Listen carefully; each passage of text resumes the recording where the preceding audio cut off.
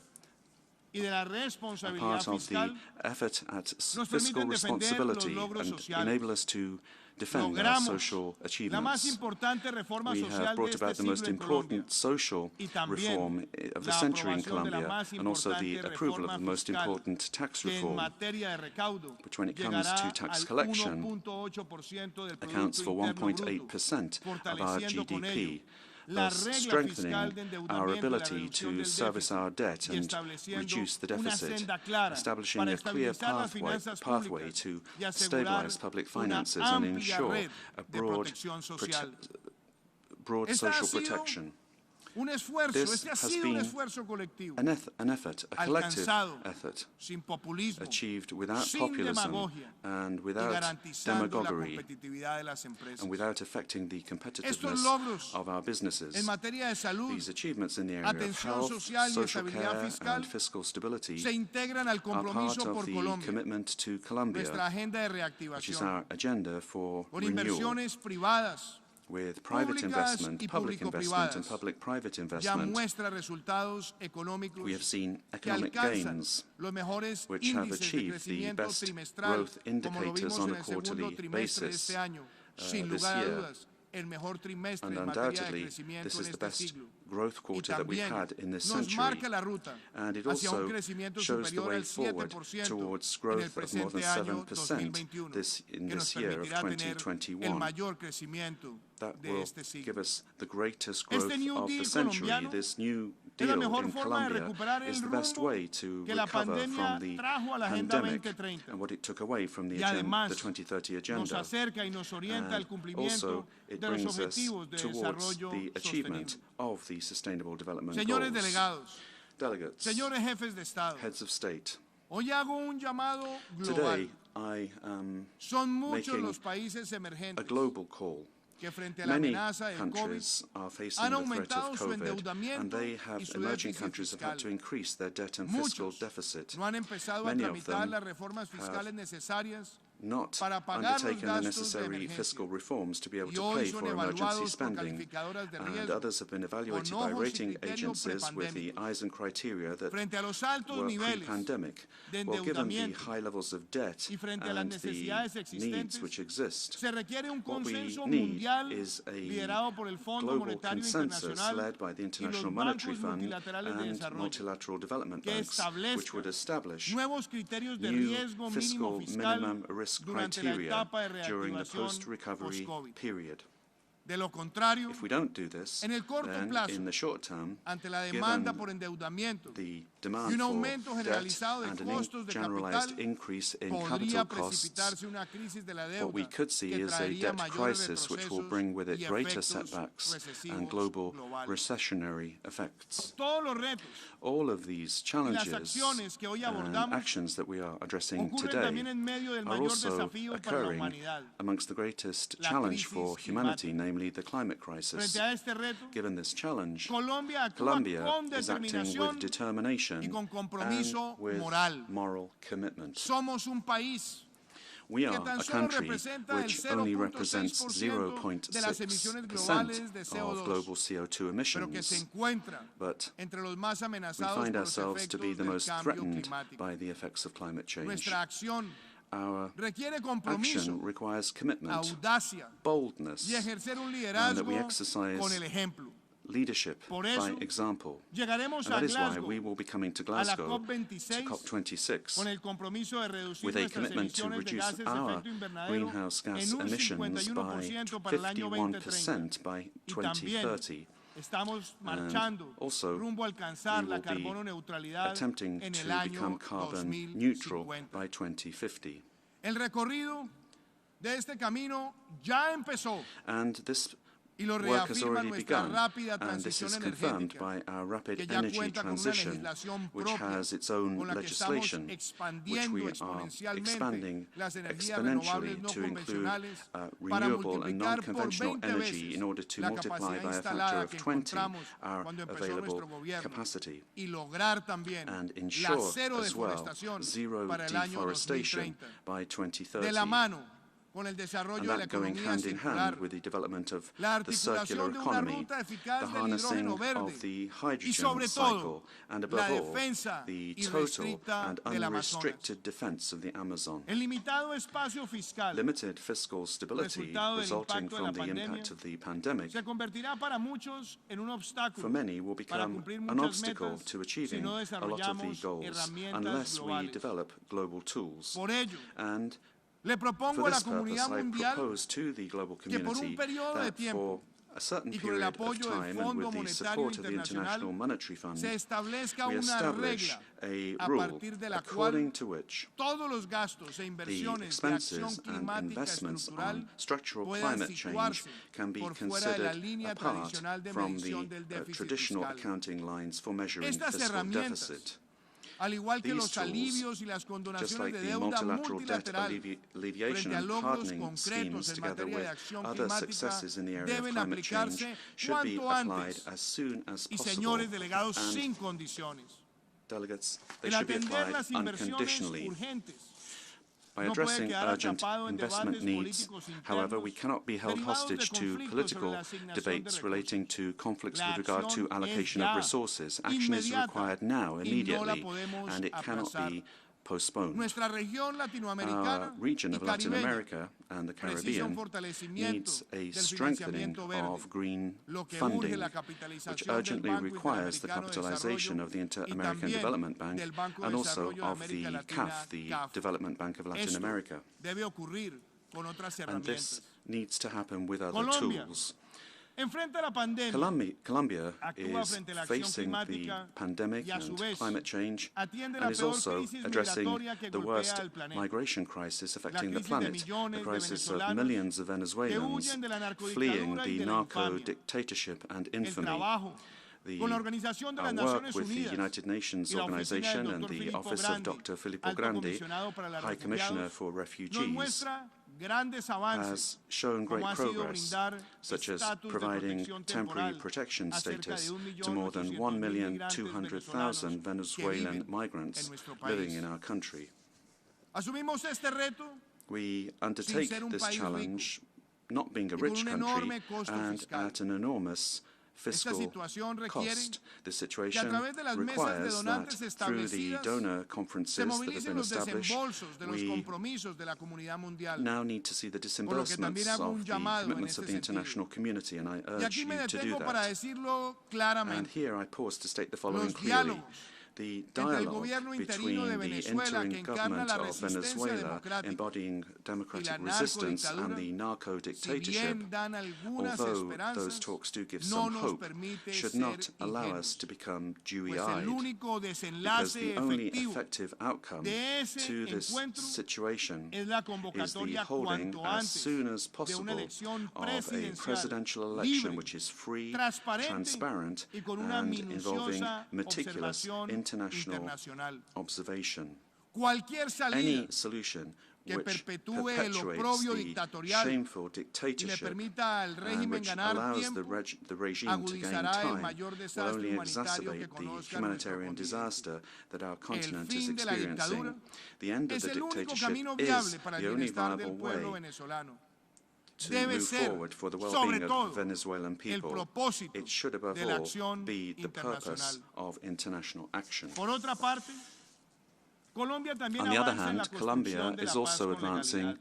on peace Ni building siquiera los within the efectos law. de esta Not cruel even the effects pandemia of this del cruel COVID-19 pandemic of COVID-19 nos apartan have been del able compromiso to de move us cumplir away from our con un commitment país que to quiere ver el fulfill fin de la violencia our commitment narcoterrorista. to a country that wants to put an El end to frágil drug acuerdo de paz terrorist firmado en violence. 2016 The peace con el agreement grupo signed in terrorista 2016 FARC with the FARC tiene terrorist hoy group progresos today has made significativos significant que progress, permiten which ver solidez allows en el proceso de for reincorporación the process de of quienes están reintegration entrando en la legalidad, of como lo former ha comprobado combatants. la misión de observación who are now becoming legal, and that's been verified by the UN Observer Mission in Colombia. And also, thanks to our commitment to the development plans with a territorial focus and our concentration on areas most affected by violence. And because of this, the Ombudsman's Office in Colombia has stated that over the last 3 years of our government, more progress has been made than during the first 20 months of implementation. In this framework, we are moving towards greater investment in tertiary roads, to the greatest certification of properties in our history. We're moving towards the implementation of a multi-purpose land registry with an agenda of fairness in the purchase of rural produce without intermediaries, which has meant that we've been able to have the greatest agricultural commodities exports recorded in our history. Even so, the challenges are many because of the dissident behavior of the FARC or the ELN and other criminal groups who have never chosen the path of peace, and they persist in their attacks on social leaders, environmental leaders, and those in the process of reintegration. Despite all of these challenges, peace within the law has shown us that we can have great reasons for optimism. We have seen the lowest rates historically of homicides of the last decades, and also the lowest rates of kidnappings since we began collecting data for these atrocious crimes, without losing sight of the fact that drug trafficking does feed violence, and we have to fight it firmly. We have managed to seize the greatest number of alkaloids in the history of the country and the greatest manual eradication of illegal crops. We are advancing with determination, but we still have to make a difference by acting together.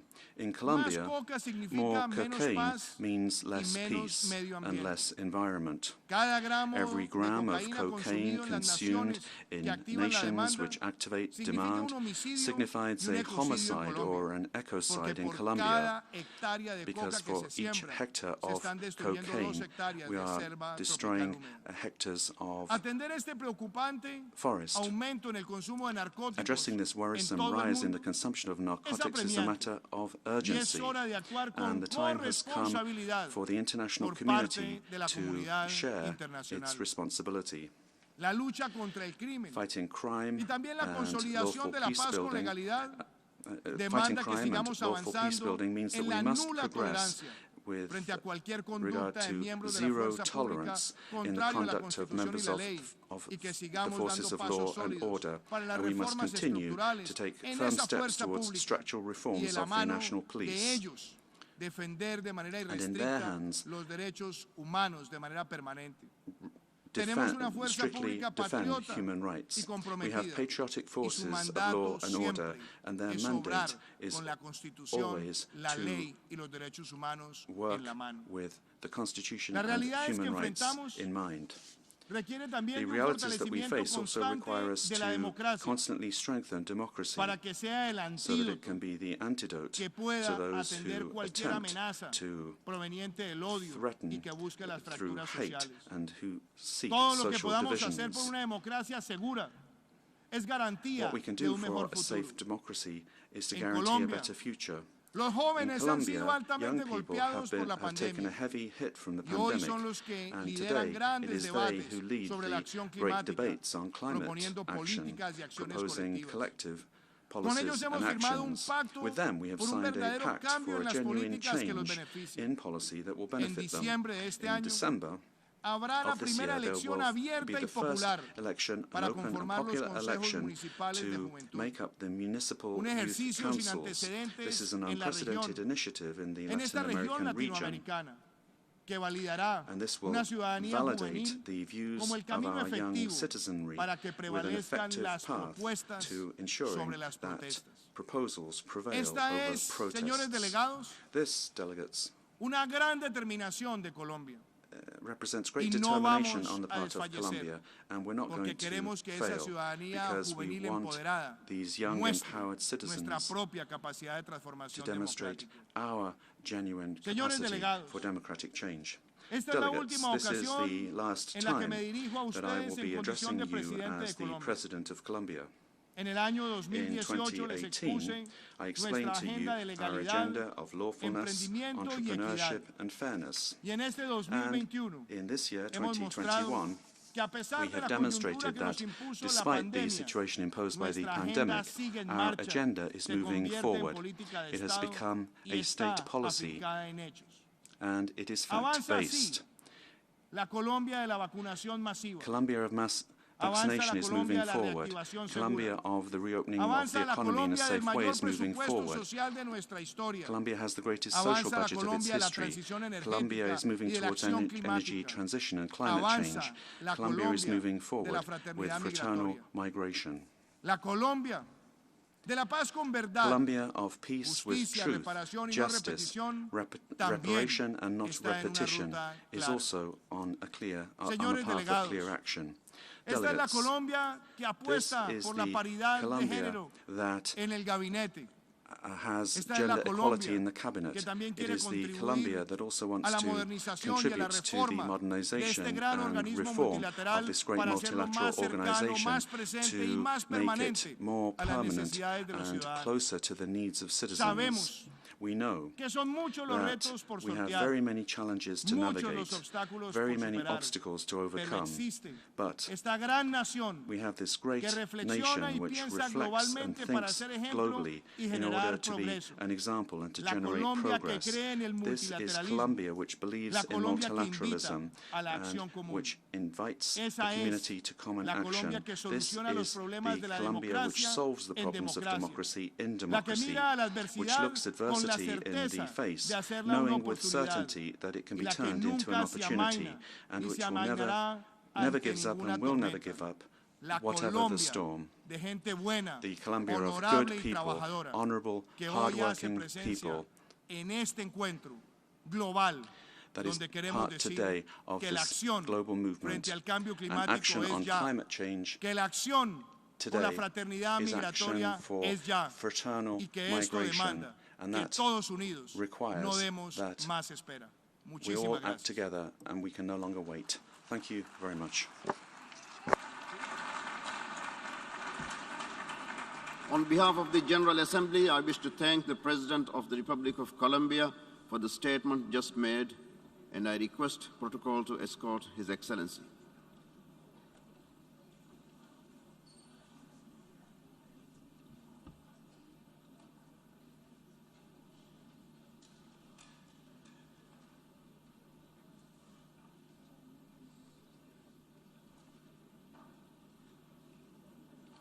The Assembly will hear an address by His Highness Sheikh Tamim bin Hamad Al Thani, Amir of the State of Qatar. I request protocol to escort His Highness.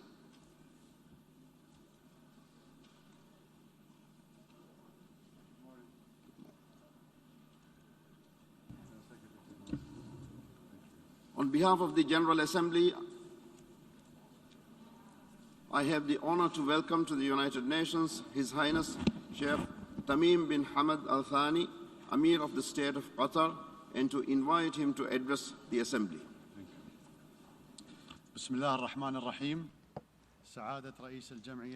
In the name of God, the most merciful, the most compassionate, Your Excellency, President of the General Assembly, Your Excellency, Secretary General of the United Nations, Honorable Audience, I would like to congratulate His Excellency, Mr. Abdullah Shahid, on assuming the presidency of the 76th session of the General Assembly, wishing him every success.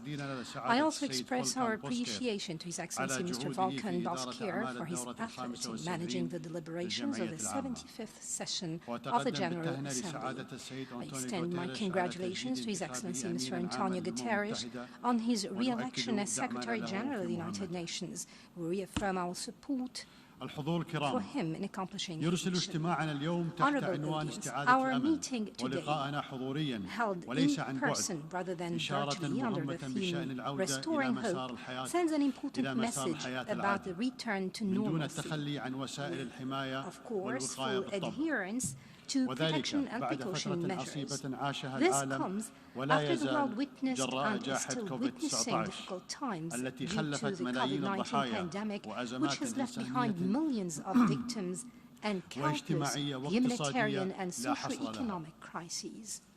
لقد أظهر هذا الامتحان This الصعب difficult الذي لا test تزال الإنسانية still facing تتعرض له humanity ثغرات has ونقاط revealed ضعف the flaws في and نظام أمننا الجماعي vulnerabilities of our collective security وألهمنا في system, الوقت نفسه الكثير من while الدروس inspiring us ومنها with many lessons. أهمية This الموازنة includes the بين importance الحرص of على صحة balancing الناس between the ودوران concern for عجلة people's الاقتصاد health and الذي يؤمن maintaining the مصادر economic عيشهم cycle في الوقت to ذاته. secure their livelihoods. وكذلك It also أهمية includes the التكامل بين importance of دور الدولة integration الذي لا between غنى عنه the داخل حدودها indispensable من role ناحية of the state ودورها played في within مواجهة its القضايا borders العابرة on the one للحدود hand, and its role in والالتزامات المشتركة confronting cross-border لمواجهة issues and التحديات joint والأزمات commitments to والكوارث counter من ناحية challenges, أخرى. crises and disasters on the other hand. إننا نؤكد دعمنا We لتحقيق affirm الأولوية our الواردة في support الرؤية المطروحة to the لهذه priorities الدورة included in this session's ونشدد vision, على ضرورة التوزيع emphasizing the العادل need for للقاحات the equitable وضمان distribution of وصولها vaccines, إلى بلدان الجنوب ensuring their وتأمين العلاج للجميع accessibility to the countries in the وكذلك southern ضرورة hemisphere, تنسيق الجهود while في securing مكافحة treatment for all وباء and آخر coordinating efforts to هو وباء الأخبار combat الكاذبة another pandemic, ونظريات that is the المؤامرة pandemic of fake والتشكيك غير news, مسبوق of في conspiracy جدوى اللقاحات theories, and the الذي unprecedented اجتاح العالم skepticism أيضا إبان about هذه the الجائحة vaccines which has swept والذي the ما world زال during this يعيق pandemic الانتشار الضروري and is still للقاحات في hindering ظروف the استمرارها necessary spread of the vaccines وأشير against the هنا backdrop إلى أن of دولة قطر its قد اتبعت continuation. نهجا In this متوازنا regard, the وفعالا في state of Qatar التصدي has adopted a للجائحة balanced and وآثارها effective الصحية approach to والاقتصادية على tackle the المستوى pandemic الوطني and its وقد impact بينت on the التجربة health and أن economy النجاح at في the هذه national level. المواجهة Experience has مرهون proven that بسياسات الدولة success in this fight ومقدراتها depends both ولا on the سيما state's في policies مجال and الصحة العامة capabilities, especially وأيضا in the field of public health, بدرجة المسؤولية التي citizens' يتحلى sense بها of المواطنون responsibility ومستوى and their وعيهم level of awareness.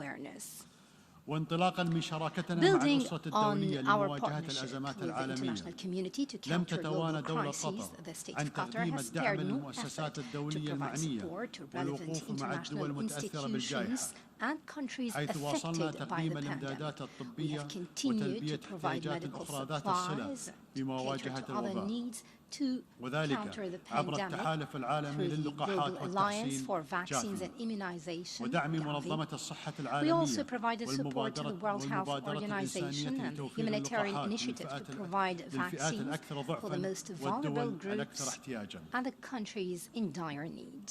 الحضور الكرام، يشغل موضوع النزاعات الأمم المتحدة ويلقي على كاهلها أعباء كثيرة منذ تأسيسها، وتشكل منطقة الشرق الأوسط للأسف مصدرا لقسم كبير من هذه الأعباء، ولذلك تعتبر قطر الإسهام في مجال الحل السلمي للنزاعات من أولوياتها، بما في ذلك طرح تصورات للأمن الجماعي، فلا أمن ولا استقرار ولا تنمية ولا حياة إنسانية كريمة في ظل النزاعات. لقد حرصنا دائما على إحلال مناخ السلام والاستقرار والتعاون في المنطقة، فمثلا على مستوى الخليج بيئتنا المباشرة أكدنا مرارا على أهمية مجلس التعاون لدول الخليج العربية والتزامنا بتسوية أي خلافات عن طريق الحوار البناء. وقد أتى إعلان العلا الذي صدر عن قادة دول مجلس التعاون لدول الخليج العربية في شهر يناير الماضي تجسيدا لمبدأ حل الخلافات بالحوار القائم على المصالح المشتركة والاحترام المتبادل. ونحن واثقون من ترسيخ هذا التوافق الذي حصل بين الأشقاء. ومن ناحية أخرى نرى أنه لا حل للخلافات والاختلافات في وجهات النظر مع إيران إلا بالحوار العقلاني على أساس الاحترام المتبادل، وينطبق ذلك على مسألة العودة للاتفاق النووي مع إيران. ولا أعتقد أنه يتوفر لدى أحد بديل لهذه المقاربة، ممن في ذلك من يعارضون العودة إلى الاتفاق. الحضور الكرام، شهد هذا العام انتهاكات إسرائيلية عديدة في القدس الشرقية المحتلة وتكرار الاعتداء على المقدسات الإسلامية والمسيحية وبالأخص الحرم القدسي الشريف خلال شهر رمضان المبارك والاستيلاء على منازل الفلسطينيين في إطار سياسة التهويد والاستيطان وتبع ذلك تصعيد عسكري خطير في قطاع غزة أوقع المئات من الضحايا من المدنيين العزل وتسبب في تفاقم الوضع الإنساني المتردي أصلاً في القطاع. يتحمل المجتمع الدولي مسؤولية تحقيق تسوية سلمية شاملة وعادلة للقضية الفلسطينية بإقامة الدولة الفلسطينية على حدود عام 1967 وعاصمتها القدس الشرقية إلى جانب دولة إسرائيل وإنهاء احتلال الأراضي العربية والحل العادل لمسألة اللاجئين.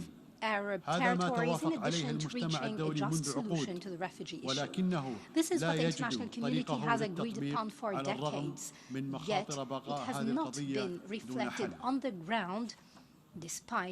وكنتيجة لهذا التسويف المتواصل يظهر من حين لآخر من يعتقد أنه يمكن تهميش القضية الفلسطينية على جدول الأعمال الدولي أو أنه يمكن الكفاف على قضية وطنية عميقة الجذور بطرح أفكار مثل تحسين الوضع الاقتصادي للسكان تحت الاحتلال بدلاً من إزالة الاحتلال. ومؤخراً جاءت قضية ترحيل أهالي الشيخ جراح وسلوان واقتحامات المسجد الأقصى من طرف المستوطنين وردود الفعل الشعبية الفلسطينية والعربية والعالمية الغاضبة لتؤكد من جديد على مركزية القضية الفلسطينية وأنه لا سبيل للالتفاف عليها. الحضور الكرام، لقد شكل قرار الانسحاب الأمريكي من أفغانستان بعد مفاوضات مع حركة طالبان منعطف هاما للغاية بالنسبة لهذا البلد وتقع على عاتق الشعب الأفغاني بجميع أطيافه أولا وعلى المجتمع الدولي ثانيا مسؤولية العمل على نحو منهجي ومثابر لتحقيق التسوية السياسية الشاملة وتمهيد الطريق أمام الاستقرار في هذا البلد الذي عانى طويلا من ويلات الحروب. كما تعلمون لم تدخر قطر جهدا في المساعدة على إجلاء الآلاف الأفراد والعائلات من جنسيات مختلفة خلال الأسابيع الماضية. كان هذا واجبا إنساني. لكن الأمر الأهم الذي أود الإشارة إليه هو أننا كنا واثقين بأن الحرب لا تشكل حلا وأنه في النهاية سوف يكون هناك حوار وتصرفنا على هذا الأساس حين استضفنا مكتب طالبان عندما طلب منا شركائنا الدوليين فتح ورعاية حوار مباشر بينهم وبين طالبان في الدوحة وقد ثبت صحة هذا الموقف. وسوف نواصل بالتنسيق مع شركائنا الدوليين تقديم ما في وسعنا لضمان الحفاظ على المكاسب الملموسة التي تحققت ضمن مسار الدوحة ومن الضروري أن تلتزم الأطراف بتعهداتها خلاله. وتؤكد دولة قطر على موقفها الثابت بشأن ضرورة حماية المدنيين واحترام حقوق الإنسان ومكافحة الإرهاب وتحقيق حل سياسي شامل لضمان الأمن والاستقرار لما فيه مصلحة الشعب الأفغاني الشقيق. ونشدد هنا على أن أهمية استمرار المجتمع الدولي في تقديم الدعم لأفغانستان في هذه المرحلة الحرجة وفصل مجال المساعدات الإنسانية عن الخلافات السياسية كما يؤكد على ضرورة استمرار الحوار مع طالبان لأن المقاطعة تؤدي فقط إلى الاستقطاب وردود الفعل أما الحوار فيمكن أن يأتي بنتائج إيجابية. ليست المسألة في أفغانستان مسألة انتصار ولا هزيمة بل مسألة فشل فرض نظام سياسي من الخارج وبغض النظر عن النوايا والجهود التي بذلت والأموال التي استثمرت انهارت هذه التجربة في أفغانستان بعد 20 عاما وقد توصل العالم The world has reached correct conclusions in this domain. However, it's important to avoid slipping into counter-extremism if major powers abandon their duties regarding issues of world peace, guaranteeing the implementation of international conventions, and protecting civilians from war crimes. There is a difference between imposing trusteeship on other countries and carrying duties by major powers to implement international resolutions and conventions. It's also unreasonable for major powers to impose by force of arm on other countries a form of political system that they deem appropriate on the one hand, and give up on the other hand, supporting countries that have adopted the same system of governance desired by the will of their people without external interference. It has been a decade since the start of the Syrian crisis, which unfolded with a peaceful uprising and then turned into a humanitarian catastrophe due to the war launched by the regime against its people and the extremist armed forces that took advantage of the situation. The continued crisis poses immense perils, including the aggravation of the threat of terrorism to Syria and to the peace and security in the region and the world at large. We should not turn a blind eye to the Syrian issue, and the international community should not turn its back on the suffering of the Syrian people, like what happened with the bombing of the city of Daraa and other areas. There will come a day when we remember these incidents with great regret. The international community must redouble its effort to put an end to this crisis through a peaceful solution in accordance with the Geneva Communique 1, the Implementation of Security Council Resolution 2254, with all its elements, and to maintain the national unity, territorial integrity, sovereignty, and independence of Syria. Turning to Libya, we have witnessed positive developments that give rise to cautious optimism. The ceasefire and the resumption of the Libyan political dialogue forum, the election of representatives of the interim executive authority, and winning a vote of confidence of the House of Representatives by the National Unity Interim Government are all positive developments. We call upon all Libyan parties to preserve these gains and ensure the full implementation of what has been agreed upon on the political, economic, and security tracks, and to successfully hold elections and work on reaching comprehensive reconciliation. With regard to the crisis in Yemen, where the war has led to tragic humanitarian situations and risks of division that may in turn lead to the outbreak of other conflicts, the state of Qatar reaffirms its keenness for Yemen's unity and territorial integrity. We reiterate our firm position that the only way out of the crisis is through negotiation between the Yemeni parties on the basis of the outcome of the national dialogue, the Gulf Cooperation Initiative, and the relevant Security Council resolutions, especially Resolution 2216. These days mark the 50th anniversary of Qatar's membership in the United Nations on the 21st of September 1971. Over the past 5 decades, relations between Qatar and the international organization were characterized by close cooperation on exemplary partnerships in various fields. Qatar's bet on international institutions and multilateral cooperation was a strategic one.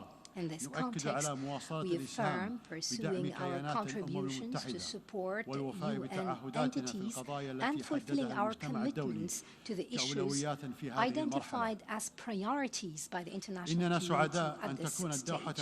We're pleased that Doha has become a hub for international multilateral action in our region, which is in dire need for the work and effort of the UN agencies and other international institutions.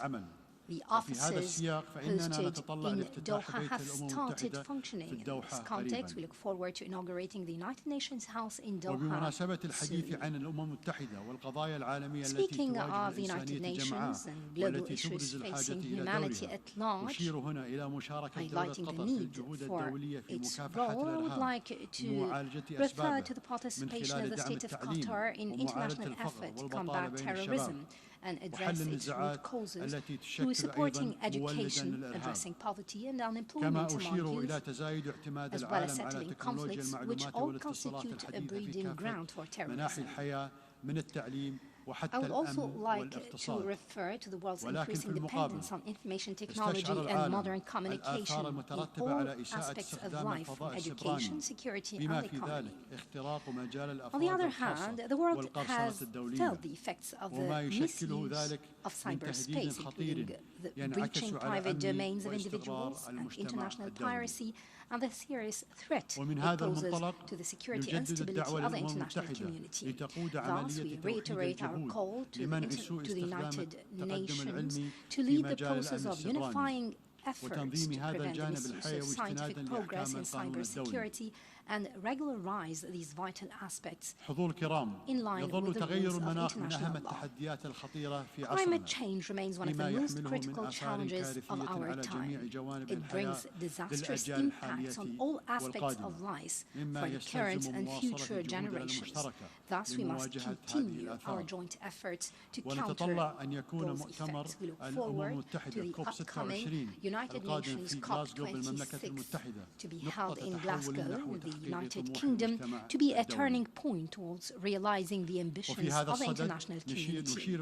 In this regard, the state of Qatar has placed climate change at the forefront of its priorities, adopting the necessary measures to develop climate change-related technologies and clean energy.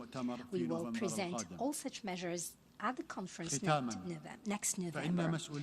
To conclude, our joint responsibility and the shared destiny of humanity require dedication to the values of partnership in international relations to achieve the interests of our peoples and the good of humanity.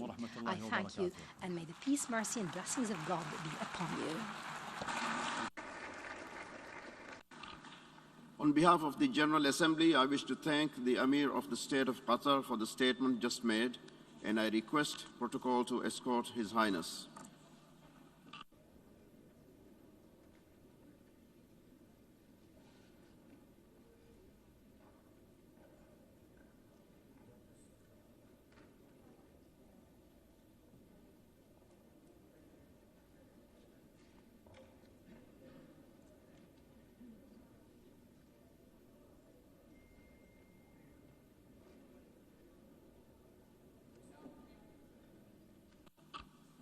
I now give the floor to the distinguished representative of Slovakia to introduce an address by the head of state.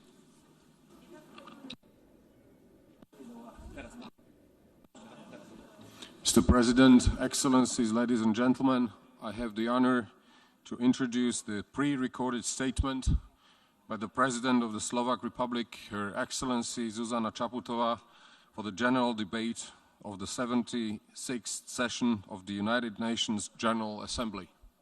Thank you. Dear Mr. President of the General Assembly, dear Mr. Secretary General, dear colleagues, excellencies, ladies and gentlemen, that at least some of you can meet in person after 2 complicated pandemic years fills me with some optimism. Optimism that science can and does offer solutions, and that if we respect scientific recommendations, we will overcome the challenges ahead. Indeed, we are in a much better place than a year ago. Vaccines offer a clear path out of the pandemic. But where the scientists have succeeded in sequencing the virus or producing safe vaccines, the politics are still failing. A year ago, we made promises and pooled resources. More than 5 billion vaccine doses have been administered across the world, but nearly 75% of them in just 10 countries. 50 countries have less than a 5% vaccination rate, with half of them just 1% rate. This is a failure of politics projected onto the world stage in real time. Vaccine egoism will only delay the pandemic's end and lend time to new, more lethal mutations. Solidarity should be our guiding principle, not an option. Vaccine must be accessible to all, and Slovakia will continue supporting the COVAX effort. Even as we get close to defending COVID-19, let us not rush into business as usual, just because we can. Our memory of how things were must be complemented by our reflection on whether they were right. Secretary General Guterres rightly said that we have our common agenda. Slovakia fully subscribes to the priorities laid out in this report.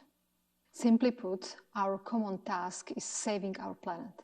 Previously, the earth was whispering, but now she's screaming that she cannot hold us any longer, that the humankind is too heavy a burden to carry. Saving the planet is not a promise we make today for our successors to implement it later. We have hesitated for so long that we have run out of generations of political leaders who can talk the talk but do nothing. This task is upon us today.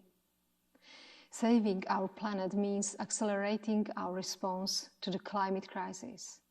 The findings of the recent IPCC report might be shocking, yet they are just stating facts. In less than 6 months, we were able to strike a deal on global fair taxation. We must equally strike a deal to prevent global carbon leakage. The upcoming COP26 in Glasgow must set the pace for a much swifter adaptation and radical emissions cut.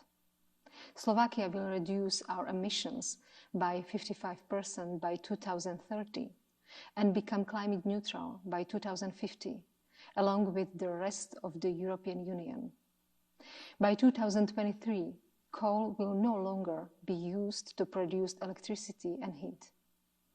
In the coming years, we will spend almost 6% of our GDP on economic recovery. 1/3 of that will go into our green transition. None of this will be easy. Per capita, Slovakia is the biggest car producer in the world.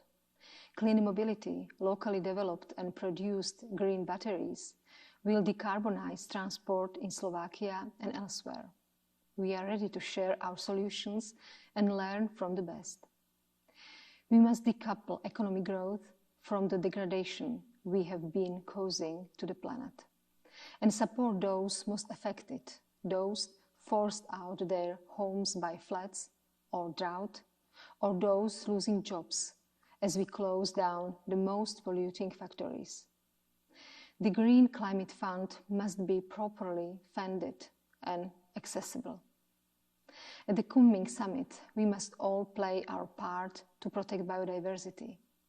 In Slovakia, half of the national park's territory will be free of human intervention by 2025.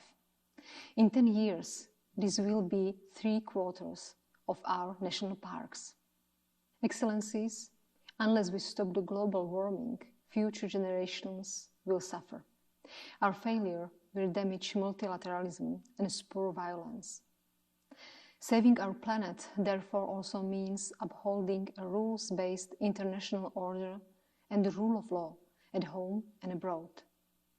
Violation of these rules endangers everyone, not only those directly affected in Ukraine, Syria, Myanmar, or the Sahel region.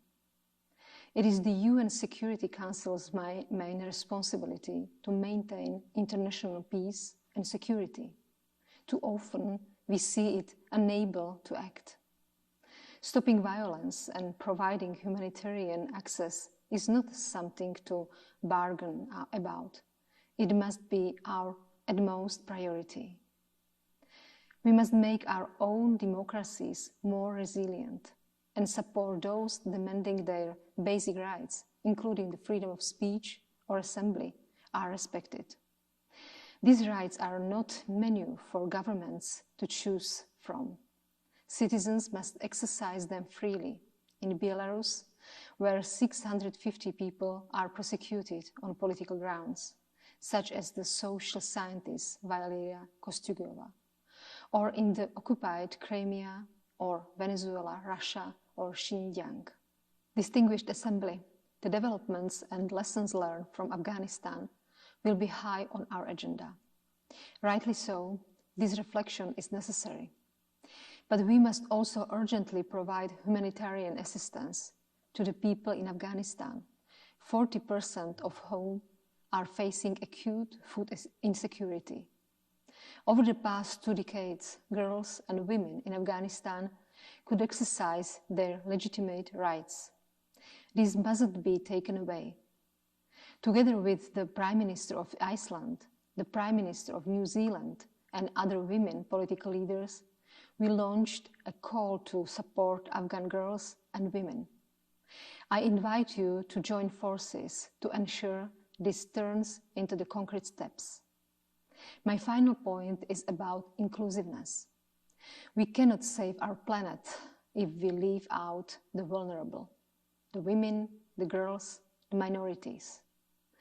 The silent pandemic of gender-based violence can prove lethal to the health of our societies. Our long-term strategies, however brilliant, will become short-lived history if we don't involve young people. To conclude, let me recall the words Pope Francis addressed to our youth during his recent visit to Slovakia. Do not be dismayed or yield to those who tell you that nothing will ever change. We can change the world around us for better. Let's start now. Thank you.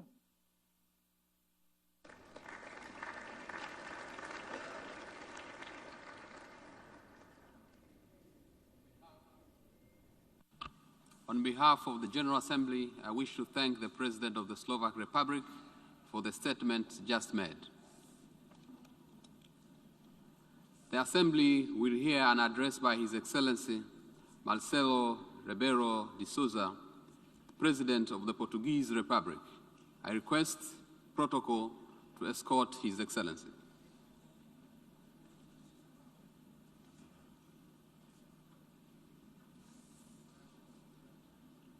On behalf of the General Assembly, I have the honor to welcome to the United Nations His Excellency Marcelo Rebelo de Sousa, President of the Portuguese Republic, and to invite him to address the Assembly.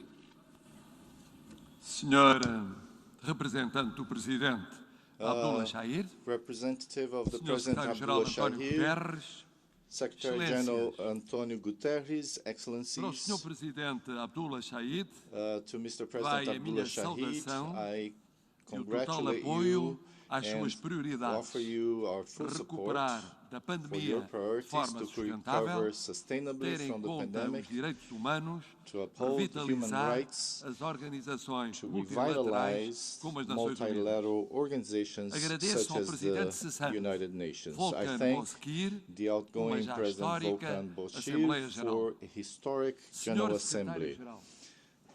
Mr. Secretary General, as I said here in June, I congratulate you for your exemplary first term. I thank the General Assembly and for the confidence it placed in the right person at the right time. I fully support the call for a global ceasefire, the reform process of the United Nations, and the call to action for human rights. I equally support the priorities chosen, the United Nations 2.0 and an agenda focused on persons to respond to the pandemic, to seek international peace and security, to galvanize climate action, to achieve the Sustainable Development Goals in this decade of action, to ensure the centrality of human rights, to promote gender equality, and to deal with the challenges of digital transformation. Excellencies, the pandemic, the resulting economic and social crises, and the recent developments in Afghanistan confront us with evidence that we cannot and must not ignore. First evidence, é multipolar. The world is multipolar. No country, nenhuma potência, no matter por how poderosa que powerful, seja, tem condições para enfrentar sozinha ou com alguns parceiros apenas alterações climáticas, pandemias, crises económicas e sociais, terrorismo, desinformação e ainda promover and also promote the safe and orderly movement of persons, the protection of the most vulnerable, and human rights. Second evidence, the governance of a multipolar world requires commitment and agreement between nations, and that means multilateralism. Terceira evidência. Third evidence, o multilateralismo perante desafios que ultrapassam fronteiras e exigem respostas conjuntas tem de se fundar no direito internacional, nos valores da Carta, on the values of the Charter and on the internacionais, strengthening of international organizations, starting with the United Nations and its specialized agencies. Quarta evidência. Fourth evidence, sempre que hesitamos, whenever we hesitate on multilateralism, sempre que pomos em dúvida whenever we o direito question international law e as organizações and the role internacionais, of international falhamos. organizations, we Bem fail. o vimos na resposta We à have pandemia, witnessed it in na the reação response to the a crises pandemic emergentes, or to na emerging promoção da crises, paz e da and in the segurança. promotion of A peace and nossa security. agenda comum, Our common agenda recente and relatório the do innovative ideas secretário-geral, put forward in the com Secretary ideias General's inovadoras, recent são report o nosso melhor are roteiro. our best roadmap. Quinta evidência. Fifth evidence, Importa ampliar, we need to aprofundar enlarge, e deepen, acelerar and as accelerate reformas reforms nas in the Nações United Unidas, Nations, na gestão, in management, na in paz e peace and segurança, security, no sistema de desenvolvimento. and the development E também system, avançar na reforma do and conceito also de to move segurança, forward in the retrato reform do of the século Security XXI, Council, pelo menos reflecting the com realities of presença the africana, 21st century, do Brasil with at least e da an Índia, African presence como among the membros permanent permanentes. members, as Mas well as isso Brazil implica and India. também But these meios reforms require financeiros additional adicionais. financial means. É que afirmar o papel das Nações Affirming the Unidas, role of the United mas Nations, resistir but às struggling with reforms negar and recursos, denying resources significa, na implies in prática, practice enfraquecer o weakening multilateralismo multilateralism e criar and fostering situações de crisis crise situations com prejuízo with para todos. negative effects for Excelências, everyone. Portugal esteve sempre, Excellencies, estará Portugal sempre has always been do lado and dos will always consensos be on que the side resolvam of as consensus crises. that solves Portugal crises. está, tal como a União Portugal Europeia, and the do lado European Union do stand multilateralismo, with das multilateralism, Nações Unidas, with the da United ordem Nations, internacional baseada em regras, with a dos rules-based direitos international humanos. order, with Portugal human está rights. empenhado na Portugal reforma is da committed to the Organização reform of the Mundial de World Saúde, Health Organization, no Tratado to Internacional supporting an sobre international Pandemias, treaty on na garantia pandemics, das vacinas to como bem guaranteeing that público global. vaccines are a global public Portugal está good. comprometido com a Agenda Portugal is also 2030, committed to com o the alívio 2030 da dívida agenda, externa to the dos relief of países external mais debt vulneráveis, of the most com a vulnerable realização countries, do Pacto to the Global das implementation Migrações of the Global como país Compact for campeão Migration para a OIM. as a champion Portugal country. organiza com o Quênia em In 2022 2022, em Portugal will Lisboa, host in a Lisbon, segunda together Conferência with dos Kenya, Oceanos the das second Nações UN Unidas, Ocean Conference, dimensão an essencial essential da ação dimension of climática. climate action. Portugal apoia And Portugal o supports reconhecimento the do direito international a um recognition ambiente of the saudável. right to a Portugal healthy participa environment. em operações de paz. Portugal participates in Portugal peacekeeping defende operations. o diálogo Portugal supports Europa-África the e a EU-Africa ação dialogue e and a ação international internacional action para for estabilizar the o stabilization Sahel, of the Sahel, a segurança marítima no maritime Golfo da Guiné security in the Gulf e a of Guinea, cooperação com and the Moçambique cooperation with na Mozambique luta and in its contra o fight terrorismo. against terrorism. Portugal não altera Portugal o seu has never rumo. changed course. Demonstrou This na was presidência demonstrated do during Conselho our da União presidency Europeia, of the Council na of the participação European na Union, comunidade de países in our de língua participation in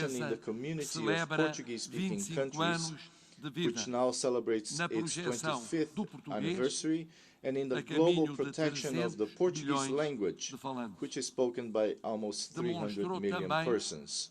We also demonstrated it in the bold initiative of President Jorge Sampaio, who passed away a few days ago, of the global platform for Syrian students, now extended to Afghan refugees. Excellencies, we do not change our principles, and we will hold this course should you place your trust in us for a term in the Security Council in 5 years from now. We believe that the most pressing concerns of our time, like climate change, pandemic, economic and social crises, wars and insecurity, migration and refugees, only confirm that isolationism, protectionism, unilateralism, intolerance, populism, and xenophobia inevitably lead to that end. do secretário-geral de hoje é clara, the Secretary-General's message is clear, insightful, and forward-looking.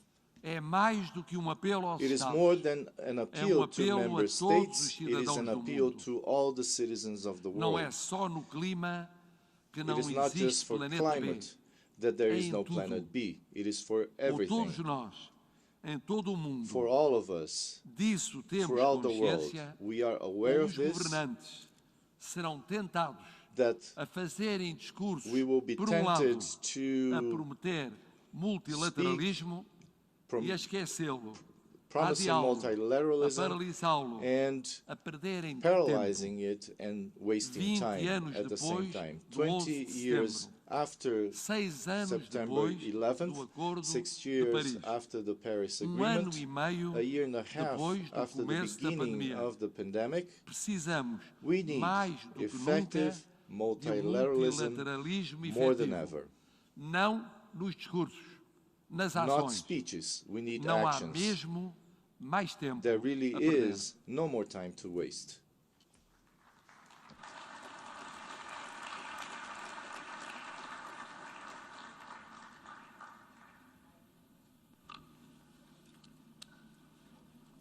On behalf of the General Assembly, I wish to thank the President of the Portuguese Republic for the statement just made, and I request the protocol to escort His Excellency.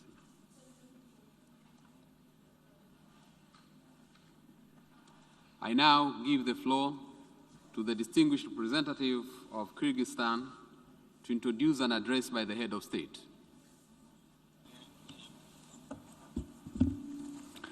Уважаемый генеральный секретарь, господин Антонио Гутерриш, уважаемый господин председатель, дамы и господа, я имею честь представить видеообращение превосходительства господина Садыра Джапарова, президента Кыргызской Республики, Генеральной Ассамблеи Организации Объединенных Наций. Thank you very much indeed.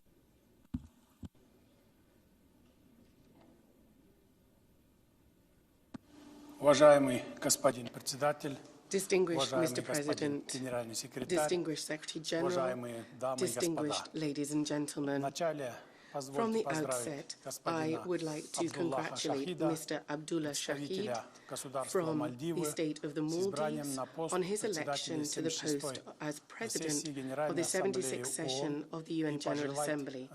I would like to wish him every success in this important post. I would like to thank Mr. Volkan Bozkir from the state of Turkey for his work as the President of the 75th session of the UN General Assembly. Kyrgyzstan supports the topic of today's debate, which covers all pressing issues on the international agenda. Distinguished ladies and gentlemen, 30 years ago, Kyrgyzstan became a fully-fledged member and subject under international law when it gained its sovereignty. Very recently, on the 31st of August, Our multi-ethnic people celebrated 30 years of our country's independence. I believe, and I believe many would agree with me, that the country's main achievement over this historically short period of time is the establishment of democracy as a model for the development of statehood and for a strong society. I'd like to assure you that we will remain steadfast on the democratic path. This is what our freedom-loving people want. We will soon mark the anniversary of the famous October events in our country, which kicked off a new stage in its contemporary history. Over the space of a year, we have managed to restore socio-political stability and socio-economic stability that has earned the trust and confidence of the people. The results of the presidential elections and the constitutional referendum were recognized by the international community, including by OSCE observers from the UN Office of Democratic Institutions and Human Rights. General elections await us to the National Parliament, and they're slated for the 28th of November. I would call upon UN member states and international organizations to send their observers. We will put all conditions in place to ensure they can work fully and safely. We trust that by the time of the elections, the COVID-19 situation in the country will be back to normal.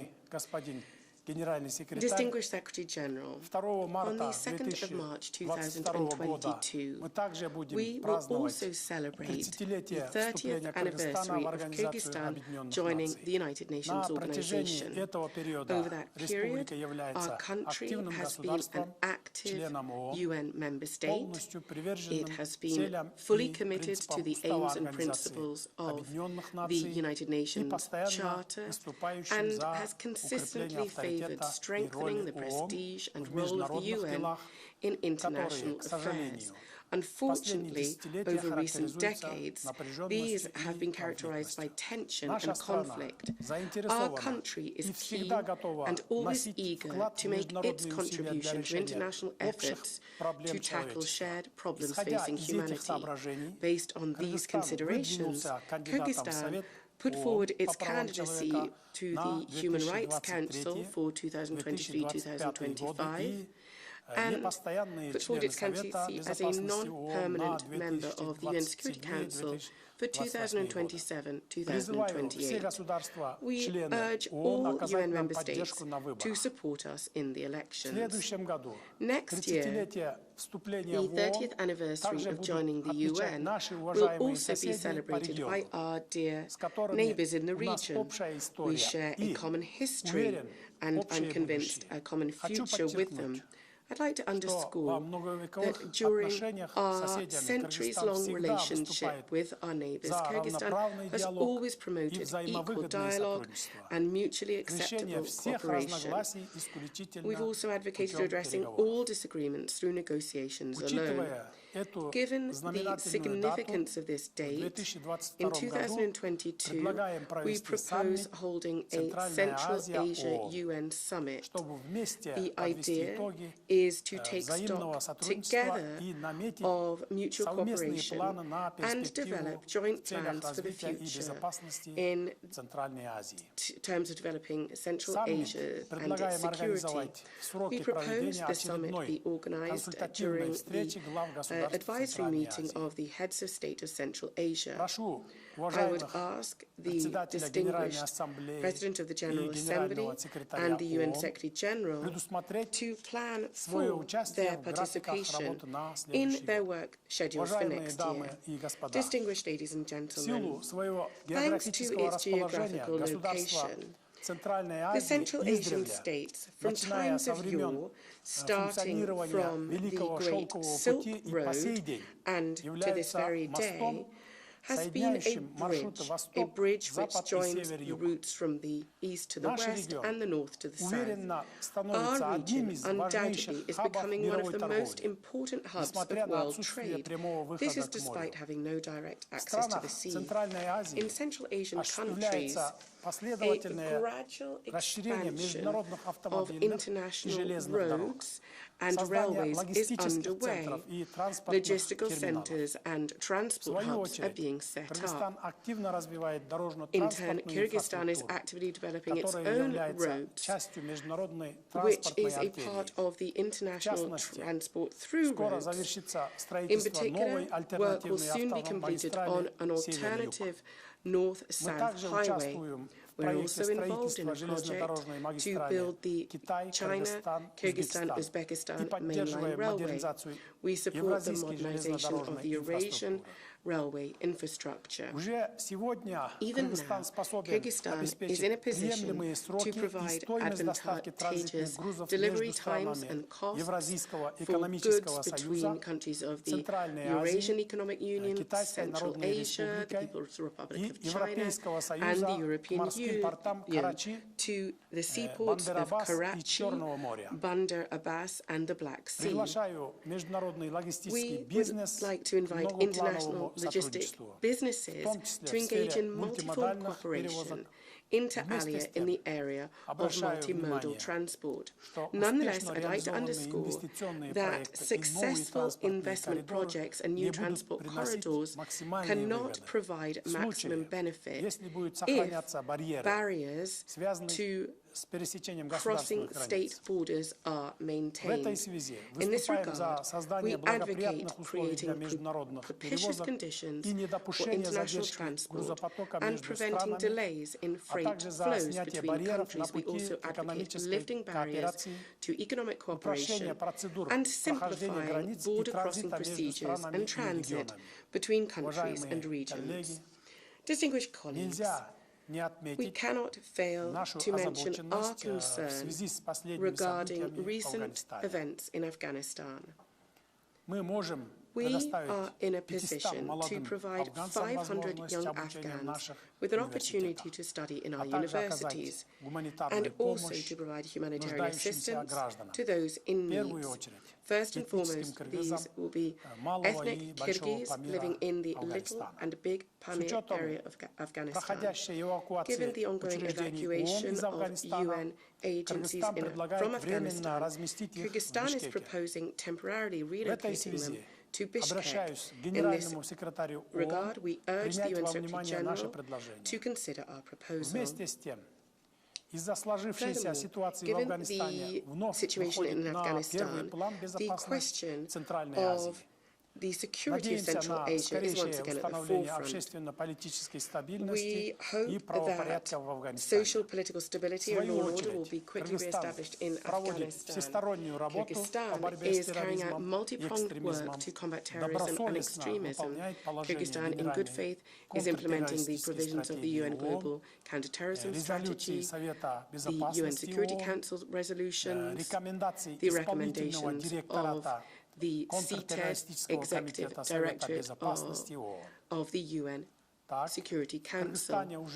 Thus, Kyrgyzstan is already using passenger locator forms and data on passenger manifests in order to monitor international movements of terrorists. We are banking on the UN support and that of interested states to help repatriate our citizens from Syria, including women and children. Moreover, we call for international efforts to be stepped up, not only to combat terrorism and extremism, but also to combat transnational organized crime. This involves illicit activities such as drugs and arms trafficking, human trafficking, laundering, criminal income, and cybercrime. Kyrgyzstan, within the Shanghai Cooperation Organization, is working on setting up a center to combat international organized crime in Bishkek. We believe that in order to combat modern threats and challenges to international security and to prevent conflict, a significant role should be played by regional structures. Kyrgyzstan, either as a member or as a participant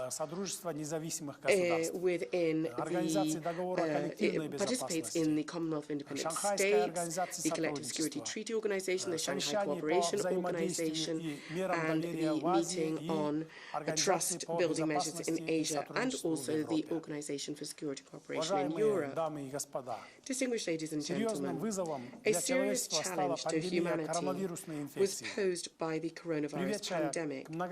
It has caused numerous victims. It has put national healthcare systems under unprecedented pressure and has caused a collapse of the global economy. We hope that thanks to work underway on medications and treatments, we will soon fully overcome this terrible virus.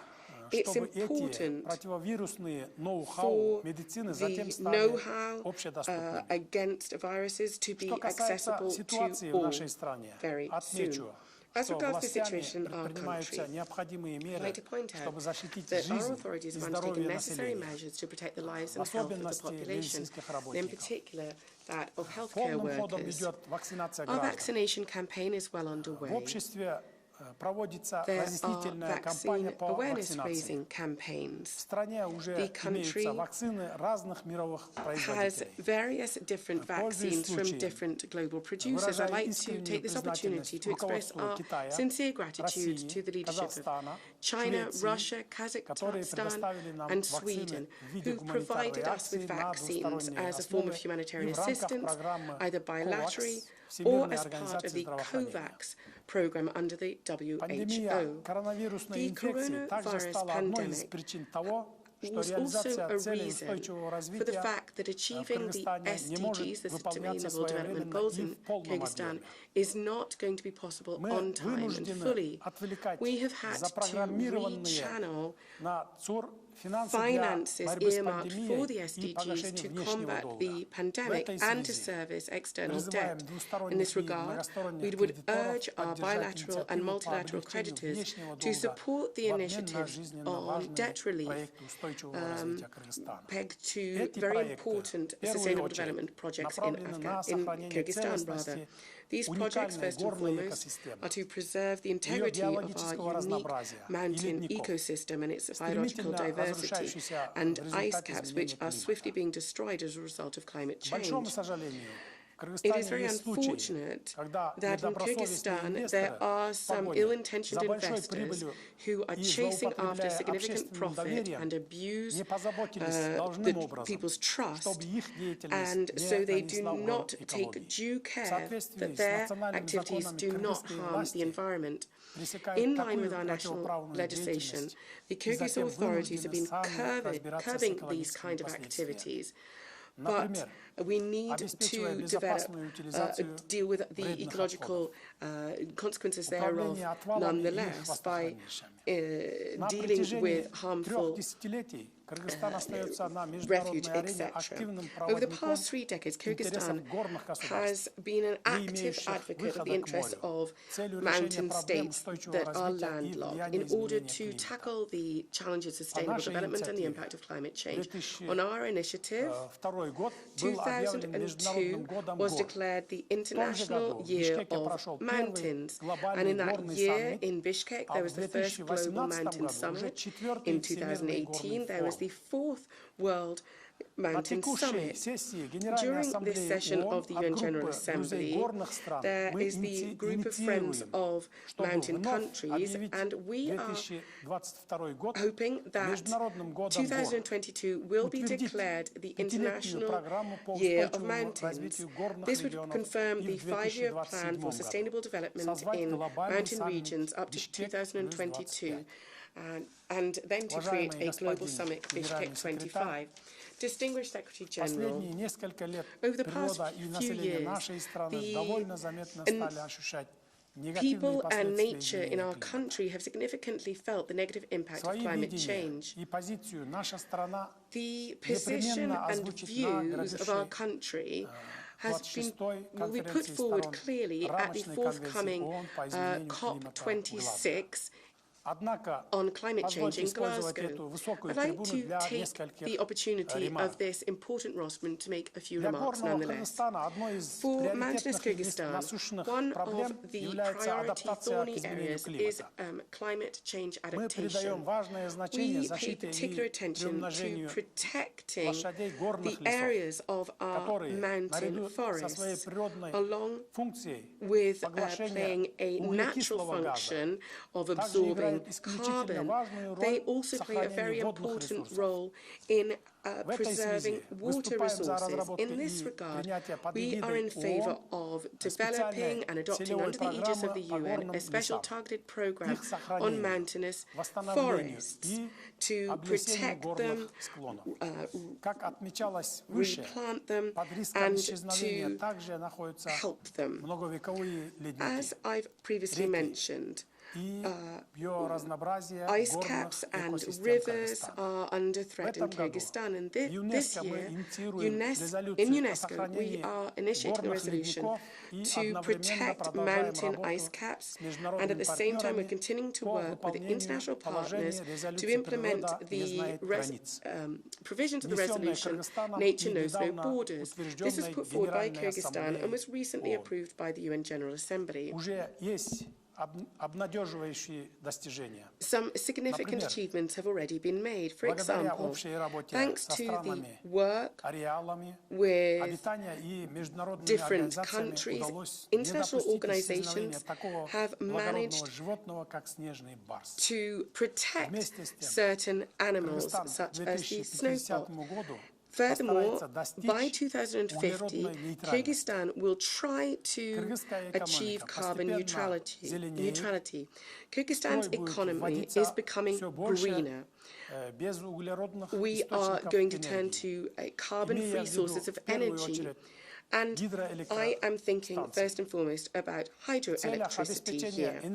In order to ensure energy security, Kyrgyzstan intends gradually to implement a number of projects to build hydroelectric stations that are ecologically clean sources of energy, access to modern, environmentally friendly, green and inexpensive energy resources in developing countries is extremely important in terms of achieving the global aims in the area of development and in achieving the 2030 agenda. We believe that achieving hydroelectric station building in Kyrgyzstan, ensuring that we do this, will meet Central Asian countries' need for hydroelectricity, and thus will create good conditions for sustainable development of our region.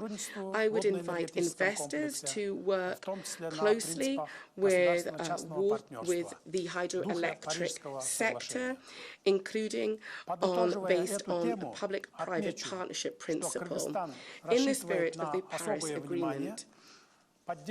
In concluding this particular topic, Kyrgyzstan trusts that the support and assistance of the international community, the UN and international financial institutions will be paid to solving the problems of the ecosystems and ecologies of mountainous countries that are landlocked. In this regard, we trust that the issue of setting up within the UN a special global fund to support mountainous countries in achieving the Sustainable Development Goals and adapting and preventing climate change will be set up. Distinguished Secretary General, in conclusion, I'd like to point out that the fight against COVID-19 and dealing with its socio-economic impact, achieving the Sustainable Development Goals, and also implementing the Paris Agreement, all these should be a top priority in terms of consolidating efforts and work of the international community. We need to ensure that no one is left behind, including in developing mountainous countries that are landlocked. As we work together to counter contemporary challenges and threats, the role of the UN is significantly increasing. In this regard, I would urge for comprehensive support to be lent to our organization in order to solve together the global problems for the benefit of sustainable development and for all. Thank you very much, and I wish you a very fruitful session in the general debate. Thank you very much.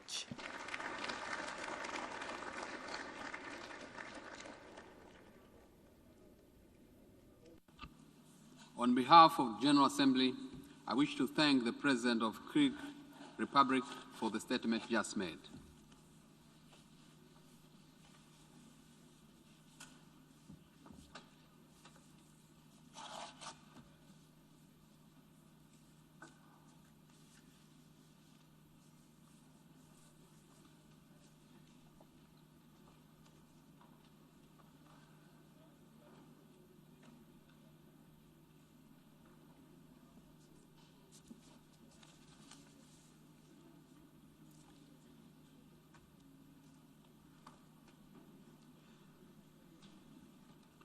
The Assembly will hear an address by His Excellency Gitanas Nauseda, President of the Republic of Lithuania.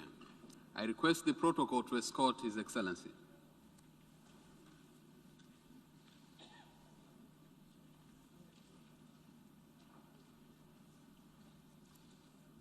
On behalf of the General Assembly, I have the honor to welcome to the United Nations His Excellency Gitanas Nauseda, President of the Republic of Lithuania, and to invite him to address the Assembly. Mr. President, Excellencies, ladies and gentlemen, this year marks a special anniversary for independent Lithuanian state. 30 years ago, the Republic of Lithuania became a member of the United Nations. We had been striving for international recognition ever since the restoration of independence in March 1990. Membership in the United Nations has made Lithuania a full-fledged member of the international community. It empowered us to seek peace, to defend human rights, and to contribute to effective multilateralism. A significant decision of the United Nations General Assembly was made in 1992 to call for a complete withdrawal of foreign military forces from the territories of the Baltic states. It was a powerful manifestation of the global solidarity, a kind of solidarity we still often need today. Recent years have shown us that no country is able to deal with global challenges alone. It is a global effort that helps us to mitigate the consequences of the COVID-19 pandemic. This fight is not over. I believe we are on the right path. The way forward goes through the widespread use of safe and effective vaccines. We need an active global vaccine sharing mechanism that would help to protect everyone, including those who are the most vulnerable. Alarmingly, the pandemic is deepening global poverty and inequality. The widening gaps in education, social security, and digital connectivity divide the global population. Right now, millions of people are also being overwhelmed by a dangerous infodemic. It too causes much suffering and contributes to many untimely deaths. Therefore, I would like to congratulate the efforts of the United Nations, especially by Verified campaign, in fighting misinformation and disinformation.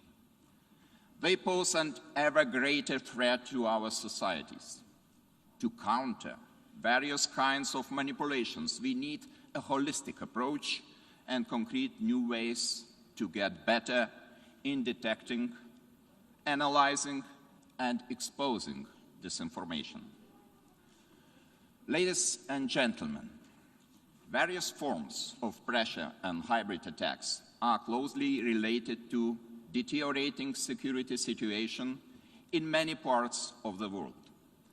We have seen authoritarian regimes and states continuing their military buildups and intensifying violent crackdowns on political opposition, free media, and civil society.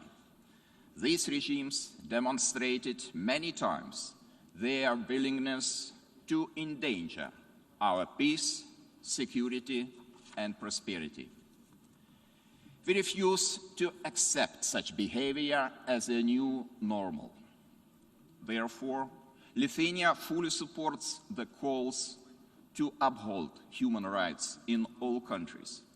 Such cases when political activists and human rights defenders are tortured and killed must be carefully investigated. We also deplore efforts by Russia to exert pressure on Lithuanian judges and prosecutors who investigate the case of atrocities committed by the occupying Soviet army in Lithuania in 1991. Lithuania calls on all states not to execute related international arrest warrants. It is also with deep sadness that I remember last year's developments in Belarus. A genuine protest movement that sprang up after a rigged presidential elections has been brutally suppressed.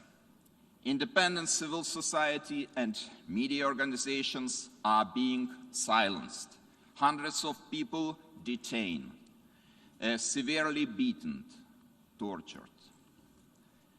The responsible actions by the Belarusian authorities might also have a bigger impact on international security. We saw it in the hijacking and forced landing of the Ryanair flight on May 23rd. It was done in clear violation of international law.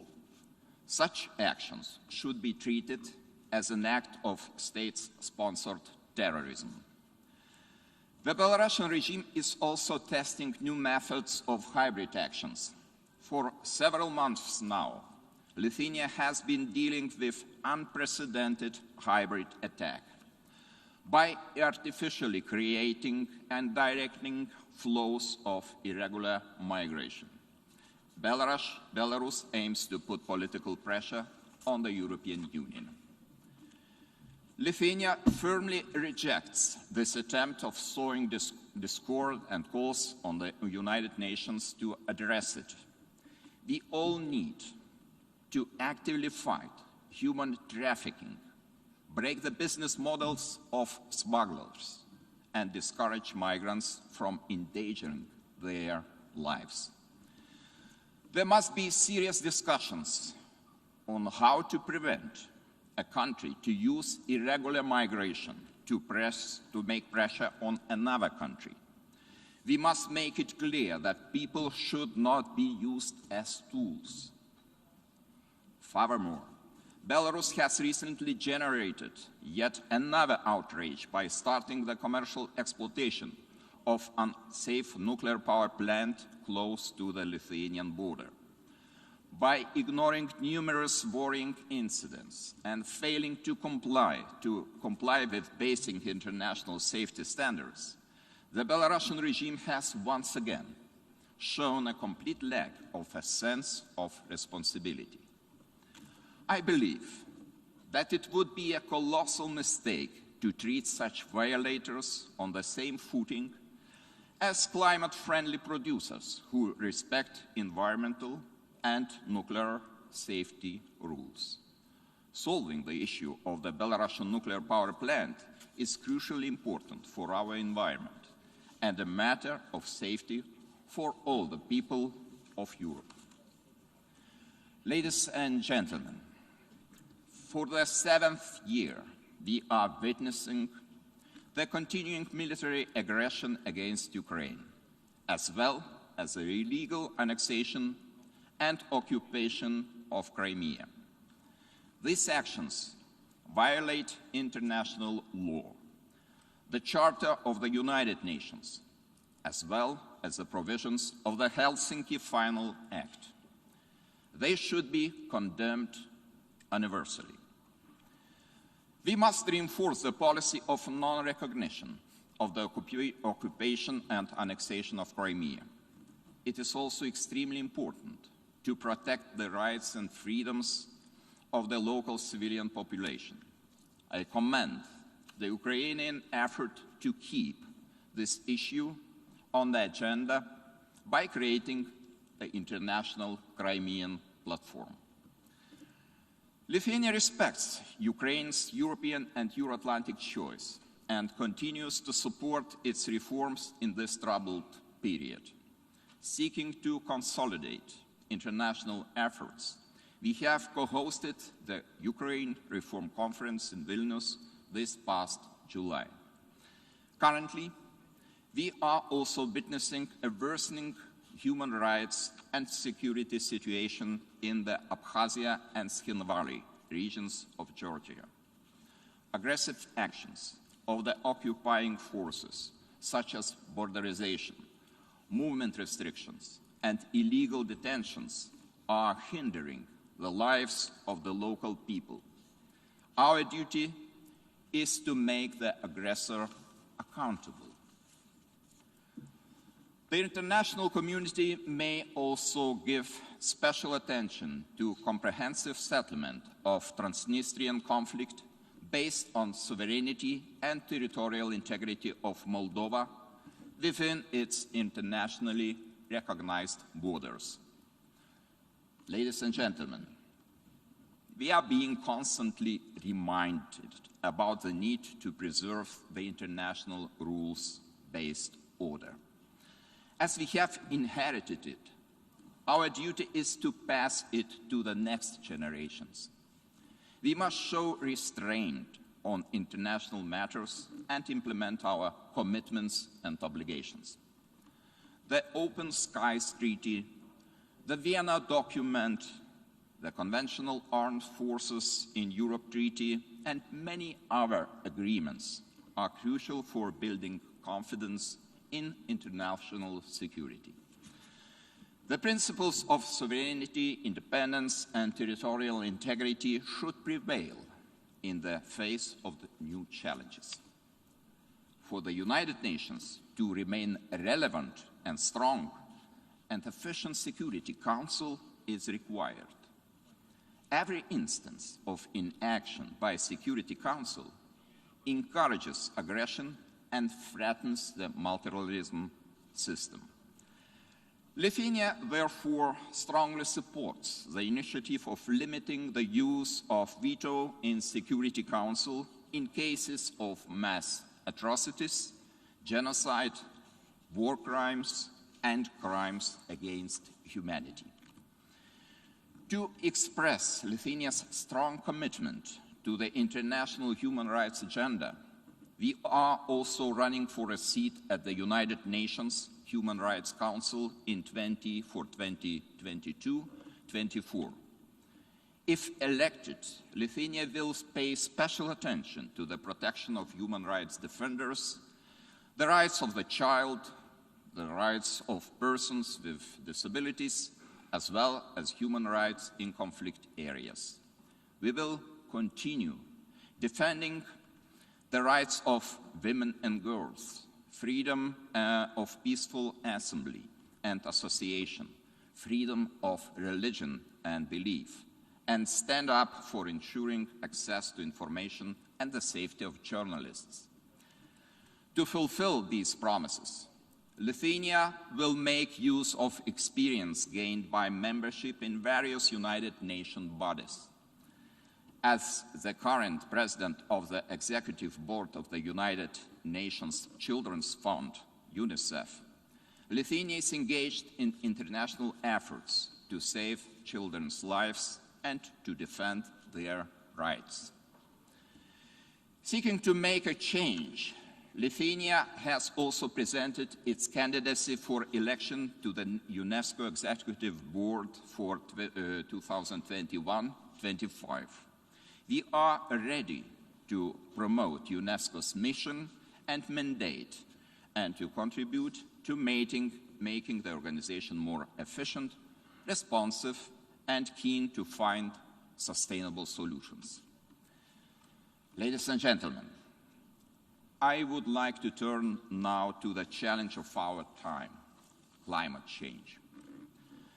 The recent report of the Intergovernmental Panel of Climate Change has clearly stated that we have little time left for necessary decisions and real actions.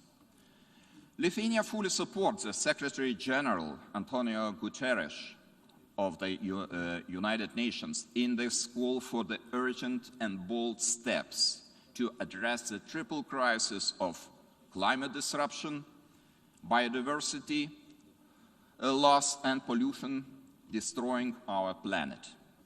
It is crucially important for every country to turn up at the upcoming COP26 meeting in Glasgow with most ambitious proposals.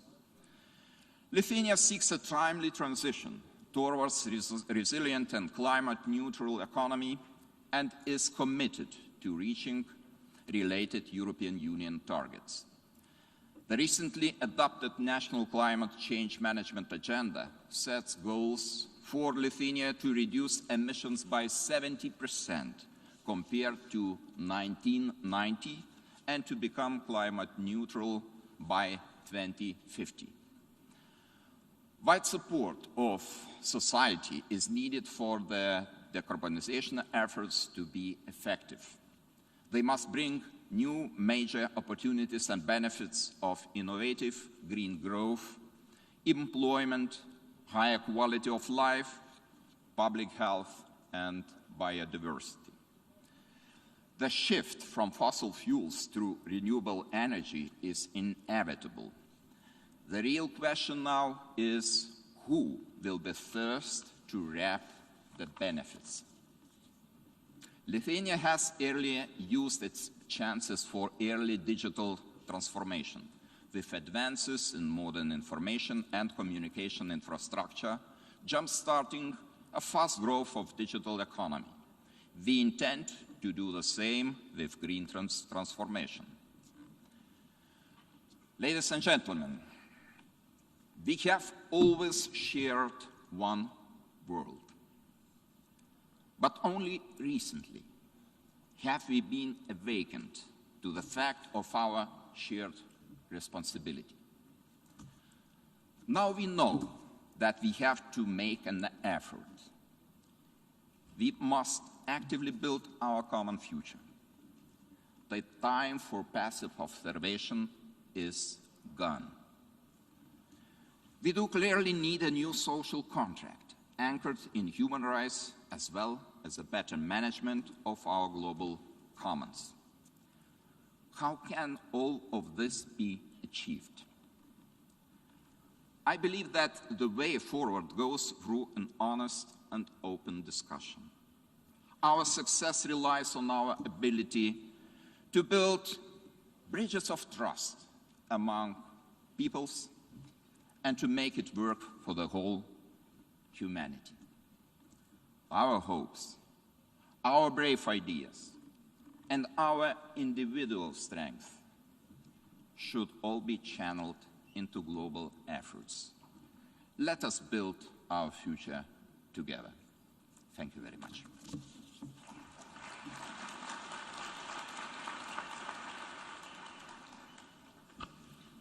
On behalf of General Assembly, I wish to thank the President of the Republic of Lithuania for the statement just made, and I request the protocol to escort His Excellency. I now give the floor to the distinguished representative of Uzbekistan to introduce an address by the head of state. Your Excellency Abdullah Shahid, President of the 76th Session of the United Nations General Assembly, Your Excellency Antonio Guterres, UN Secretary General, it's my distinct honor and great privilege to introduce a pre-recorded video statement of His Excellency Shavkat Mirziyoyev, President of the Republic of Uzbekistan, at the 76th Session of the United Nations General Assembly.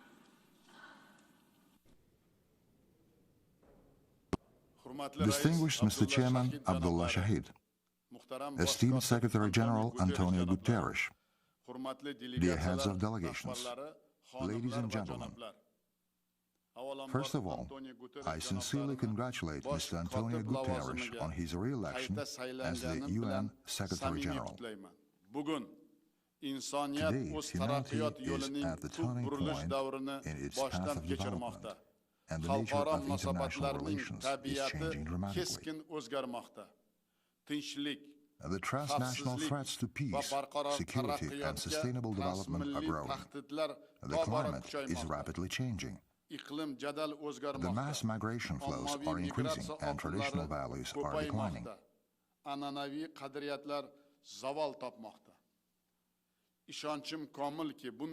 am convinced that in such a complex environment, the importance and the role of the United Nations and its specialized agencies on a global scale is growing. It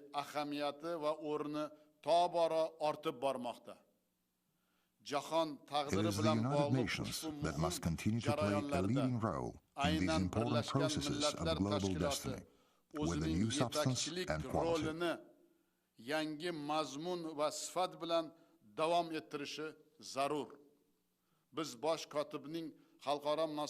We support the Secretary General's efforts to strengthen solidarity and accord in the international relations, increase the efficiency and transparency of the organization.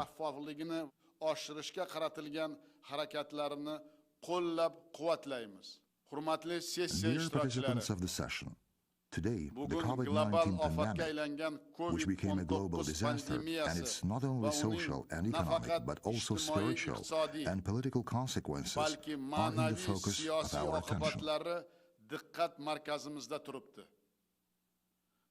We fully support the United Nations approach that ensures equal and fair access to vaccines based on the principle of no one should be left behind. Vaksinalardan teng va adolatli foydalanish imkoniyatini yaratishga doir yondashuvni to'liq ma'qullaymiz. I would like to take this opportunity to express my special gratitude to our foreign partners who have provided us the practical assistance in the framework of the COVAX global platform. We are committed to further strengthening the coordinating role of the World Health Organization in effectively combating pandemic in the international recognition of vaccination results.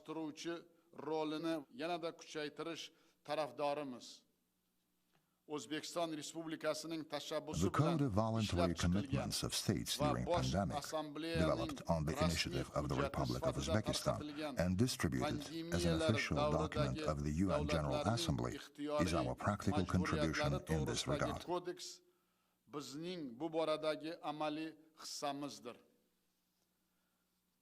Distinguished ladies and gentlemen, the large-scale and rapid democratic reforms that are underway in our country became irreversible in recent years.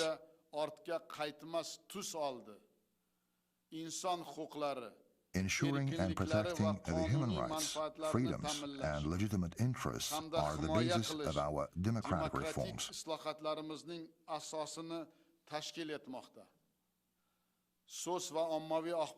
The strict measures are being taken to ensure the freedom of speech and mass media, freedom of religion and conscience, gender equality, and inter-ethnic harmony. For the first time in its history, Uzbekistan was elected as a member of the United Nations Human Rights Council.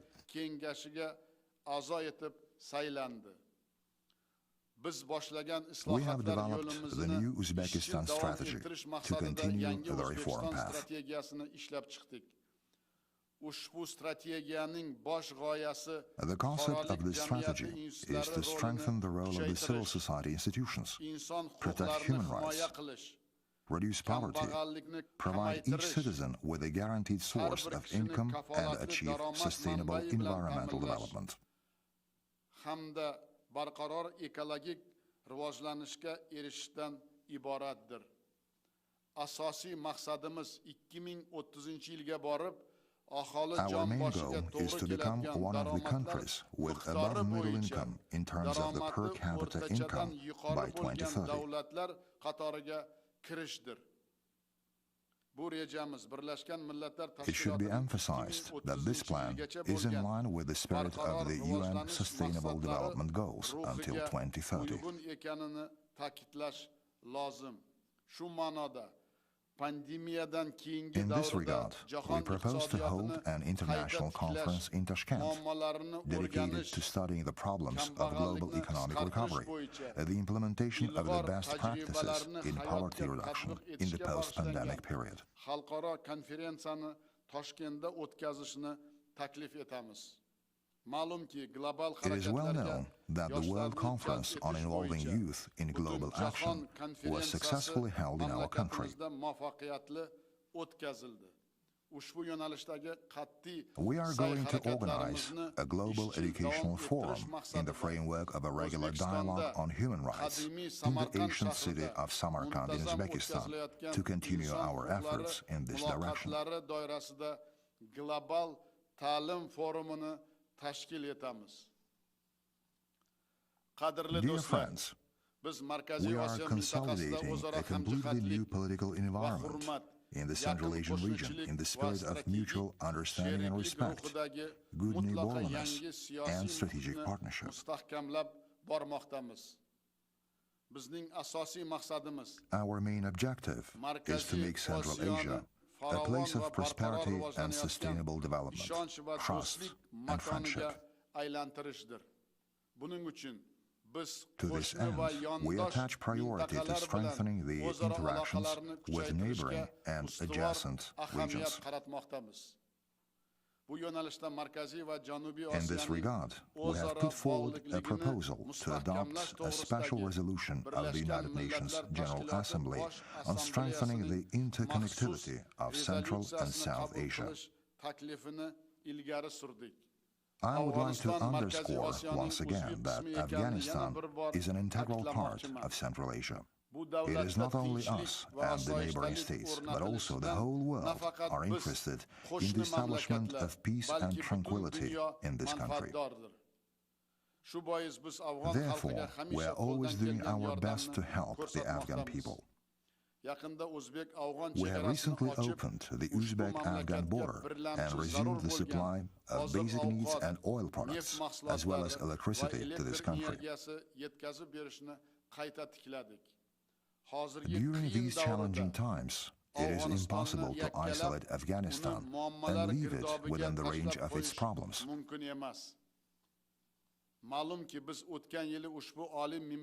As it is well known, last year, from this high rostrum, we proposed to establish a permanent UN committee on Afghanistan.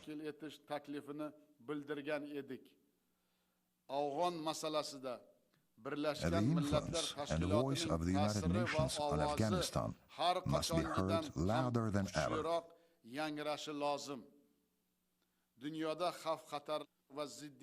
The growing number of threats and conflicts, transnational threats in the world, requires further strengthening of the international cooperation. The presentation of the results of the 10-year plan of the UN Global Counter-Terrorism Strategy in Central Asia in Tashkent in November this year, and holding an international conference on the prospects will undoubtedly serve these noble purposes. Mazkur tadbir doirasida Birlashgan Millatlar Tashkilotining The signing of a regional program for Central Asia for 2022-2025 with the United Nations Office on Drugs and Crime will lay a solid foundation for the actions in this direction. Bu yo'nalishdagi ishlarga katta zamin yaratadi. Biz bu boradagi sa'y-harakatlarimizni davom ettirgan holda As we continue our efforts in this regard, we intend to develop a joint action plan against drugs with the participation of this UN office, covering the countries of Central and South Asia. Umumiy harakatlar rejasini ishlab chiqish niyatdamiz.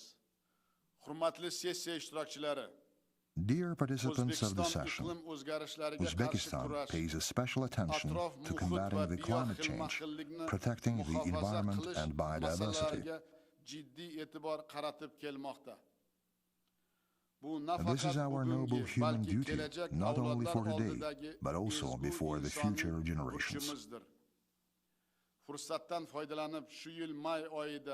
I would like to take this opportunity to express my deep gratitude to all member states for the adoption of a special resolution of the UN General Assembly, declaring the Aral Sea region as a zone of environmental innovation and technology.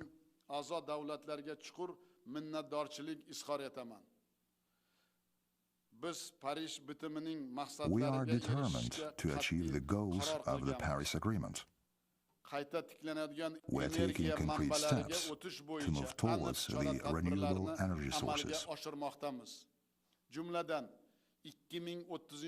In particular, it's envisaged to double the energy efficiency of our economy by 2030, increase the share of renewable energy by 25%, and develop environmentally clean transport.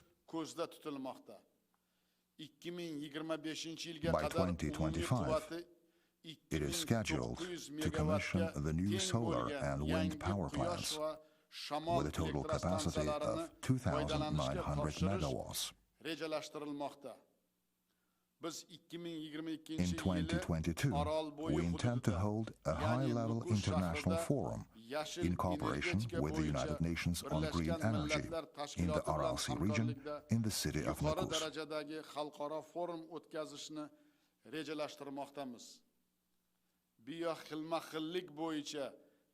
We support the adoption of the Global Biodiversity Program in the near future. In addition, in the future we stand ready to host one of the meetings of the parties to the Biodiversity Convention in our country.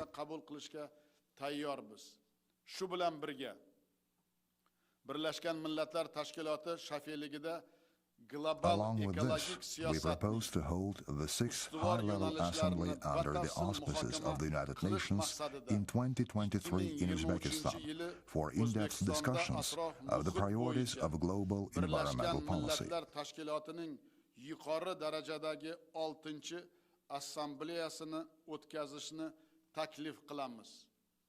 The participants of the Assembly will have an opportunity to learn about the difficult situation in the Aral Sea region, which is the center of an ecological disaster caused by the drying up of the Aral Sea, and draw the necessary conclusions.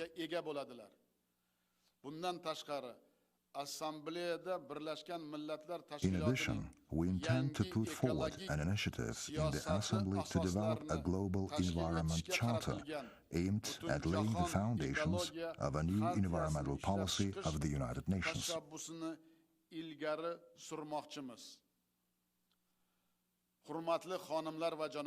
Distinguished ladies and gentlemen, Uzbekistan is always ready to develop the mutually beneficial, long-term, and multifaceted partnership with all countries of the world and global organizations. I am confident that we will continue to strengthen our close cooperation aimed at sustainable growth, safe and a prosperous future. Thank you for your attention.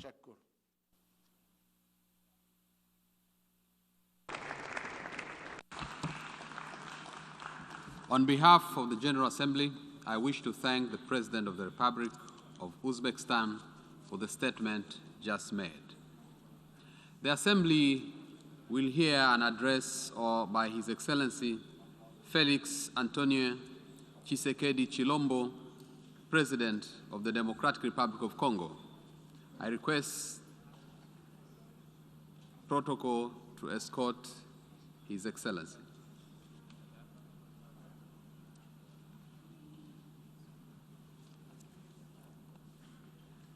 On behalf of the General Assembly, I have the honor to welcome to the United Nations His Excellency Felix Antonio Tshisekedi Chilombo, President of the Democratic Republic of Congo, and to invite him to address the Assembly. Monsieur le Président de la 76e session de l'Assemblée générale, Monsieur le Secrétaire général, Mesdames et Messieurs les chefs d'État et de gouvernement, Mesdames et Messieurs les chefs des délégations, c'est avec un réel plaisir que nous retrouvons cette salle de l'Assemblée générale après un peu plus d'une année d'absence par suite de la pandémie de Covid-19, cette peste du XXIe siècle qui secoue l'humanité, particulièrement par le nombre élevé de ses victimes, la destruction des économies des nations et l'aggravation de la pauvreté dans le monde. Ces retrouvailles sont encourageantes. Elles permettent d'espérer davantage un retour à la vie normale dans nos pays, et ce, grâce au génie de nos scientifiques et aux efforts communs de nos États, dans un élan de solidarité internationale remarquable. Nous devons accroître ces efforts et renforcer cet élan de solidarité pour vaincre définitivement la pandémie de Covid, relancer la croissance de nos économies et assurer un meilleur avenir aux populations de notre planète. C'est pourquoi je salue le choix du thème pour cette 76e session de l'Assemblée générale, à savoir miser sur l'espoir pour renforcer la résilience afin de se relever de la Covid-19, reconstruire durablement, répondre aux besoins de la planète, respecter les droits des personnes et revitaliser l'Organisation des Nations Unies. Ce thème traduit bien notre détermination d'éradiquer le Covid-19 et notre désir de rétablir le destin commun par le multilatéralisme sous la coordination d'une ONU à la hauteur des défis existentiels de l'humanité, notamment celui de la réalisation des objectifs de développement durable et inclusif. Monsieur le Président, la victoire contre la Covid-19 n'est possible et durable que si le combat demeure une affaire de tous et si nous atteignons un taux d'immunité collective suffisant pour l'ensemble de l'humanité. Pour sa part, l'Afrique n'a pas croisé les bras et n'entend point capituler devant une quelconque fatalité du destin. Au contraire, elle a mis en place une stratégie continentale commune contre la COVID-19. Dans ce cadre, elle a créé un fonds de réponse à la COVID-19 et lancé une plateforme de fourniture médicale pour garantir à tous ces pays l'accès aux équipements et fournitures nécessaires. L'Afrique a signé le 28 mars 2021 par le canal de l'African Vaccine Acquisition Trust, AVAT en sigle, un accord pour l'achat de 220 millions de doses de vaccins et certains pays africains ont initié le projet de création de l'Agence africaine de médicaments. D'autres produisent déjà des vaccins producing licensed vaccines. D'ici janvier 2022, le nombre de vaccins à distribuer dépassera dans notre continent les 25 millions de doses par mois. Des chercheurs africains globally renowned African researchers in medical sciences ont proposé une gamme de remèdes efficaces contre le coronavirus qui méritent d'être soutenus par notre organisation mondiale et les institutions scientifiques spécialisées. À ce sujet, je saisis cette occasion pour remercier tous les partenaires qui ont apporté leur appui aux efforts du continent dans la lutte contre cette pandémie. Quoi qu'il en soit, However, whilst welcoming the certain progress made by medical science regarding the detection of the virus and the invention of the vaccine in record time, unfortunately, we must note that this ill is still a long way from being eradicated. The recurrence of the pandemic is like a many-headed serpent. It is now on its third wave, which is more virulent still than the previous ones, particularly in Africa and elsewhere in the world as well. This jeopardizes the hopes stemming from the significant progress already made. This is why, to definitively reverse this current trend, the following actions are urgent, in my view. Firstly, increasing testing capacity in countries which do not have the necessary laboratory products. Secondly, ensuring sufficient, swift supplies of necessary medicines and equipment for caring for the sick. Thirdly, increasing vaccination by providing vaccines to all those who do not produce them themselves and providing them with local production capacity. I wish here to launch an appeal to the international community to support the project to create the African Medicines Agency. Fourthly, encouraging medical research and increasing scientific cooperation between university institutions. And finally, fifthly, supporting reform policies for health structures and broadening healthcare coverage to the greatest possible number of people in developing countries. President, COVID-19 does not only take human lives. It is also a virus on the world economy. It has plunged the economy into a recession, thus exacerbating the vulnerability and dependence of economies in poor countries, many of which are African. Moreover, the impact of the general drop in economic activity has been particularly keenly felt in Africa by the most vulnerable groups, including women and children, particularly through loss of jobs, drop in revenue, and losses in education.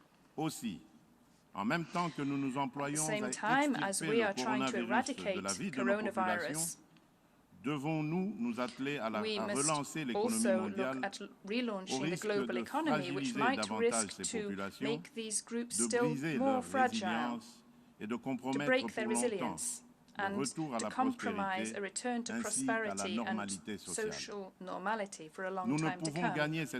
We cannot win this battle except through a shared effort on the basis of a roadmap which we define together. This means we must share responsibilities and there must be greater equity and complementarity in the globalization of our economies and of international issues too. Against the current backdrop of the health crisis due to COVID-19, African economies have a huge need for financing in order to recover. All the more so since internal efforts to cushion the blow caused by the pandemic and limit its collateral damage have proved insufficient in comparison to the efforts of richer countries. Indeed, the embryonic recovery risks being unequal, thus further deepening the gaps between Africa and the rest of the world. This is why the African Union welcomes all initiatives to finance the African economies affected by COVID-19.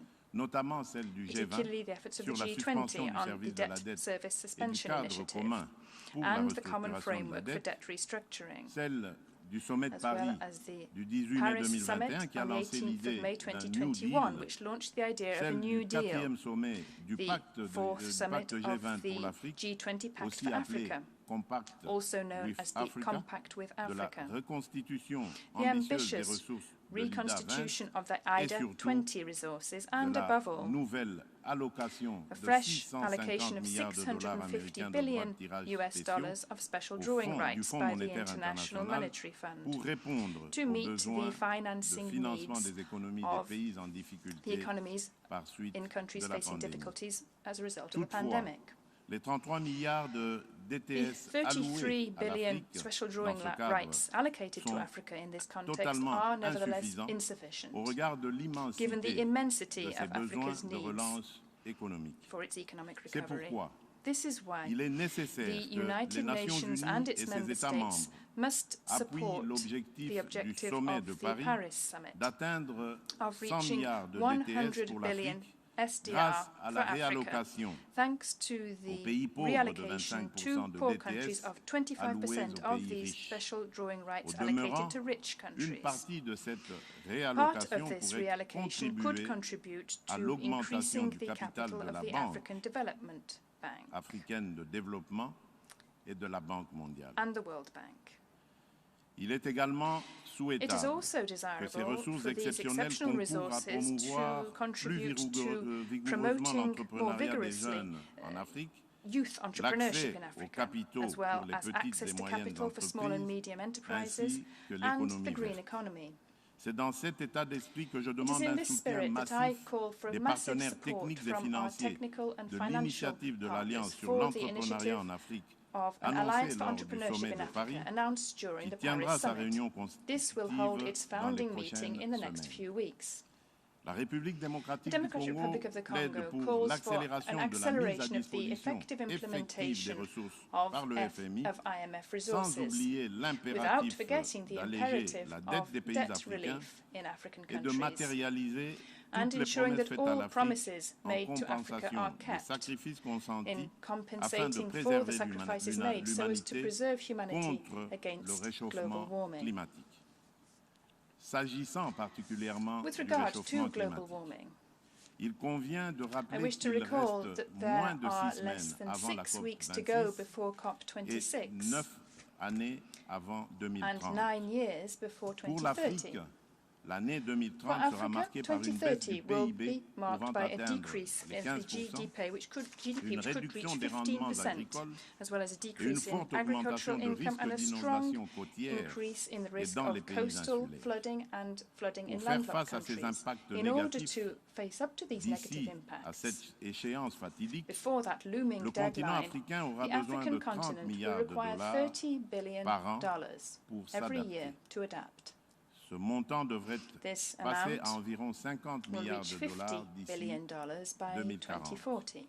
C'est pourquoi je lance un appel That à is la why I communauté call upon the internationale en international général community in et general aux amis de and to the l'Afrique en friends of Africa particulier in particular de soutenir to le support programme the d'accélération de Accelerated l'adaptation en Afrique, Adaptation in Africa AAA program, en sigle, the dirigé AAA, par le Global Center which is led by Adaptation the Global Center for et la Banque Adaptation africaine de développement, and the African Development programme Bank. qui entend This mobiliser program intends 25 to milliards de mobilize dollars 25 américains billion en 5 ans in pour 5 aider years l'Afrique à to supporter help le choc Africa to support the des changements climatiques. shock of climate change. Ainsi, au-delà des proclamations de So, foi above and et beyond de bonnes proclamations déclarations of good faith d'intention, and good la intentions, relance de l'économie mondiale the sera une relaunch réalité of pour the tous global et economy la will be a solidarité reality for internationale all, aura un and contenu international palpable, solidarity will have a notamment palpable pour les impact, peuples particularly africains. for African people in this way. Monsieur le Président, Mesdames et Messieurs President, les chefs de délégation, Heads of delegation, l'Afrique n'a pas besoin d'aumônes. Africa does not need Elle se bat charity. pour conquérir des Africa is espaces de fighting to liberté et gain d'action spaces for dans un liberty and monde action toujours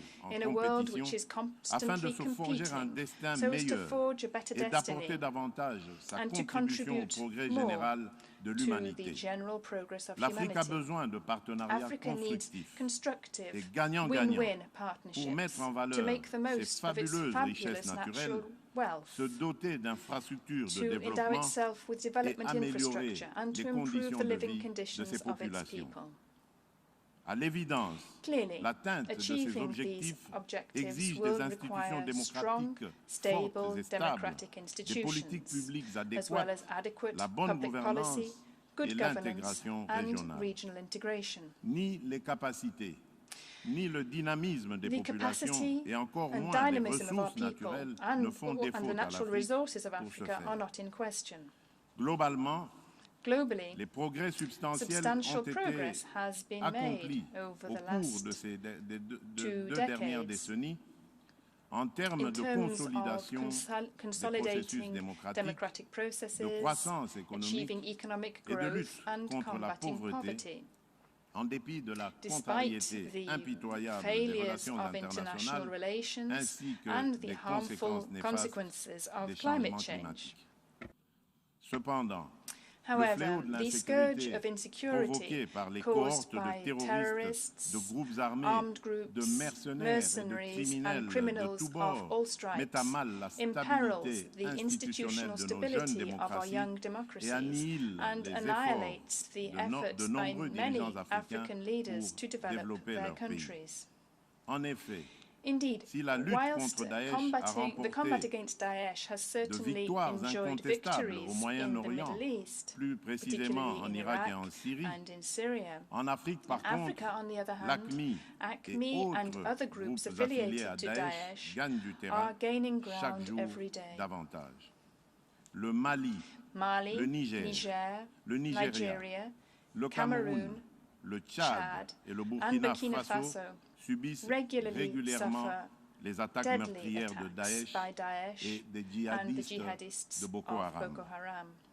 Depuis 2017, le nord-est du Mozambique est victime d'attaques armées récurrentes des salafistes djihadistes de Ansar al-Sunna qui ont déjà causé au moins 2600 morts. L'intégrisme islamiste a atteint l'est de la République démocratique du Congo qui en paye un lourd tribut dans les provinces de l'Ituri, du Nord Kivu, du Sud Kivu et du Maniema. Des djihadistes qui y opèrent sous le couvert du FDLR et du mouvement Allied Democratic Forces Madina at-Tawhid al-Mujahideen, en abrégé ADF, MTM, tuent mes compatriotes et pillent massivement les produits miniers et agricoles de mon pays. Mining products of my country. Des terroristes et des mercenaires venus de la Libye terrorists and mercenaries from Libya plunged Africa into deep mourning en lui arrachant brutalement l'un de ses grands dirigeants, le maréchal Idriss Déby président de la République du Tchad, lâchement abattu au front pour défendre la souveraineté de son peuple et la vie de ses concitoyens. Du haut de cette tribune des Nations Unies, je salue, au nom du peuple congolais, la bravoure et l'engagement de cette figure historique pour protéger l'Afrique contre le terrorisme. Monsieur le Président, Mesdames et Messieurs les chefs de délégation, l'Afrique refuse de servir de base arrière au terrorisme international, raison pour laquelle This is why some African leaders, such as those of the G5 Sahel, have got together to join their forces against this shared enemy.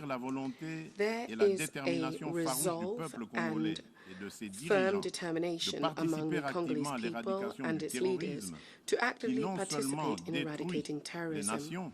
Terrorism not only destroys nations and jeopardizes the future of democracy in the world, but also it increasingly extends its tentacles in Africa. Therefore, the Democratic Republic of Congo has joined the Global Coalition Against Terrorism as the 24th member. My country is delighted with the decision taken by the coalition's meeting in Rome on the 28th of June to set up within it a working group on terrorism in Africa. Mr. President, Article 1.1 of Chapter 1 of the United Nations Charter clearly stipulates that one of the aims of establishing the United Nations organization is to maintain international peace and security. Today, international peace and security are broadly dependent on member states' domestic stability.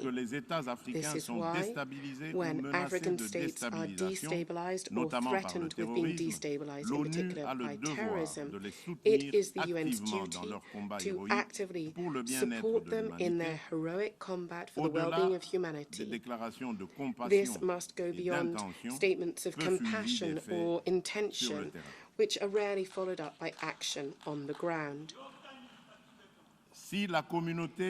If the community of nations minimizes the danger posed by the spread of jihadism in Africa, if it does not adopt a comprehensive, effective strategy to eradicate this scourge, the open wounds in the Sahara area, in Central and also in Southern Africa, will continue to metastasize until they become a real threat for international peace and security.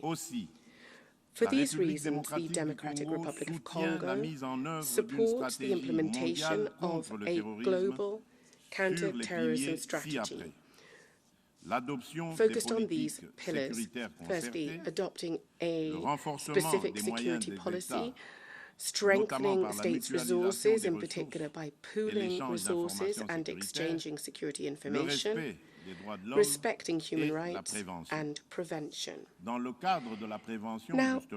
on prevention, it is crucial to underscore that along with the security approach, which involves intelligence services and their work, we should promote the socio-economic approach upstream. This is focused on education, youth employment, and combating poverty in order to eradicate once and for all terrorism from our societies. As long as injustice and inequality between nations and individuals persist in the world, terrorism will always find fertile ground for it to emerge and spread. Mr. President, ladies and gentlemen, heads of delegations, the African people and their leaders are sufficiently aware that the development of their continent is their exclusive responsibility, and it depends on their respective countries integrating into a free trade area. This should help the movement of persons and goods, and should help the sharing of intelligence, energy, and projects. The establishment of the African Continental Free Trade Area, ZLECAF, stems from this awareness and desire of Africans to build on their economic independence, and it stems from an urgent need for development in Africa, in a world where poor people just seem to get pity and disdain. Achieving this free trade area, so making it effective and transforming it into a huge market with more than 1 billion consumers, is a challenge both for leaders and but also for African elites in the 21st century in the Democratic Republic of Congo. We are convinced that Africa will win from this, and it will meet this challenge because it has the resources and determination to do so.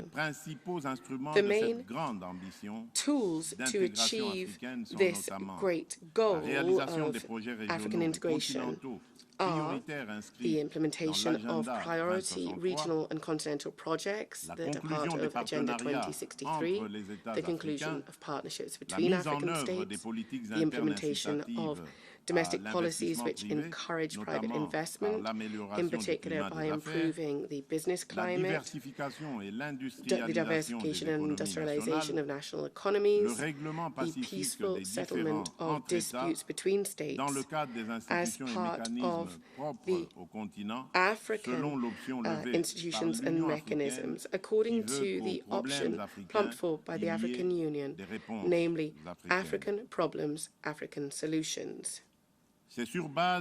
Based on this, based on the UN Charter and based on the principle of subsidiarity, since I acceded to the chairmanship in office of the African Union, I have been striving to facilitate settling the dispute that is dividing Egypt, Sudan, and Ethiopia on the operationalization of the Grand Ethiopian Renaissance Dam that was built by Ethiopia on the Nile. To this end, I have taken the following steps. Organized negotiations in Kinshasa in April, and had direct consultations with the most senior authorities from the three countries. I met with them during my diplomatic tour in June in their respective capitals. This approach has helped us identify those points that still needs to be hammered out between the parties. The aim is to conclude a fair, binding agreement that would take into consideration the interests of each party by promoting an indispensable climate of mutual trust so that the Grand Dam becomes an instrument for economic and regional integration and an instrument for solidarity between Ethiopia, Egypt, and Sudan. These points have been conveyed to the three countries, and in the near future, discussions will restart again. I remain confident because not only are the leaders of the three countries determined to settle their dispute through dialogue within the context of the African Union, but also because they constantly say that they are very confident in the African Union's facilitation efforts. I'd like to take this opportunity to thank them.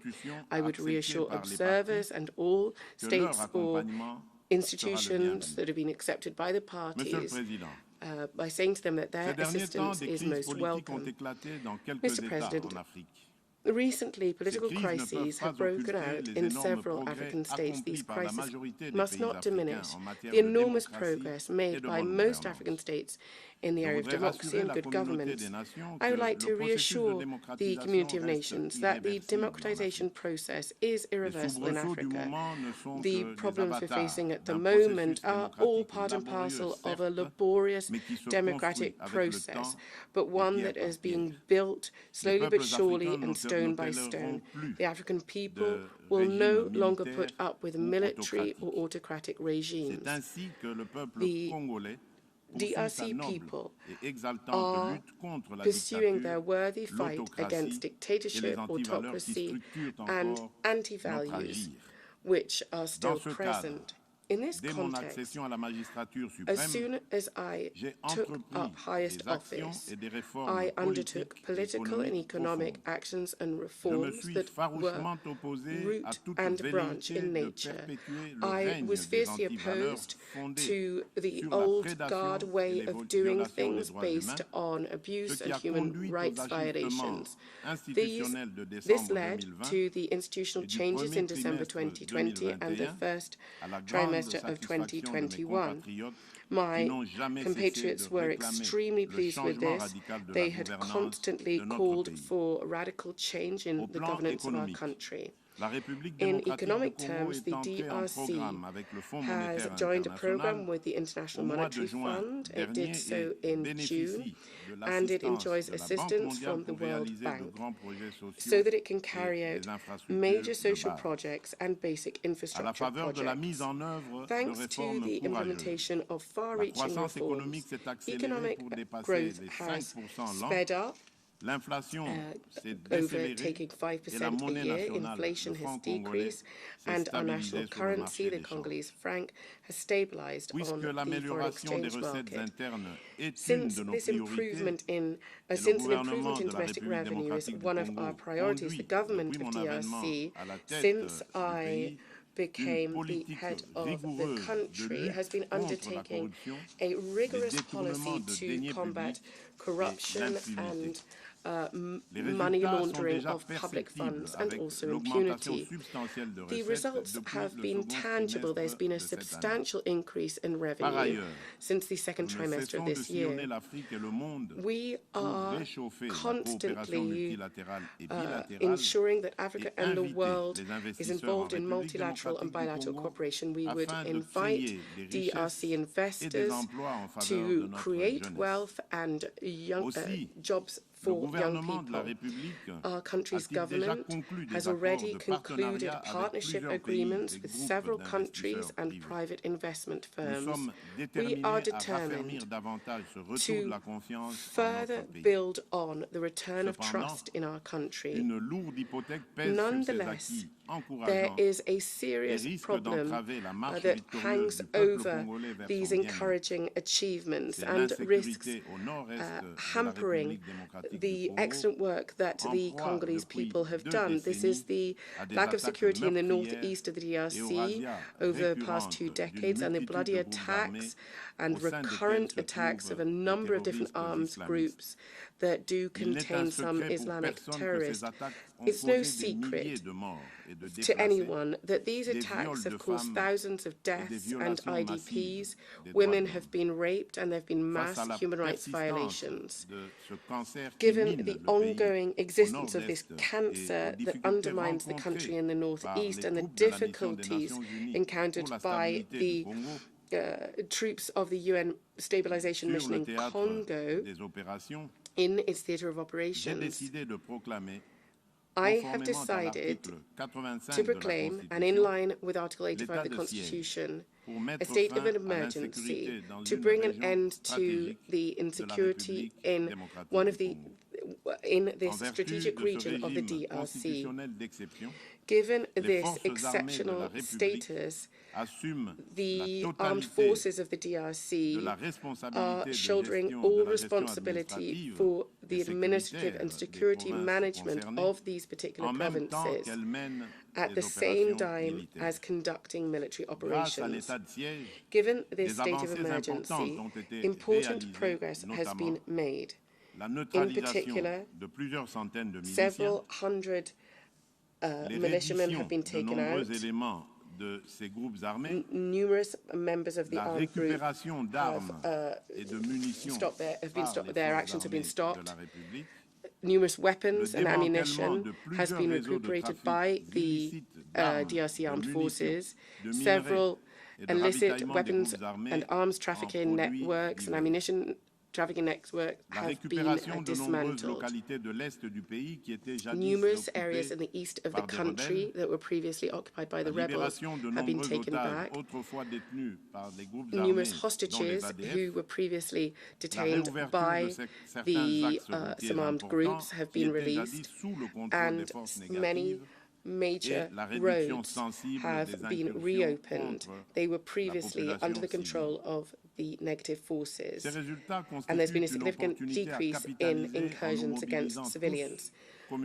These results are all an opportunity that need to be capitalized on and should rally all of us in the international community and as leaders of the Congolese people in order, once and for all, to put an end to this infernal cycle of violence imposed by the negative forces in the northeast of the DRC and to build on peace, security and stability in the Great Lakes region. It is for this reason that the DRC government is maintaining and stepping up pressure on armed groups and those working with them, and the state of emergency will only be lifted when the circumstances leading to it have gone. It is crucial that the application to the DRC of prior warning measures by the Sanctions Committee of the UN imposed by paragraph 5 of Resolution 1807.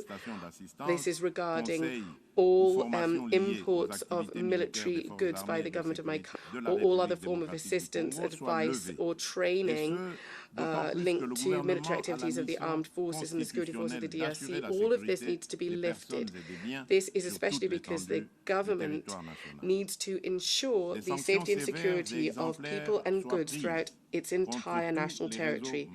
Serious sanctions have been taken against all mafia networks, whether they hamper transit routes or and we've also imposed sanctions against multinational companies that are illegally exploiting minerals in my country and provide fuel in exchange to armed groups in terms of weapons and ammunition. This is thus fueling the conflict in the DRC and in the Great Lakes region as a whole. The withdrawal of MONUSCO needs to be progressive, responsible, and well-ordered, in line with Resolution 2556/2020 of the UN Security Council. Mr. President, pursuant to this resolution, a DRC-MONUSCO joint committee that's been expanded to other UN agencies and to civil society has been set up. Its aim is to define the strategy and to draft the roadmap for the definitive withdrawal and drawdown of MONUSCO from the Democratic Republic of Congo. My country's government, endorses the transition plan for the withdrawal of MONUSCO, drafted by the Joint Committee in cooperation with civil society. The transition period will expire in 2024. During this time, the DRC expects that the UN and the Security Council provide all necessary resources to MONUSCO and its Force Intervention Brigade so that they can swiftly fulfill their mandates and missions in line with the resolution that I mentioned. There's a need for the troops deployed to have the necessary capacity and resources, including the necessary training to meet the needs of the realities on the ground and of this asymmetric war that is being conducted by armed groups and Islamic terrorists. And no one can contest their existence in the DRC. Mr. President, ladies and gentlemen, heads of delegations, in the DRC and in the world in its entirety, without peace and security, nothing can be built. Security and peace are preconditions for the progress of nations. The Congolese people needs it for its prosperity and in order to build its democracy, which is still fragile. This is why I am placing all my energy into and attaching great interest into bringing an end to insecurity, to massacres and to looting. And I'm doing all I can to build lasting peace throughout the whole of the Democratic Republic of Congo. This will be further helped by the organization of free, transparent, inclusive, and credible elections planned for 2023. It would be remiss of me to conclude my statement without reiterating once again the age-old issue of the reform of the UN and the representation of Africa within the Security Council.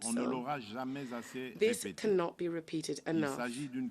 We are talking here about the effectiveness of the UN and of the need to provide justice for a whole continent that is the birthplace of the whole of humanity and whose role is just increasing every day. It needs to play a greater role in international affairs. The revitalization of the UN, that is a topic in our discussion and during this session, is also crucial. The United Nations would make a serious political mistake by still sticking to its post-war thinking, the war of 1940 to 1945, which was 76 years ago, and focusing on that balance of power. To this end, I reiterate the African position established by the heads of state and government, which is in the Esselwini Consensus and in the SIAT Declaration. What we're talking about is having Africa represented by 2 additional seats as non-permanent members and 2 others as permanent members with veto rights, which would give them the same privileges and obligations as current permanent members. On behalf of the people of the DRC, I wish the 76th session of the UN General Assembly every success. Thank you very much.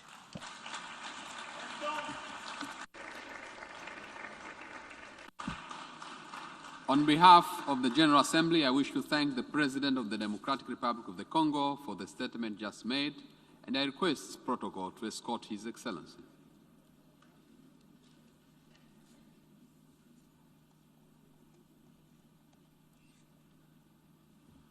I now give the floor to the distinguished representative of the Islamic Republic of Iran to introduce an address by the head of state. Bismillah ar-Rahman ar-Rahim. Mr. President, I have the honor to introduce the pre-recorded statement by His Excellency Mr. Syed Ebrahim Raisi, the President of the Islamic Republic of Iran. Thanks a lot.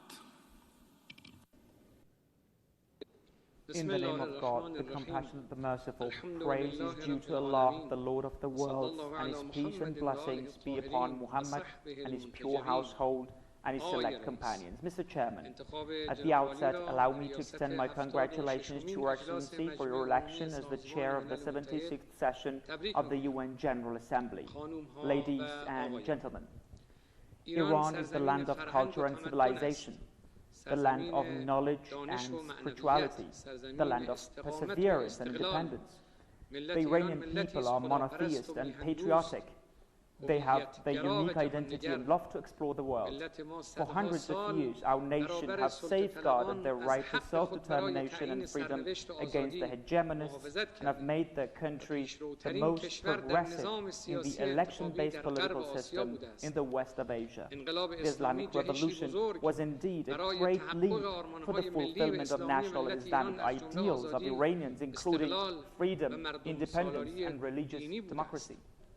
I, as the elected president of the great people of Iran, am honored to be their representative to convey to the world at large the message of rationality, justice, and freedom, which are the 3 most fundamental principles of the life of the contemporary man.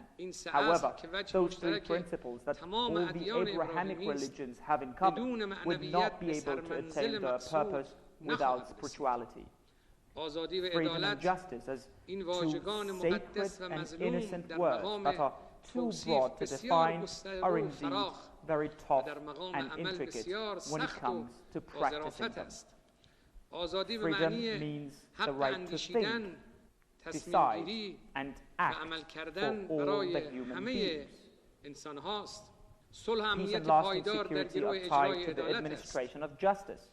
And basically, the divine prophets emerged so that people would demand justice and exercise their rights. Justice and freedom may be achieved only when the rights of all nations are fulfilled. As a matter of fact, any violation of the rights of nations will more than anything endanger global peace and security. Ladies and gentlemen, this year, 2 scenes made history.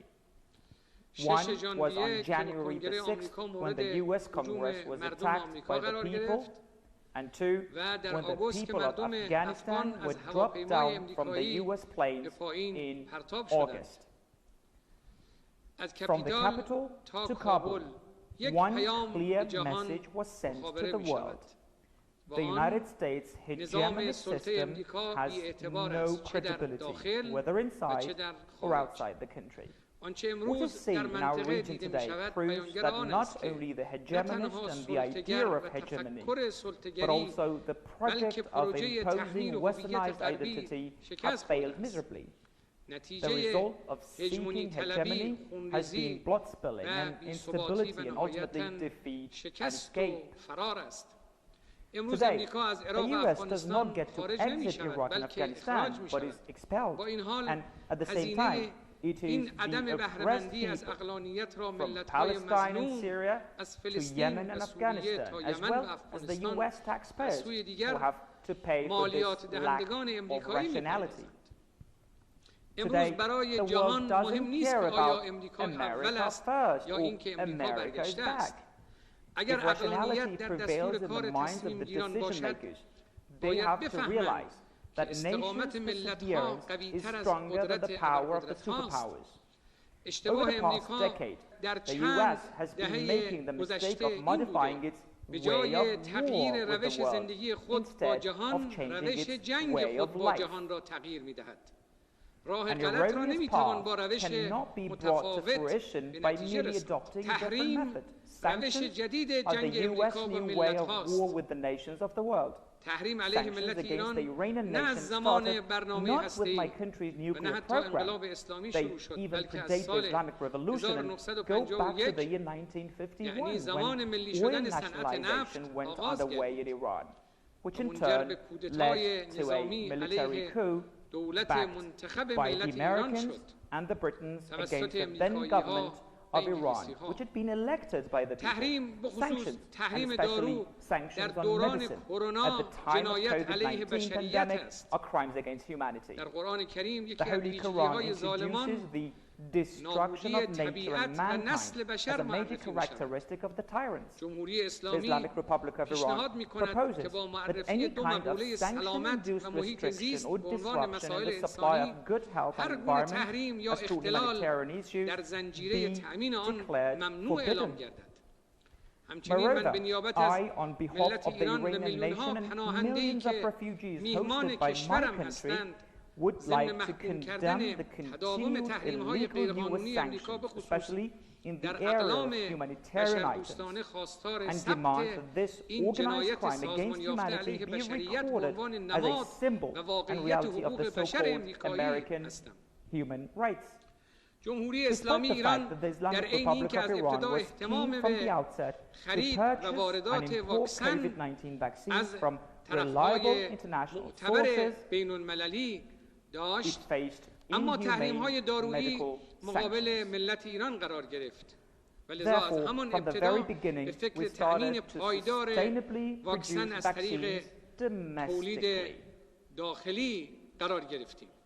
In addition to peaceful nuclear and satellite technologies, Iran is the medical hub of the region, and numerous Iranian physicians and scientists such as Avicenna shine in the history of humankind.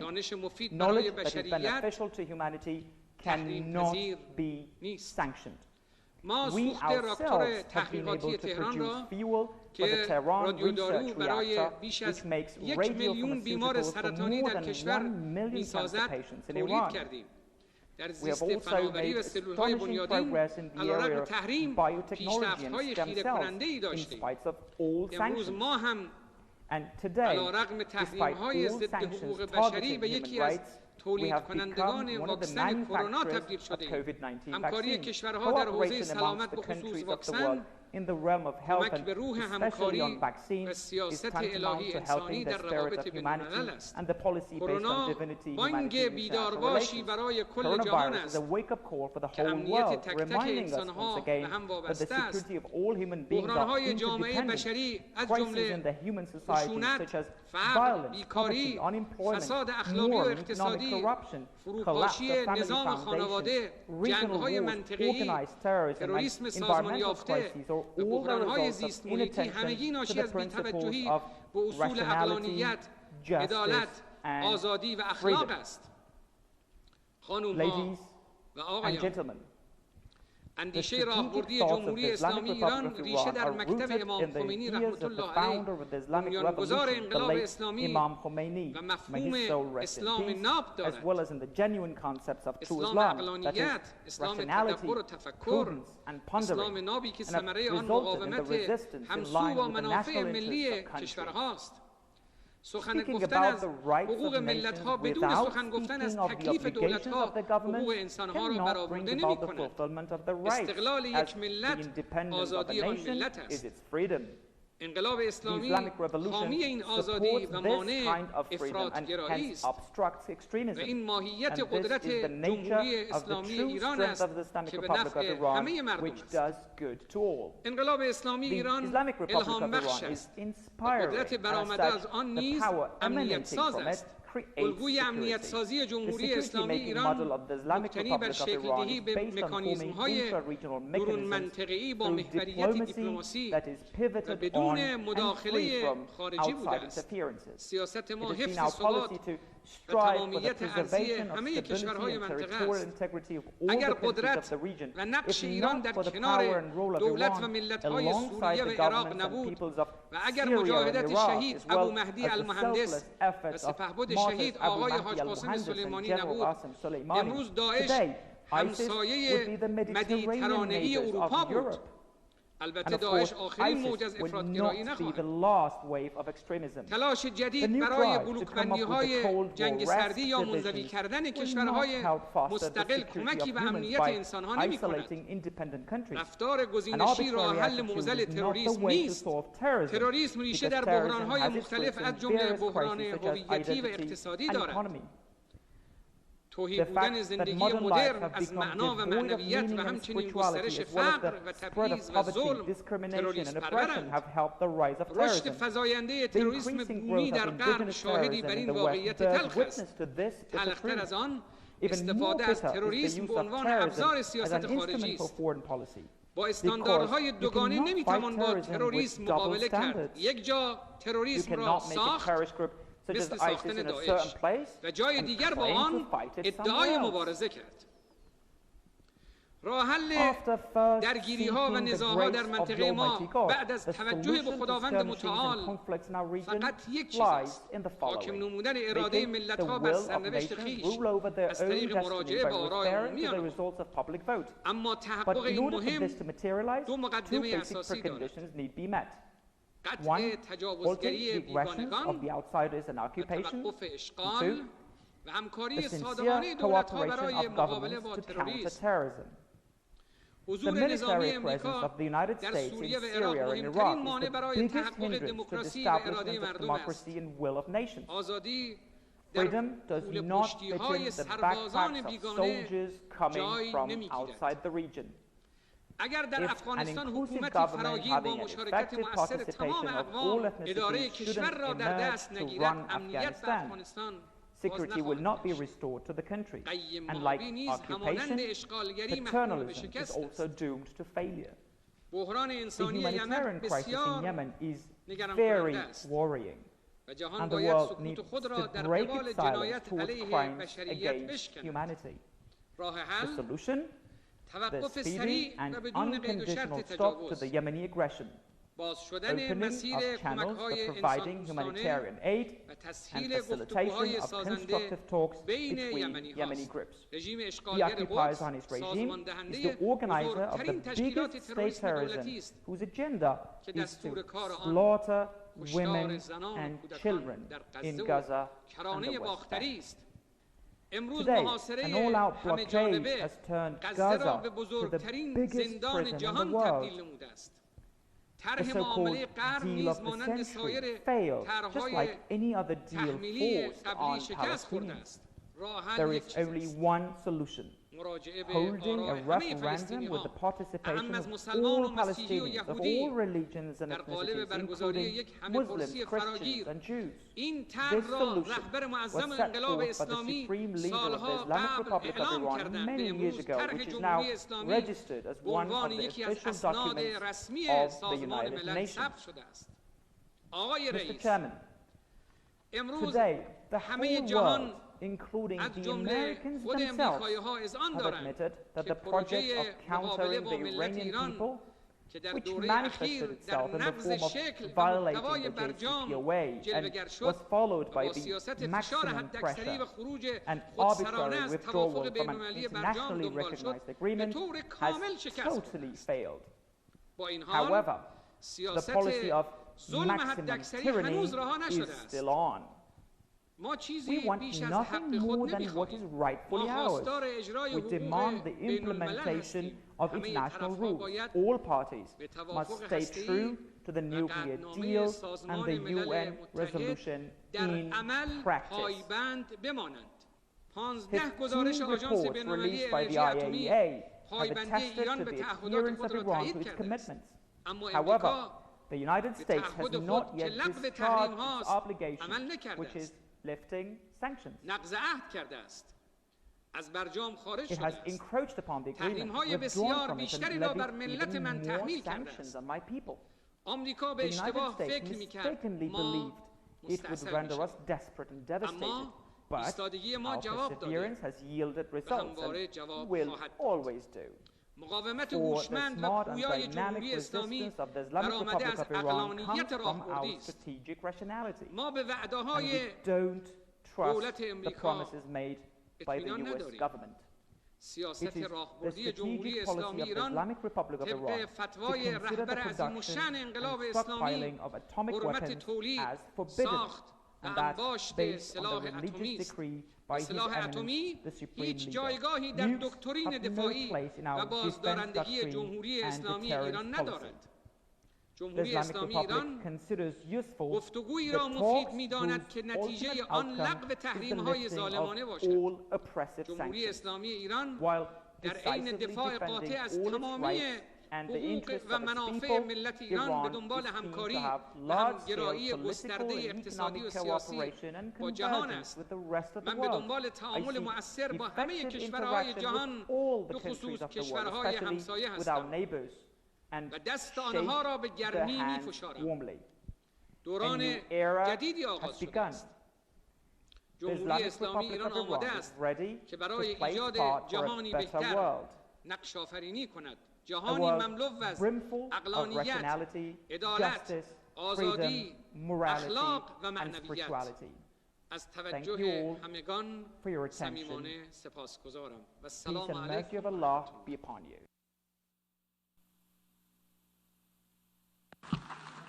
On behalf of the General Assembly, I wish to thank the President of the Islamic Republic of Iran for the statement just made.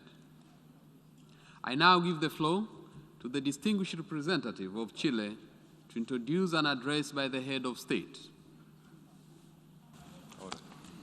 Señor Presidente, señor Secretario General, Excelencias, tengo el honor de presentar ante ustedes la intervención de Su Excelencia, el Presidente de la República de Chile, don Sebastián Piñera Echenique, quien desde nuestra capital, Santiago de Chile, se dirigirá a la Asamblea General en el debate general del 76º periodo de sesiones. Muchas gracias, señor Presidente. Thank you very much, President.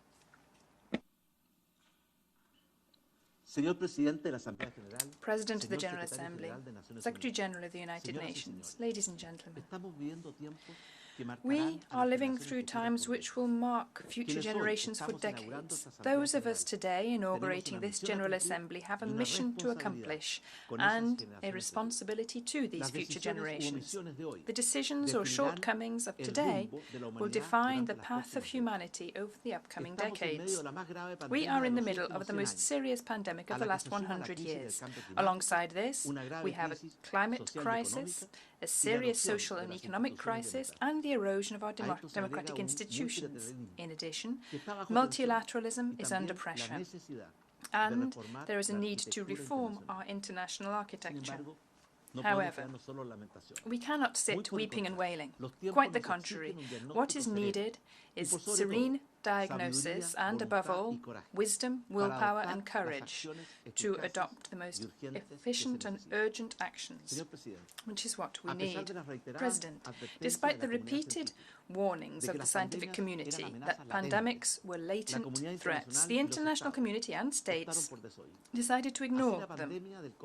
So the coronavirus pandemic took us by surprise, with no early warning mechanisms, no information sharing systems, with fragile health systems, even in the most developed nations, who were not always able to care for all the sick. And most serious of all, we were lacking vaccinations and medicines to combat COVID-19. The medical personnel in Chile and across the world stepped up without hesitation to work tirelessly to tackle this emergency, often putting their own lives at risk to save our lives. I wish to pay them heartfelt tribute for their selflessness and commitment, for their professionalism, perseverance and resilience. The pandemic showed us that when the forces of innovation, technology and creativity are deployed, we can achieve incredible results. In just 10 months, we went from facing a virus we had no information about to having a battery of safe, effective vaccines to combat it. This is an unprecedented achievement in the history of humanity. Let us remember that the vaccine against typhoid took over 130 years to be approved. The vaccines against tuberculosis and dengue arrived 45 and 110 years after the diseases appeared. We have certainly borne witness to a great triumph of science. However, this triumph contrasts with a political failure, Protection Network, which very early on allowed us to integrate the public and private health systems, to triple the number of intensive care beds available, and to care for the sick according to their needs, whatever their social security or socio-economic circumstances. We also swiftly broadened our diagnostic network, which now includes 180 laboratories, which can process almost 90,000 PCR tests daily, and over 21 million altogether. An essential pillar of our strategy was early identification of the most promising international laboratories, which were seeking and developing the necessary vaccines. We used scientific criteria and no political considerations, and a determination to conclude agreements and contracts swiftly so as to ensure the necessary vaccines to protect the lives and health of our whole population. Now, Chile, almost 90% of our target population is fully vaccinated in Chile, and we have already started vaccinating children and providing booster shots for vulnerable groups.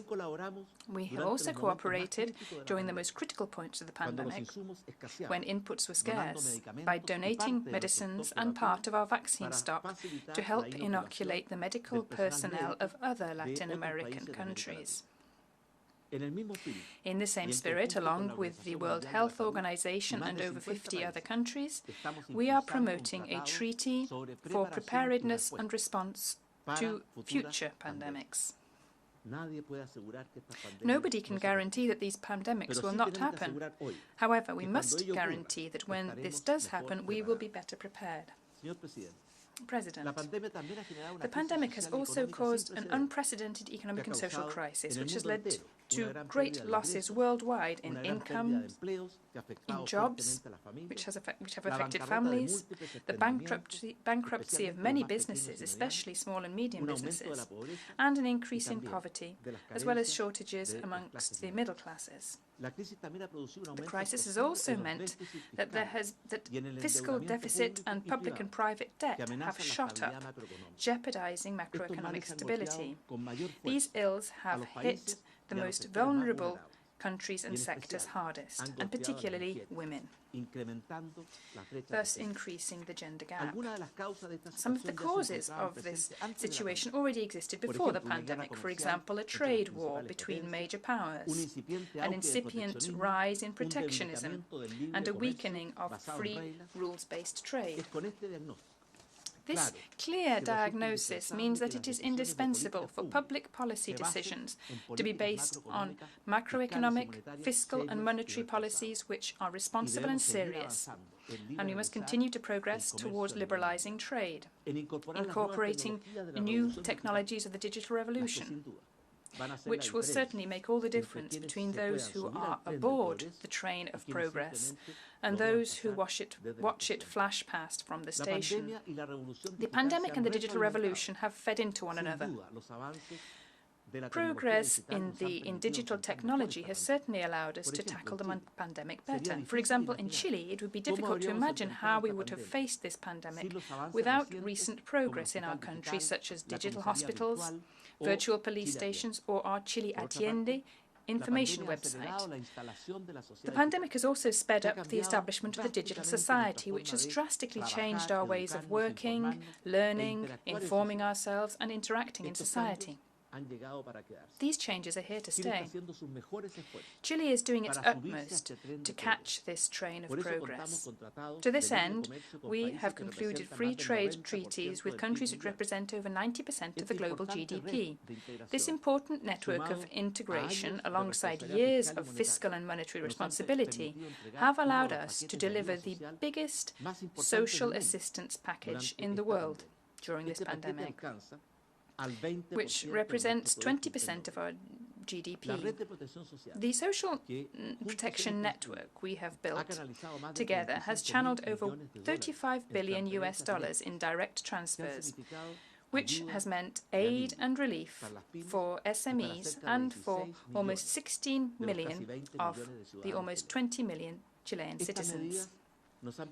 These measures have allowed us to return to pre-pandemic levels of economic activity and investment. Following a fall of 5.8% in our GDP last year, this year our economy will grow by around 10%. We have also managed to recover 1.9 million jobs, which represents 80% of the total jobs lost. President, the coronavirus pandemic has forced us to restrict freedoms and decree quarantines, but climate change has not been in quarantine. It continues to advance implacably and more quickly and with more serious effects than we had expected. And worst of all, some of its consequences are already irreversible. Indeed, this is no longer about a climate change. We are facing a climate crisis. Science, through the report of the United Nations panel of experts, has spoken clearly and unequivocally. Our citizens are demanding as a moral imperative that we change the course of history. And technology is giving us the tools to avoid an environmental apocalypse. The time for diagnosis is over. Now is the time to act, with great determination and a clear sense of urgency. We have a historic responsibility to both present and future generations. We are the last generation who can prevent the current climate crisis becoming an environmental apocalypse. Chile is a small country which contributes less than 0.25% of total greenhouse gas emissions. But we are resolute in our determination to assume our responsibilities and make our contribution to this war against the climate crisis. To do that, we have accelerated our process of decarbonizing our energy matrix. By 2025, we will have closed 2/3 of our coal-fired plants, and by 2040, we hope to have closed 100% of them. Moreover, we are working to ensure that by 2030, 70% of our energy matrix will be based on clean, renewable energies. This figure will increase until it reaches almost 100% in 2050. As evidence of this desire and commitment, we wish to share with you that in 2021 we will have inaugurated more sun and wind energy capacity than we had inaugurated in the whole of our history. But it's not enough to reduce our carbon footprint. We must be more ambitious and ensure that our efforts to produce clean, renewable energy also crosses borders and helps other countries to meet their own decarbonization goals. We are therefore deploying green hydrogen, which is clean, renewable energy, whose production makes the most of our geographical assets, the high and constant solar radiation of our deserts, and the strong and constant winds in Patagonia. Nature has therefore given us the potential to produce over 70 times the energy which we currently need, thus avoiding the release of millions and millions of tons of carbon dioxide every year. Green hydrogen is the energy of tomorrow, which in Chile we are producing today. In addition to these initiatives, I wish to highlight, first, the electrification of our public transport system. Santiago City is the only city outside China, the city outside China with the greatest number of electric buses in the country. Secondly, the protection of oceans and biodiversity, including the first marine protected area in the high seas and a marine protected area in the Antarctic. Thirdly, protection of the forests, including the planting of over 230,000 hectares of forests in 10 years, particularly of native species. Fourthly, the circular economy, including banning the use of plastic bags and other plastic items. And above all, a change from a culture of waste to a culture of recycling. Each generation has its own challenge. Avoiding seeing the climate crisis becoming an environmental apocalypse is the mission of our generation. This is a question of life and death, because the survival of the human species on planet Earth is at stake. We must not forget that 99 out of every 100 species ever to have existed no longer exist today, and we do not wish to add this human species to this unhappy list. History, our children, our grandchildren, and future generations will judge us not on our good intentions, but on our actions and results in the face of this challenge. President, in recent years, democracies have undergone a constant and gradual process of deterioration. All the international indices reflect this deplorable situation. There is one diagnosis, but there are many reasons for it.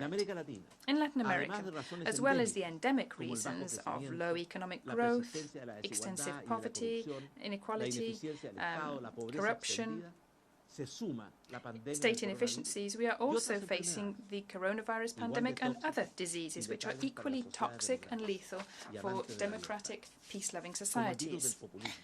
Ills such as the virus of populism, the cancer of polarization, and the plague of political fragmentation.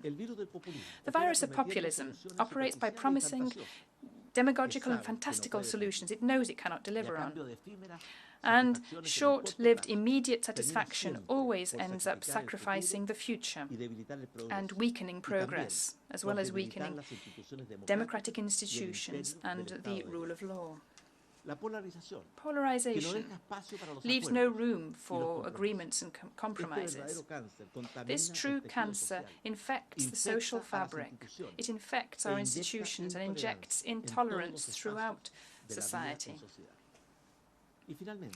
Finally, fragmentation, which consists of a trend towards an identity politics and individual causes, or the causes of small groups, which makes it impossible to articulate and process any differing visions or social demands and hampers agreements and governability. In our region, a new threat to democracy has also arisen, not from the outside, but from within. For many years, the threats came from military or subversive actions to snatch power from legitimate, democratically elected authorities. Today, the main threat comes from democratically elected governments who initially enjoyed legitimacy and who maneuver to remain in power, who subjugate the independence of other state powers, who co-opt the organs responsible for overseeing electoral processes and often crush opposition, resulting in open illegitimacy in their power. 32 years ago, Chile saw an exemplary transition to democracy. Over these last 3 decades, we have achieved not only a recovery of our democracy, but also a high level of economic growth and human development, a decrease in poverty and inequality, whilst always upholding freedoms and human rights for all our citizens. However, Chile has not been immune from the threats I was mentioning earlier. The social upheavals of 2019 included legitimate social demands from our citizens, but there was also an irrational, uncommon and unacceptable wave of violence. Despite the difficulties and pursuant to our long and beautiful democratic tradition, Chile was able to channel this social upheaval and its legitimate demands through a peaceful, institutional, democratic process in line with our constitution and the rule of law. Because we absolutely believe that the cure for the above-mentioned ills consists of more and better democracy. Today, following a transparent participatory vote, there is a constitutional convention in Chile, which is made up with equal numbers of men and women and participation by representatives of our indigenous peoples. This convention will propose a new constitution to our citizens.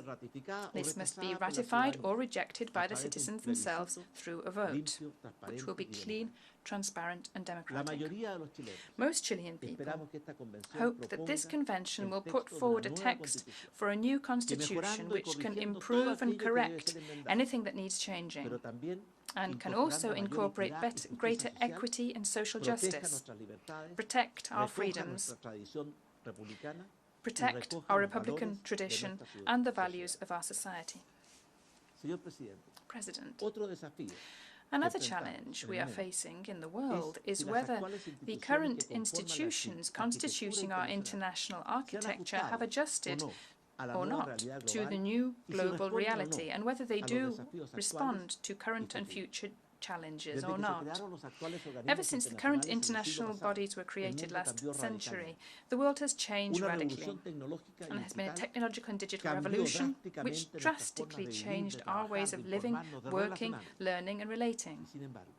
However, the backbone of the multilateral organizations has stagnated.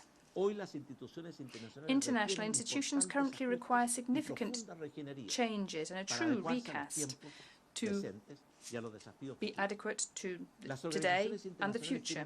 International organizations must combine two principles. First of all, the broadest possible participation to give them legitimacy. And secondly, a decision-making system which is not stymied by antagonism, vetoes, blocks, or which sometimes makes it difficult to reach consensus, although that is so important. We must find new mechanisms to achieve the right balance between these values. Multilateral action is essential to protect democracy and security across the world, to achieve development and the well-being of our peoples, to protect the environment and tackle pandemics. At the same time, public awareness of procedures, debates and decisions and clarity in appointing staff are necessary for transparent functioning of these institutions. Ultimately, there is no better policy than an enlightened public, and no better disinfectant than sunlight. I cannot conclude without a word about what the triumph of the Taliban regime means, particularly for women and girls, who will have to live beneath its yoke. President, Afghan society is facing very difficult times, but the women in Afghanistan are in a particularly dangerous situation. Right now, as we speak, there has been a return to power by those who in the recent past wished to prohibit women from education, to deny their basic rights and freedoms, people who considered that the world had to be a world of, they wished to impose upon them forced marriages. They wanted to guarantee impunity for those guilty of sexual violence against women. Attacks upon women in Afghanistan are attacks against women across the world. And we cannot, the United Nations cannot, be aware of this and then sit back and watch, paralyzed by bureaucratic restrictions or political divisions in the Security Council. We must unite to work to protect them and restore women their full freedoms and rights, because the cause of women in Afghanistan is a cause for the whole of humanity. I wish to conclude my words by expressing our satisfaction at the contributions that Chile has made with great efforts in recent times. For example, these contributions include our contribution to the Declaration of Human Rights, which is the cornerstone of our civilization, our active promotion of democracy, freedoms and human rights across the world. We are also proud of our contribution to protecting the Antarctic, which is the world's last bastion of pristine nature. We are proud of our protection of the oceans and our combat against climate change. We are proud as well of hosting over 70% of the world's astronomical observation capacity and being pioneers in research and development of the potential of green hydrogen, which is a clean energy which will be essential to combat and win the battle against the climate crisis. Chile is and will continue to be a free, welcoming nation with a noble soul and great solidarity, which will overcome difficulties and maintain its identity, thanks to the knowledge, moderation, mettle, and courage of its people. Chile will continue to be a good country to be born, grow, build a family, work, and grow old in a climate of liberty, justice, and peace. And Chile will continue to honor all its international commitments and contribute to bequeath a better world to future generations. Thank you very much.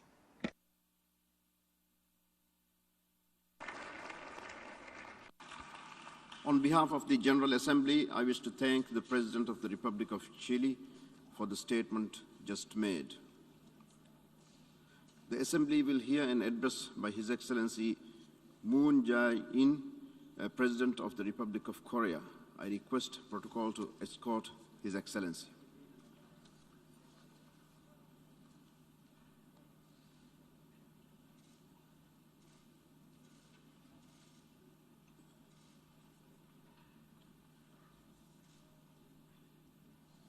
On behalf of the General Assembly, I have the honor to welcome to the United Nations His Excellency Moon Jae-in, President of the Republic of Korea, and to invite him to address the Assembly.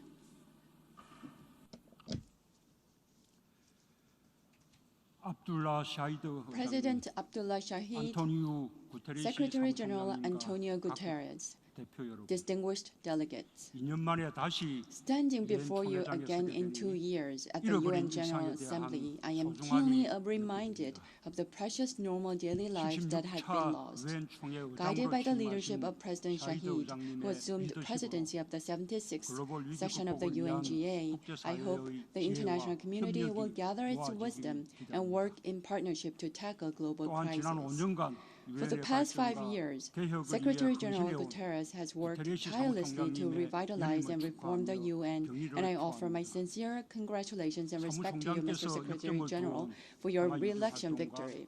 I am most certain that you will make greater strides in the key agenda dearest to your heart, such as peacekeeping operations, climate change, response, and SDGs. I hope that the UNGA session this year will impart to the people of the world a message of hope that we will emerge victorious from the pandemic and climate crisis and attain sustainable development. Mr. President, Mr. Secretary General, and distinguished delegates, humans by nature build and live together in communities. Resorting to collective intellect and mutual aid in those communities, humanity has prevailed over a myriad of infectious diseases and lived in coexistence. The COVID-19 pandemic will also be surmounted by the love of humanity and solidarity, and at its center, the UN shall stand. In our fight against the coronavirus, borders were crossed to share genomic information, vaccines were successfully launched through close collaboration, and therapeutics are also being developed at a rapid pace. A triumph over COVID-19 demands us to break down barriers. The horizons of our lives and thoughts have extended from villages to countries, and from countries to the entire planet. This, I reckon, is the coming of an era of global community. In this era of global community, we employ one another and work with one another. We gather our wisdom together and we act together. To date, countries with advanced economy and more power have taken the lead in the world. Yet, from now, all nations are called upon to move in tandem with their best possible goals and approaches in pursuing sustainable development. As the pivot of such cooperation and action, the UN will be asked to take on a larger role than now. Founders of the UN, having gone through the scourge of 2 world wars, aspired to establish an order for world peace.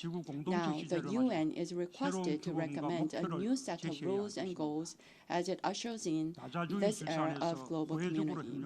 To facilitate mutually beneficial cooperation within the framework of multilateral order, the UN must become an institution that builds trust among nations, an institution that brings together the commitment and capabilities of the community of nations to galvanize action.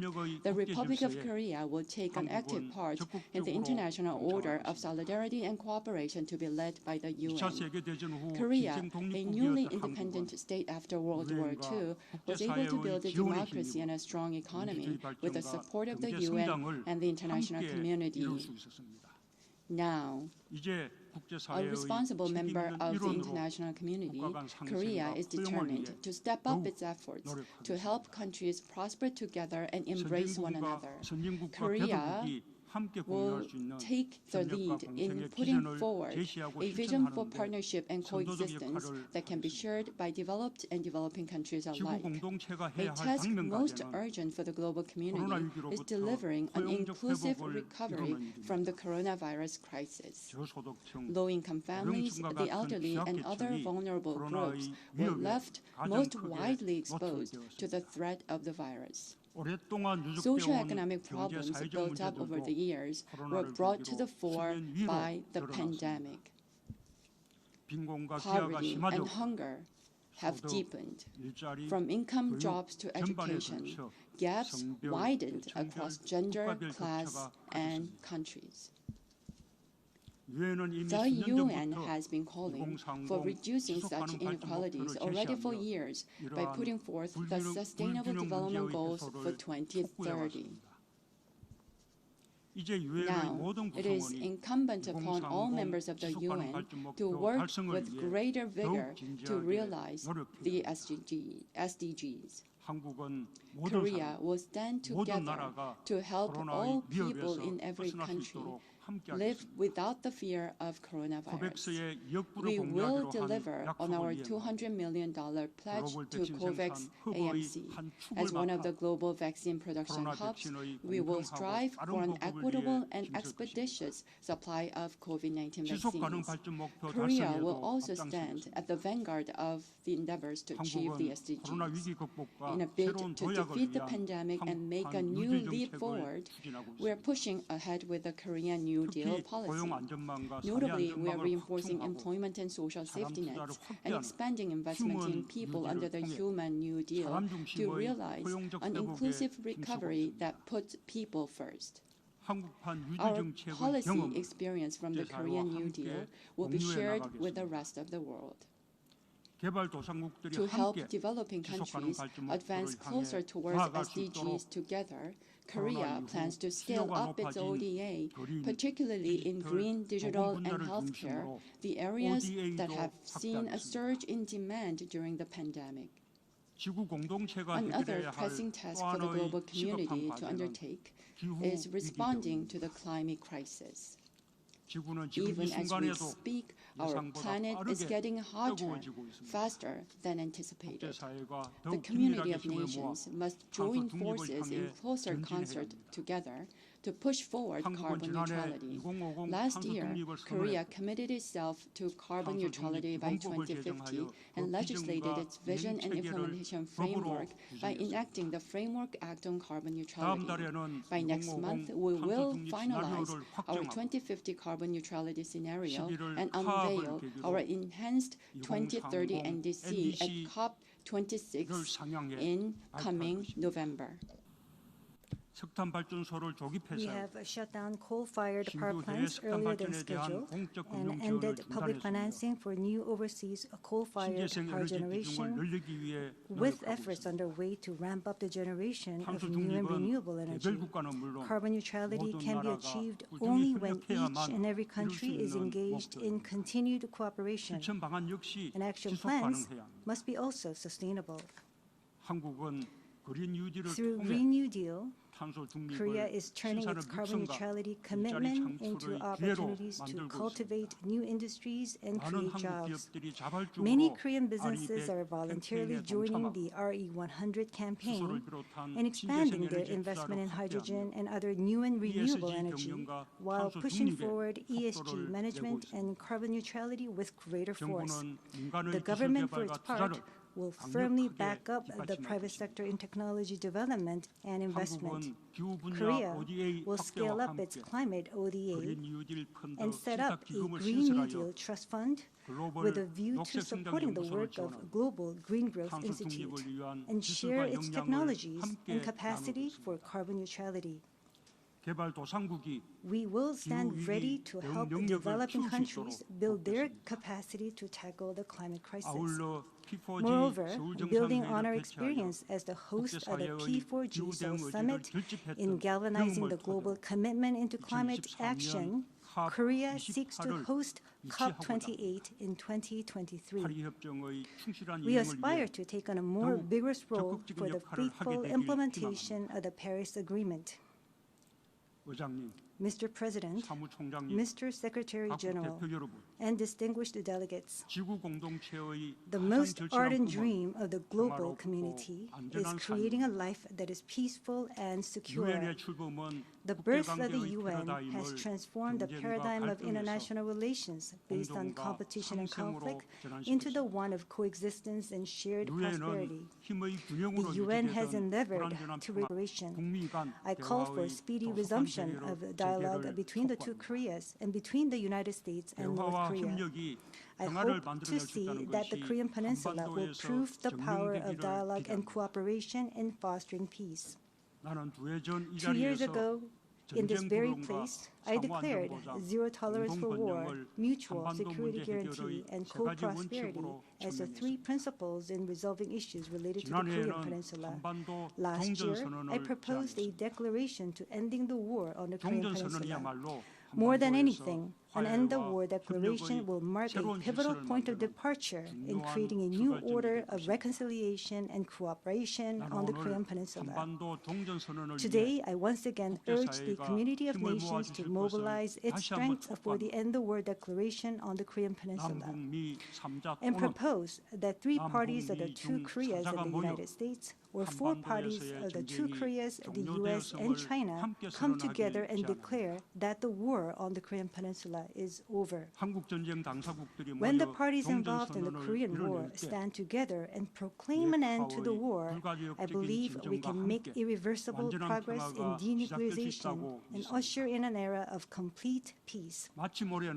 In fact, this year marks a meaningful 30th anniversary of the simultaneous admission of South and North Korea into the United Nations. With the joint accession to the UN, the two Koreas both recognized that they were two separate nations, different in systems and ideologies.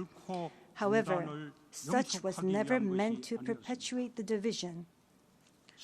For when we acknowledged and respected each other, only then could we set out on a path to exchange, reconciliation, and unification.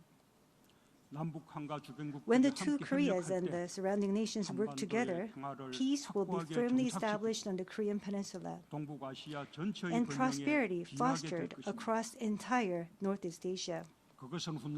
That will go down as a Korean Peninsula model in which peace is attained through cooperation. North Korea, for its part, must brace for changes that befit the era of global community. I expect that the international community, together with Korea, remain always ready and willing to reach out to North Korea in a cooperative spirit. Heeding the yearnings of the separated families already advanced in age, we must lose no time in pressing ahead with their reunions. When South and North Korea are engaged together in regional platforms such as the Northeast Asia Cooperation for Health Security, a more effective response to infectious diseases and natural disasters will become feasible. As a community bound by common destiny on the Korean Peninsula, and as the members of the global community, the South and North, I hope, will come together to join forces towards building a Korean peninsula that promotes shared prosperity and cooperation. I will make ceaseless efforts until my very last day in office. The recent situation in Afghanistan serves as a stark reminder of the crucial role that the UN plays in advancing peace and human rights. Coming December, the UN Peacekeeping Ministerial will be hosted in Korea. To ensure safer and more effective operation of UN peacekeeping missions, Korea will make use of this opportunity to encourage closer cooperation in the international community. For the UN's initiatives in conflict prevention and peace building, Korea too will increase its fair share of contribution. Korea will make a bid for a seat as a non-permanent member of the UN Security Council for the coming 2024-2025 term, and to build sustainable peace and thriving future generations, it stands ready to play an active part. And I look forward to your cooperation and support in this regard. Mr. President, Mr. Secretary General, and distinguished delegates. Humanity, even in the darkest hours of adversity, has never lost hope for the future. Trusting one another, working side by side, we have changed that very hope into reality. Even in the face of the COVID-19 crisis, we're yet again sowing the seeds of hope. To build back better, we're gathering our greatest strengths. If humanity is united as one, and never loses sight of today, we will surely be able to build a better tomorrow.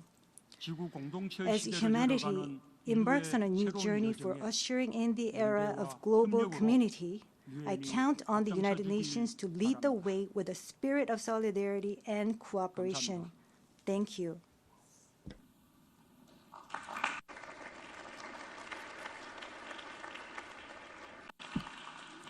On behalf of the General Assembly, I wish to thank the President of the Republic of Korea for the statement just made, and I request protocol to escort His Excellency. The Assembly will hear an address by His Excellency Recep Tayyip Erdogan, President of the Republic of Turkey. I request protocol to escort His Excellency.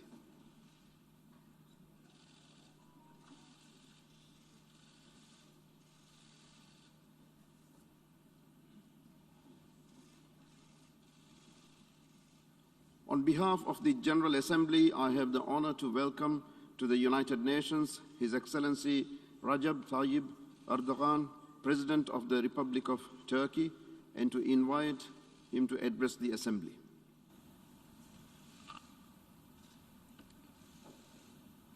Sayın Başkan, Esteemed President, değerli devlet ve hükümet başkanları, Venerable Heads of State and Government, Sayın Genel Sekreter, Honorable Secretary General, kıymetli delegeler, distinguished sizleri şahsım ve delegates, milletim adına on behalf en of kalbi myself and my duygularımla nation, selamlıyorum.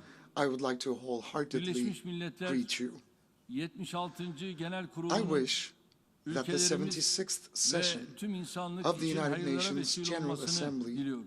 will be beneficial 2 yıl for our sonra countries tekrar genel and kurulda the bulunmaktan entire human race. ve siz değerli I'm very dostlarıma pleased hitap to be at the etmekten General Assembly büyük bir again memnuniyet duyuyorum. after 2 years to address you, Geride bıraktığımız yaklaşık 2 yılda because tüm as insanlık the olarak humanity, gerçekten in the last 2 sancılı years, günler geçirdik. we've really been through Son painful asrın en times. büyük sağlık krizi olarak nitelenen We have lost COVID-19 4.6 million salgınında people, aralarında including our dostlarımızın, friends, yakınlarımızın, relatives, and loved ones sevdiklerimizin during olduğu the COVID-19 pandemic, 4,6 milyon which was insanı labeled as the kaybettik. biggest health crisis of the Gösterilen last onca çabaya century.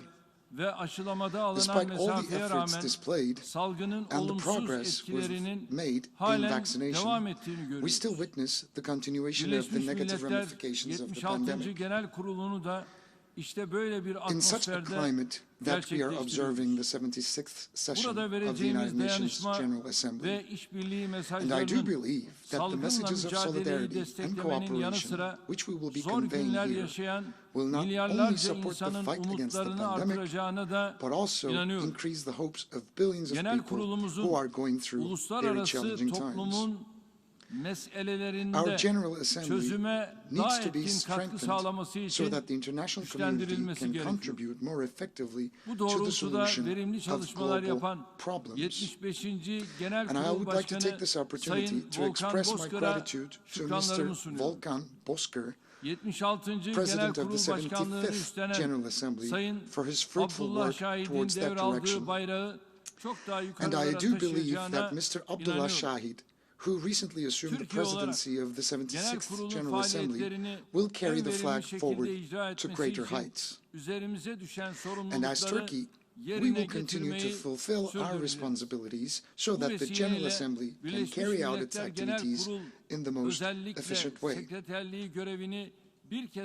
On this occasion, I also would like to congratulate Mr. Guterres, who once again assumed the duty of United Nations Secretary General, and wish him continued success. It's extremely fitting that this year's General Assembly has been organized under the theme, Building Resilience Through Hope. First of all, I would like to express one fact, no matter how painful it might be to hear. Unfortunately, we were reminded once again during this pandemic that the entire world are a part of a big family. But the solidarity test that we were put to failed us miserably. Especially the underdeveloped countries and poor segments of the societies were literally left to their fate in the face of the pandemic. The distorted structure of the global system, which rather creates problems instead of solutions, deepens those problems and condemns them to insolvency, also holds its share in the increased loss of life around the world. At a time when millions of people have lost their lives and tens of millions of people are suffering in the grip of the virus, it is a disgrace for humanity that the vaccine nationalism is still being carried on through different methods. It's clear that a global disaster such as the COVID-19 pandemic can only be overcome through international cooperation and solidarity. It's not possible for any country to survive safely on its own before all countries are free from this pandemic. We hope that the will which we will be showcased in the General Assembly will constitute a turning point in understanding this fact for what it is. In addition to the importance of global cooperation during the pandemic, we had the opportunity to observe the high level that medical science has achieved. We took pride in the fact that the first vaccine approved by the WHO has been developed by two scientists of Turkish origin living in Germany. We, as Turkey, have tried to share the capabilities at our disposal with our friends and brothers and sisters around the world from day one, which complies with our belief, which is basically, let the people live so that the state can live. While providing, on the one hand, the best health care services to our citizens, we also sent medical aid to 159 countries and 12 international organizations. On this occasion, I would like to inform you that we will offer in the near future our national vaccine called Turkovac to the benefit of all humanity together with our nation. We support the initiatives towards strengthening the World Health Organization and preparing a convention against pandemics. We also emphasize, in particular, that a reasonable balance should be established between the protection of public health and the continuation of social and economic life. Distinguished delegates, the events that we've witnessed remind us some of the realities once again. Our joys, like our sorrows, our sufferings, like our achievements, and our problems, like the solutions, are all common. When somebody acts with a fait accompli logic, the entire humanity would pay the bill, not just the major countries. We witnessed, lastly, in Afghanistan, in a very painful way, that the problems cannot be solved by imposing methods that do not take into account the realities and the social fabric on the ground or in the field. The people of Afghanistan have been left alone. They were abandoned with the consequences of instability and the conflicts that have lasted for more than 4 decades. Regardless of the political process, Afghanistan needs the help and solidarity of the international community. We hope that peace, stability, and security will be established in the country as soon as possible, and that the Afghan people will find relief. And as Turkey, we will continue to fulfill our fraternal duty towards the Afghan people during their difficult days. 10 years have gone by in the humanitarian drama in Syria, which caused the death of hundreds of thousands of people and the displacement of millions of people before the eyes of the whole world. While our country embraces close to 4 million Syrians, we are also battling on the ground terrorist organizations that have drowned the region in blood and tears. We are the only NATO ally which has fought Daesh, Korakor, and defeated this terrorist organization. Again, with our presence on the ground, we were able to stop the massacres and ethnic cleansing atrocities committed by the PKK terrorist organization's extensions in Syria. As a result of our efforts and at the expense of our martyrs, we were able to ensure the voluntary return of 462,000 Syrians to the areas where we provided security. In a similar way, thanks to our footprint in Idlib, we've saved the lives of millions of people and prevented them from being displaced. The international community cannot allow the Syrian crisis to linger on for another 10 years. We need to display a stronger will to find a political solution to the problem based on the United Nations Security Council Resolution 2254 and in a way that will meet the expectations of the Syrian people. We welcome the extension of the United Nations Humanitarian Assistance Mechanism, which is delivered to the northwest of Syria via Turkey for yet another 12 months. We hope that the conciliatory approach displayed on this issue will also be emulated in order to bring forward the political process and ensure the voluntary, safe, and dignified return of the asylum seekers. I would like to once again reiterate in your presence that making any distinction between terrorist organizations in the region and using them as subcontractors in the field is unacceptable. Acts of terrorism in different countries around the world over the past 10 years have shown that terrorism is not only our common enemy, but that of the entire mankind. Our struggle against terrorist organizations that threaten the territorial integrity of Syria and our national security will continue with resolve. In our country, with the exception of the Syrians, there are also migrants under various statuses, the number of which currently exceeds 1 million. Because of the current developments in Afghanistan, we are faced with the possibility of another influx of migrants from this country. As a country that saved human dignity in the Syrian crisis, we no longer have the potential nor the capability to absorb new immigration influxes. On the basis of fair burden and responsibility sharing, it is high time for all the stakeholders to do their part on this issue.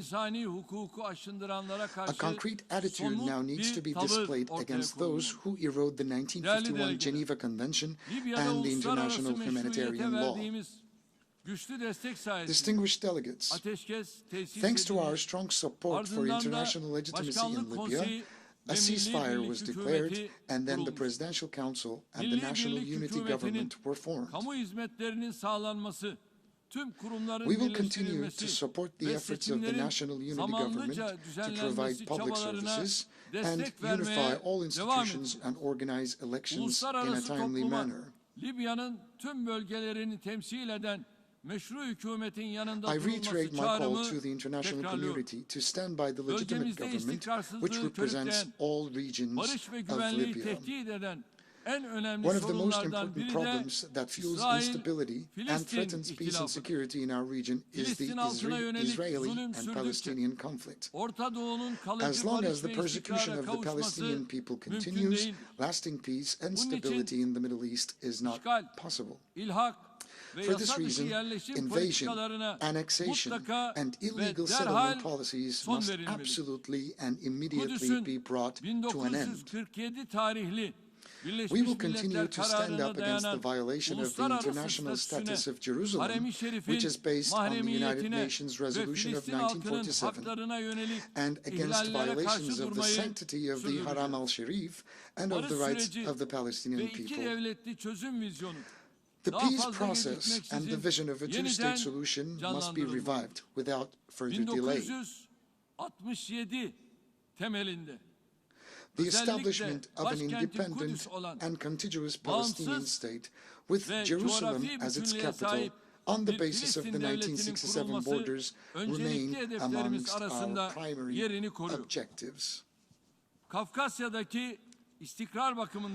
Important steps have been taken forward vis-à-vis establishing stability in the Caucasus. By exercising its right of self-defense, Azerbaijan has ended the invasion of its own territory, which has been the subject of Security Council resolutions which were not implemented for many years. This development has also enabled the opening of a new horizon ahead of us for opportunities to be explored in the region to establish a lasting and a sustainable peace. We are determined to support every positive step forward that will be taken by the parties involved. We attach importance to the protection of the territorial integrity and sovereignty of Ukraine, including the Crimea, whose annexation we do not recognize. Within China's territorial integrity perspective, we do believe that more efforts need to be displayed regarding the protection of the basic rights of the Muslim Uyghur Turks. We maintain our stance in favor of solving the ongoing problem in Kashmir for 74 years through dialogue between the parties and within the framework of relevant United Nations resolutions. We also support ensuring the safe, voluntary, and dignified return of Rohingya Muslims who are living under difficult circumstances in camps in Bangladesh and Myanmar back to their homelands. A fair, lasting, and a sustainable solution to the Cyprus question is possible only through a results-oriented, realistic approach. While the leader of one of the two peoples on the island, which the United Nations considers as equal, can address you, it's not fair that the other leader cannot make his voice heard on this platform. For a solution, it is necessary to reaffirm the sovereign equality and equal international status of the Turkish Cypriot people, who are the co-owners of the island. Therefore, we support the new vision put forward by the Turkish Cypriots for a solution. I hereby call on the international community to address the views of the Turkish Cypriots with an open mind and without any prejudice. The continuation of the calm environment in the Eastern Mediterranean region is in our common interest. We hope that the problems regarding maritime boundary delimitation will be resolved within the framework of international law and good neighborly relations. For this, it is necessary, first of all, to abandon the mentality whereby Turkey, which has the longest coast in the Eastern Mediterranean, is completely disregarded in the region. Our proposal to organize an Eastern Mediterranean conference in which all the actors in the region will be represented for dialogue and cooperation still remains on the table. Similarly, we believe that the problem in the Aegean Sea should be resolved through a bilateral dialogue. We also maintain our determination in the European Union membership process. We are in full solidarity with the continent and the African Union also today, drawing on the strength of our deep-rooted ties with Africa, which dates back 2 centuries. With this understanding, we continue our efforts to hold the 3rd Turkey-Africa Partnership Summit in Turkey in the forthcoming periods. With our Asia Anew initiative, we are consolidating Turkey's unifying position between Europe and Asia. Likewise, we attach great significance to developing our relations with Latin America and the Caribbean region on bilateral and multilateral platforms. Turkey has been and will continue to be by the side of every step taken forward for a safer, peaceful, prosperous, and equitable world for everyone. Distinguished delegates, while the Earth embraces millions of living species on its soil, it only expects us to respect the balance of nature in return for this generosity. Unfortunately, mankind has recklessly used the resources the Earth offered us in search of progress and development, which we pursued throughout history. At the end of this process that lasted for centuries, we are now facing threats entirely caused by men, outside nature's own balance. The problems, which we may classify under topics such as climate change, air pollution, water and food security, loss of biodiversity, have reached to such an extent that will steer us from a safe and a prosperous future for the entire human race. Among these topics, climate change is one we should particularly focus on, as beyond being an environmental problem, it will lead to irreparable consequences and uncertainty. Greenhouse gases such as carbon dioxide, methane, nitrous oxide, which have increased by 50% compared to the pre-industrial period, literally elevate the world's temperature. Indeed, for some time now, disasters have been occurring all around the world, caused by an increase of 1.1 degrees Celsius compared to the pre-industrial period. We are experiencing unusual events such as floods in Asia and Europe, hurricanes in America, drought in Africa, fires in the Mediterranean basin, rainfall on the peak of Greenland, and snowfall on the deserts. These disasters not only cause damage to the environment and the ecosystem, but also threaten people's livelihoods and property. In many places, people are collectively preparing to go to other places, to migrate.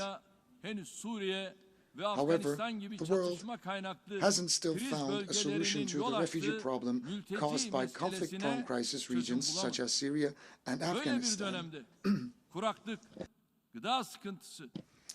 this time, we don't know how to deal with the migration of hundreds of millions of people due to factors such as drought, food shortages, and meteorological events. The greatest impact of climate change will be observed on the populations living in the centers of metropolitans. For example, the city of New York, where we are right now, has gone through very challenging days as it has suffered from giant hurricanes within only a 2-week time span, which in turn caused rainfalls witnessed only once every 500 years. The destruction caused by rains affecting the Western Europe has yet to be repaired. Although we, as Turkey, produce the most rapid and effective solutions in that regard, we've experienced our share of quite challenging days. A significant part of the world infrastructure is a byproduct of the last 2 centuries of human progress. So it is not possible to handle the ramifications of climate change with the existing infrastructure. The continued rise in global temperatures, hence expectations for more intense rainfalls, must steer all of us towards new pursuits.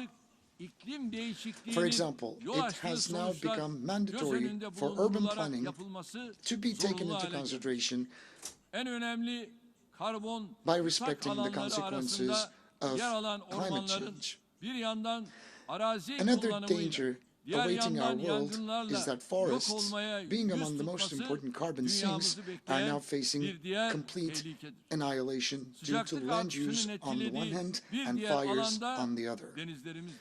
Another area affected by the increase in temperature is our seas. Expanding water and melting glaciers have raised sea levels by 20 centimeters over the past century. This figure is the fastest increase during the last 3,000 years.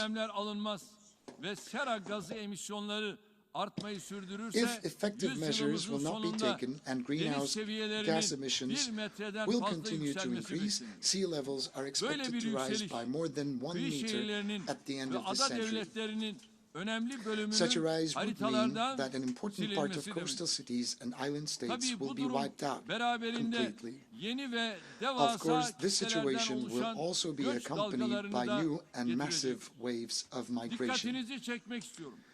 I would like to draw your attention to the fact that all these problems have come up only with a 1.1 degrees Celsius increase in temperature. I leave it to you to consider what would happen if the temperature increase would reach 1.5 Celsius or 2 Celsius, or even more. Distinguished delegates, hence, after all these developments, as the states of the world, we came together in 2015 to fight climate change, and we've agreed on the Paris Climate Agreement. The scope of the agreement is to limit global temperature rise to 1.5 degrees Celsius by the midst of the century. However, the current trend shows that this is not quite possible if measures will not be taken duly. For this reason, first and foremost, it's compulsory for countries with historical accountability for the emergence of problems which led to climate change to take the main responsibility. It may be possible to prevent the coronavirus pandemic with the vaccines which were developed. However, it's out of the question to find such a laboratory-manufactured solution to climate change. For this reason, also for climate change, we repeat our appeal with the motto that we continuously repeat: the world is bigger than 5. Whoever has done the most damage to nature, to our atmosphere, our water, our soil, and the earth, and whoever has wildly exploited natural resources should also make the greatest contribution to the fight against climate change. Unlike the past, this time, no one can afford the luxury to say, "I'm powerful, so I will not pay the bill." Because climate change will treat mankind quite equally. It will treat everyone exactly the same, regardless of the differences between the European or the Asian, American or the African, rich or the poor. The duty for all of us is to take measures against this enormous threat with a fair burden sharing and to fulfill our obligations duly and immediately. As Turkey, we act with this mentality. We are among the first countries to have signed the Paris Climate Agreement. However, we hadn't yet ratified this agreement due to the injustices related to stated obligations and burden sharing. I would like to announce to the whole world, here from the United Nations General Assembly, the decision we have taken following the progress made within the framework of the agreement recently. We plan to present the Paris Climate Agreement for approval to our Parliament next month, within the framework of our National Determination Contribution Statement and in conformity with the positive steps which will be taken. Before the United Nations Climate Change Conference, which will be held in Glasgow, we envisage to complete the ratification phase of the carbon neutral targeted agreement. We consider this process, which will lead to radical changes in our investment, manufacturing and employment policies, as one of the main elements of our 2053 vision.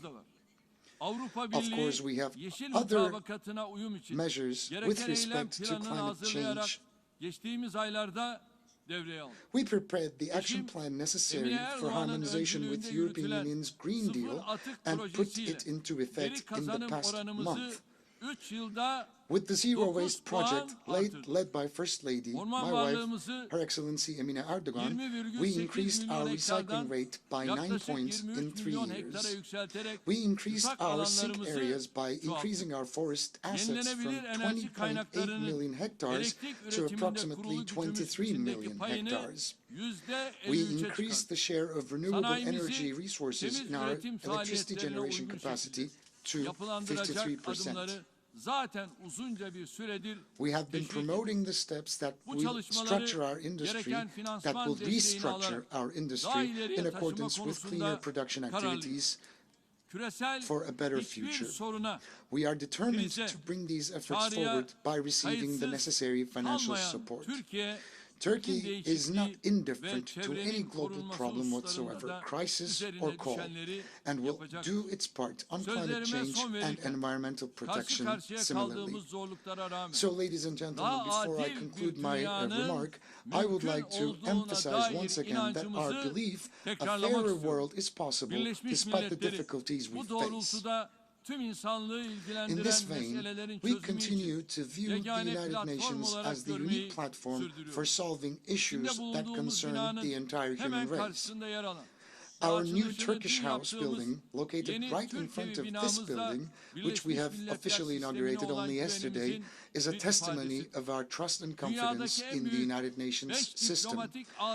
As a country with one of the 5 largest diplomatic networks in the world, we have a strong presence in the field and at the table for conscientious and fair solutions in a very wide geography. We can build a world of peace, stability, prosperity, and happiness all together. I once again would like to greet you all on behalf of my nation and wish the 76th General Assembly utmost success. May you all remain in good health.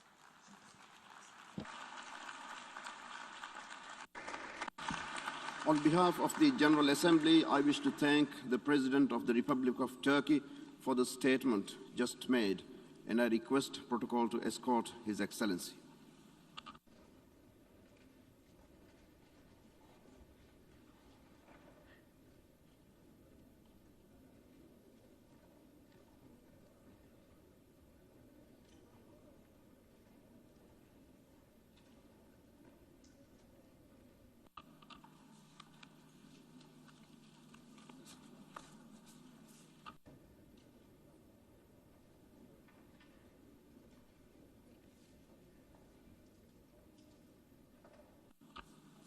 The Assembly will hear an address by His Excellency Guy Parmelin, President of the Swiss Confederation. I request protocol to escort His Excellency.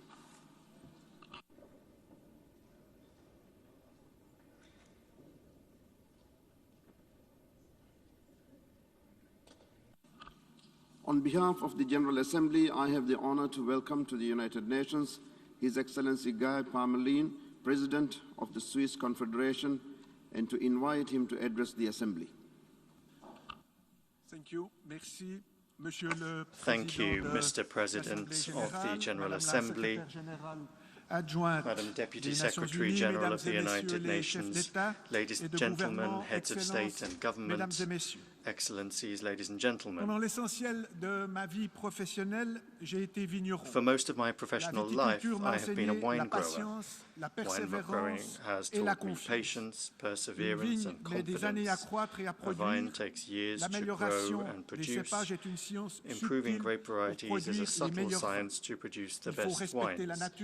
You have to respect nature and work in tune with it. Why am I talking to you about this here in the sanctuary of the United Nations? The COVID-19 pandemic is a bit like hail or frost that can suddenly ravage vines, unexpected and destabilizing.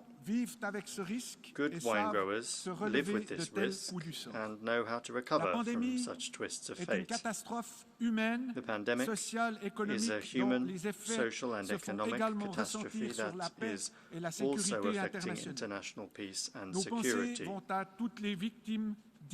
Our thoughts are with all the victims, direct and indirect.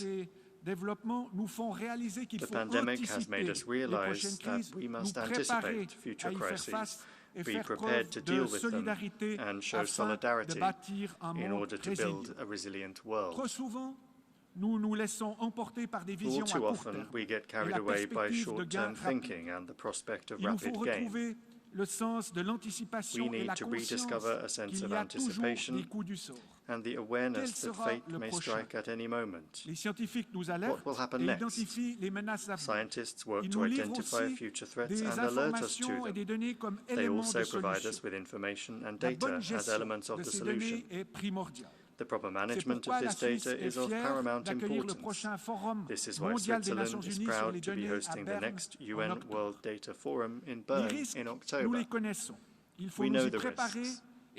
We must be prepared for them and invest in prevention.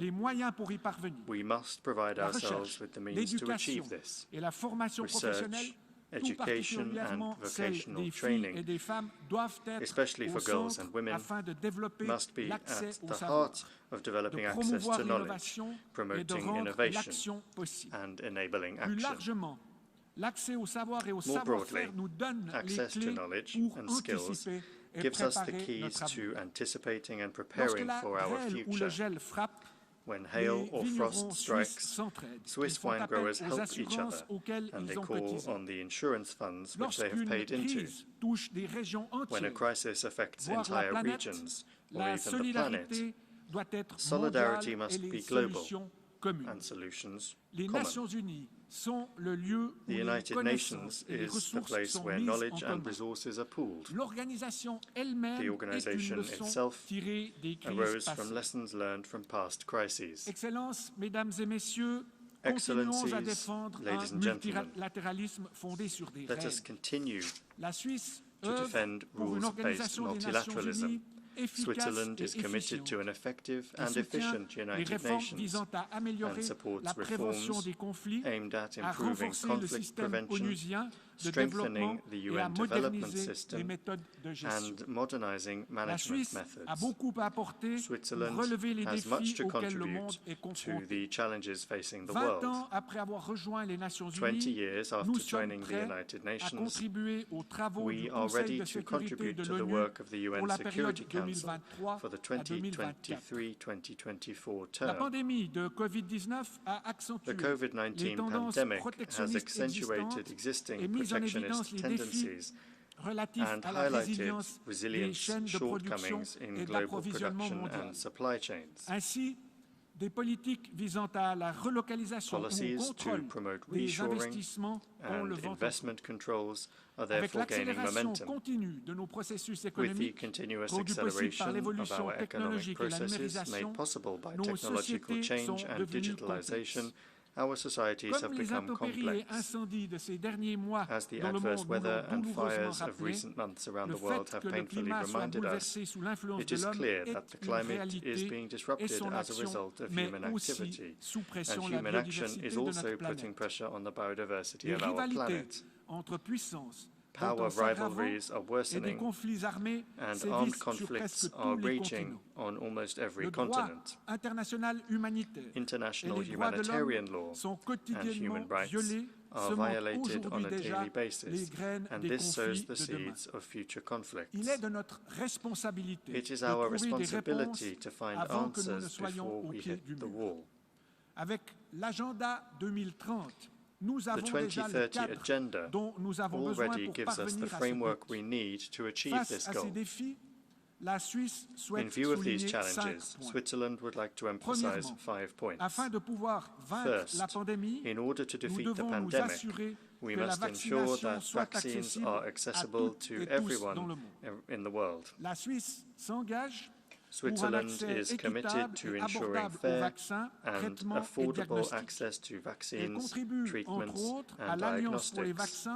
Our country contributes to the Vaccine Alliance and supports the COVAX AMC initiative for low and middle-income countries with $155 million. As the host country of several international health organizations, including the World Health Organization, Switzerland provides resources and promotes reforms that enable effective action in this area. Second, the crisis has revealed the interdependence of our modern societies and the importance of international value chains, particularly in essential goods.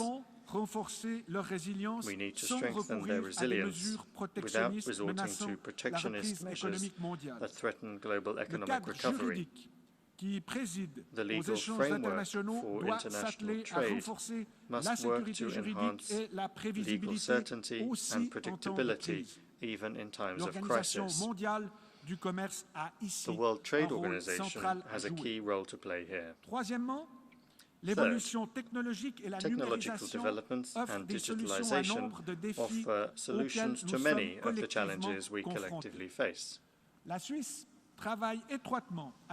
In Switzerland, there is close cooperation with universities and the private sector to find innovative technological approaches for development and poverty reduction projects. Yet there are risks involved. The virtual world is not a lawless zone. In the General Assembly, Switzerland works to promote responsible state behavior and the application of international law in cyberspace. It also participates in efforts to combat cybercrime. Geneva plays a role as a global center for digital policy and networking for the actors involved. Fourth, let us take climate change seriously. As the latest report of the Intergovernmental Panel on Climate Change shows, human activity can still determine the future course of climate. I will personally be present at COP26 in Glasgow to reaffirm Switzerland's commitment to the effective and consistent implementation of the Paris Climate Agreement. At the national level, Switzerland is committed to achieving climate neutrality by 2050.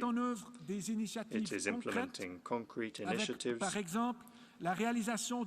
such as infrastructure projects that promote the modal shift from road to rail. I call on all countries to aim for climate neutrality by 2050 at the latest, and to submit ambitious climate targets for 2030. Switzerland is also committed to the preservation of biodiversity. Fifth, in a polarized world, it is more important than ever to return to dialogue. Switzerland's International Geneva traditionally provides a neutral platform for discussion. Earlier this year, one of the events it hosted was the Libyan Political Dialogue Forum, which resulted in the appointment of a unified executive authority, a first for the country since 2014, which is tasked with preparing national elections. Switzerland is very concerned about the plight of the Afghan population. It welcomes the humanitarian conference on Afghanistan convened by the Secretary General last week in Geneva. Switzerland is also working hard to promote international law, including humanitarian law, in order to avoid conflicts or reduce their effects. Switzerland is proud to have prepared its report on the implementation of international humanitarian law. I call on all UN member states to do the same. Such reports enable states to assess their good practices and the challenges to be faced. Excellencies, ladies and gentlemen, hail and frost will continue to ravage the vines in my country from time to time. Our world will continue to face crises in the future. Let us create the means to face them together in a spirit of cooperation and solidarity. Let's work to make the world ever better educated, more innovative, more resilient, and more just. Let's be inspired by Saipe's Land Art World in Progress 2, currently on display on the North Lawn. Let's take a cue from the two children building the world as they imagine it. And let us cultivate this world of ours as I have learned to tend my vines. Thank you for your attention.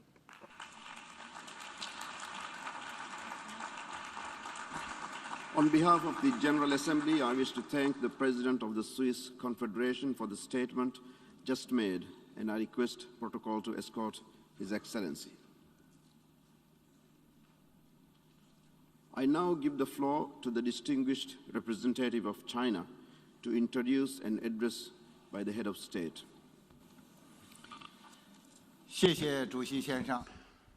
Thank you, Mr. President. Mr. President, I now have the honor to present the statement by His Excellency President Xi Jinping of the People's Republic of China.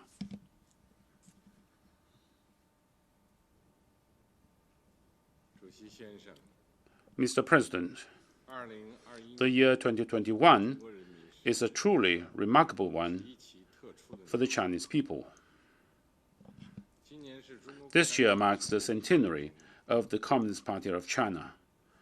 It is also the 50th anniversary of the restoration of the lawful seat of the People's Republic of China in the United Nations, a historic event which will be solemnly commemorated by China.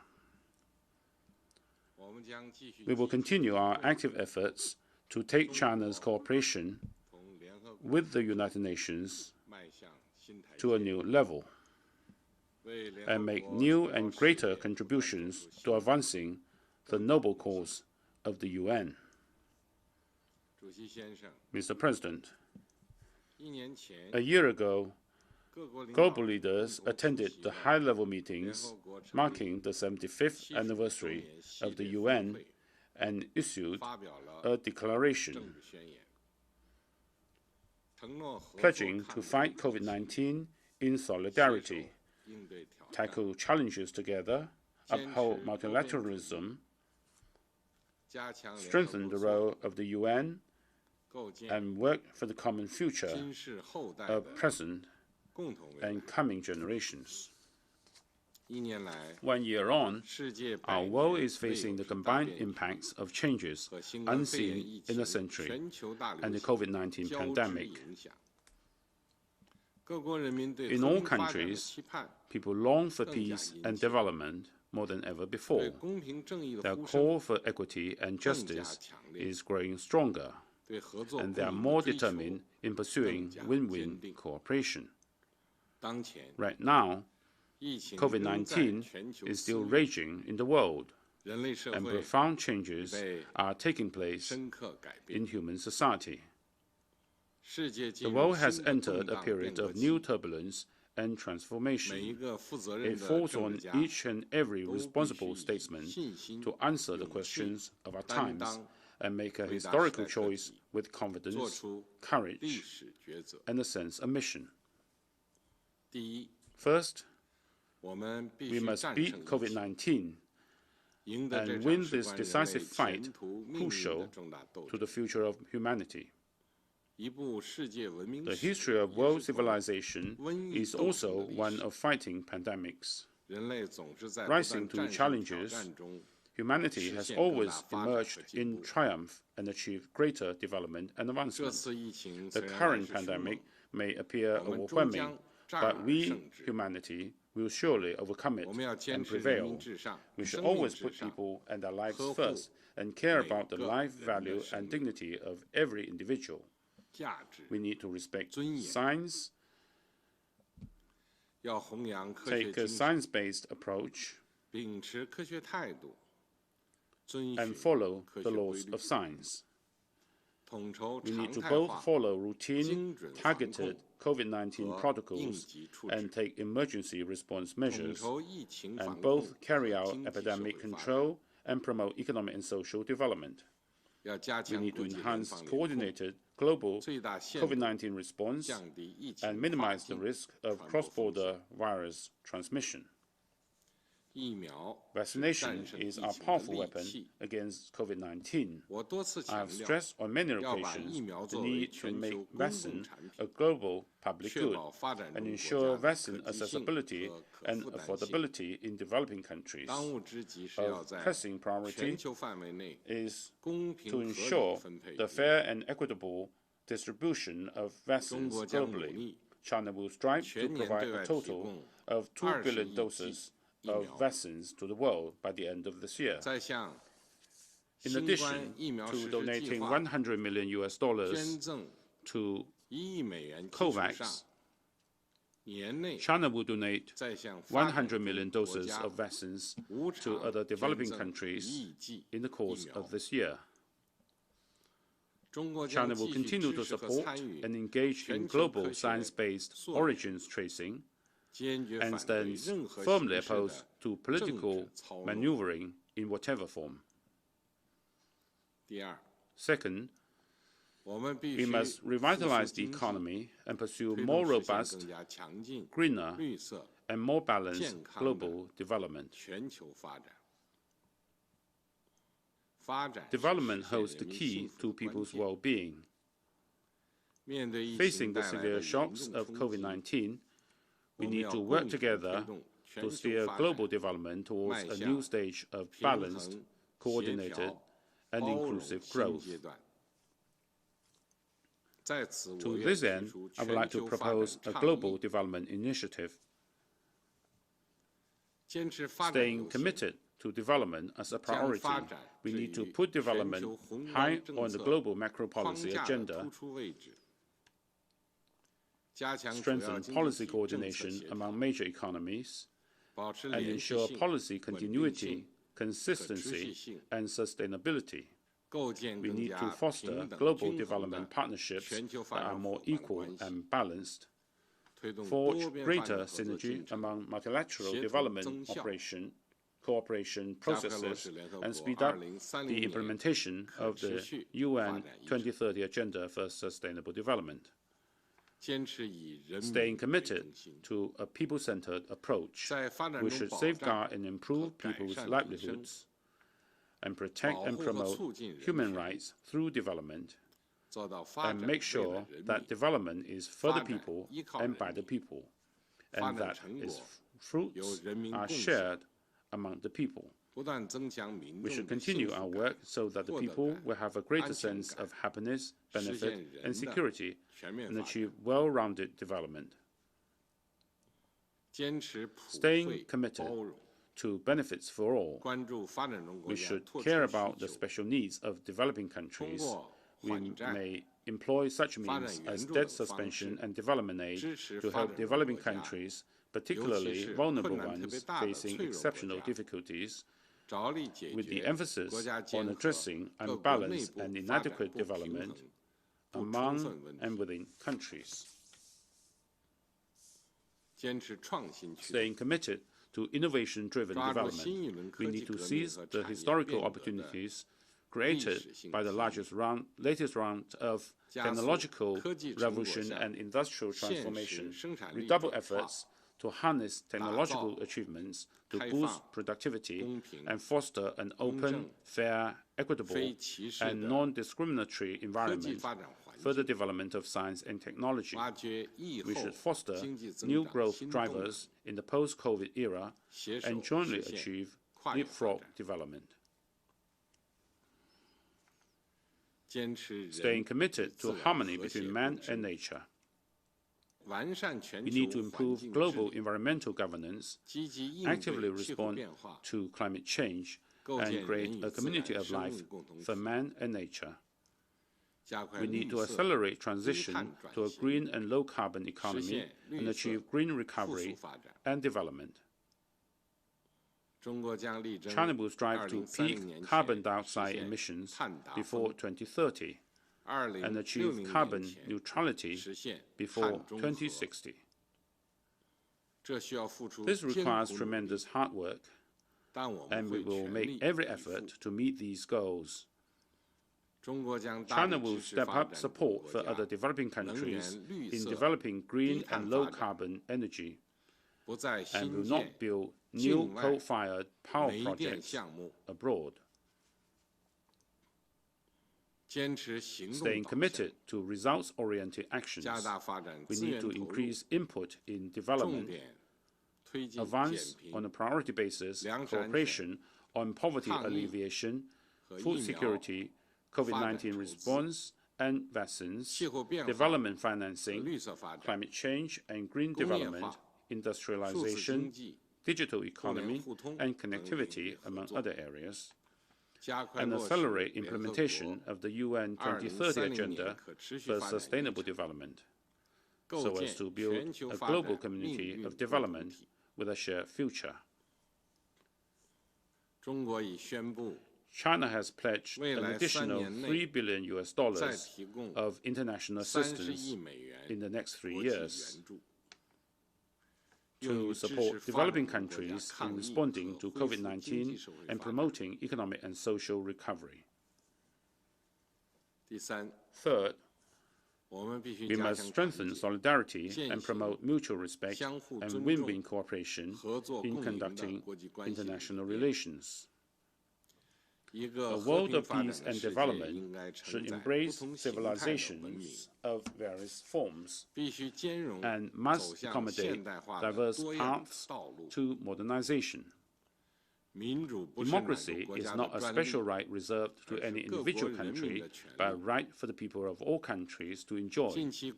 Recent developments in the international situation show once again that military intervention from the outside and so-called democratic transformation entail nothing but harm.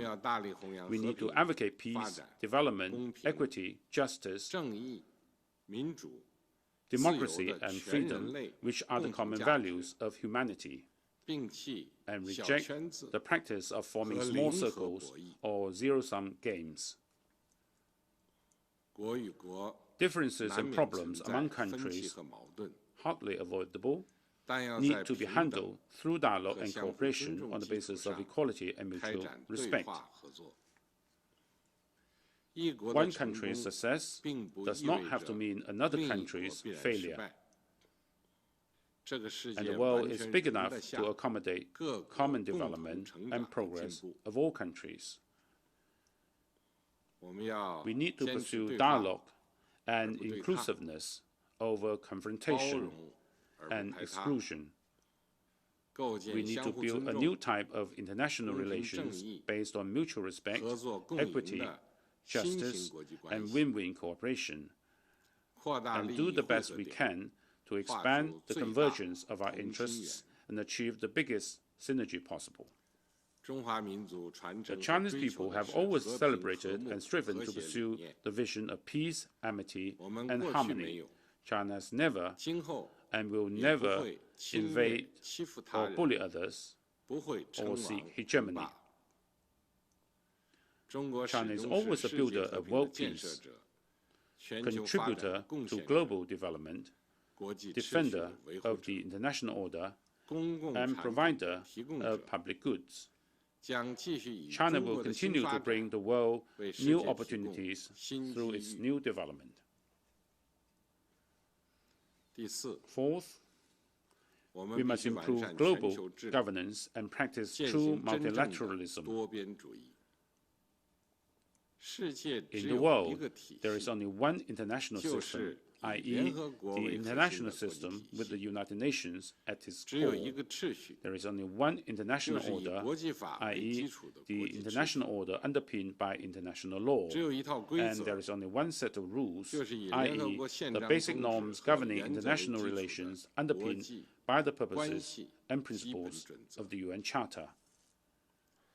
The UN should hold high the banner of true multilateralism and serve as the central platform for countries to jointly safeguard universal security, share development achievements, and chart the course for the future of the world. The UN should stay committed to ensuring a stable international order, increasing the representation and say of developing countries in international affairs, and taking the lead in advancing democracy and rule of law in international relations.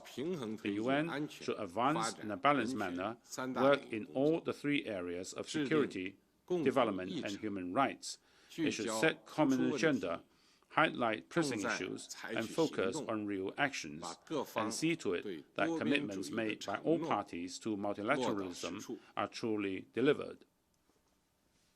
Mr. President, the world is once again at a historical crossroads. I'm convinced that the trend of peace, development, and advancement for humanity is irresistible. Let us foster confidence, jointly address global threats and challenges, and work together to build a community with a shared future for mankind and a better world for all.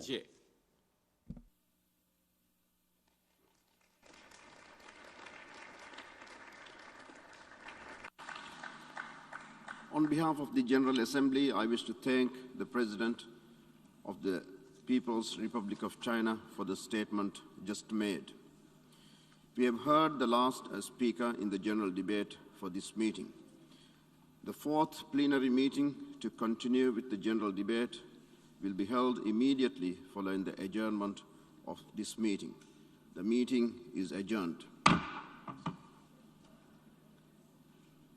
The fourth plenary meeting of the General Assembly is called to order.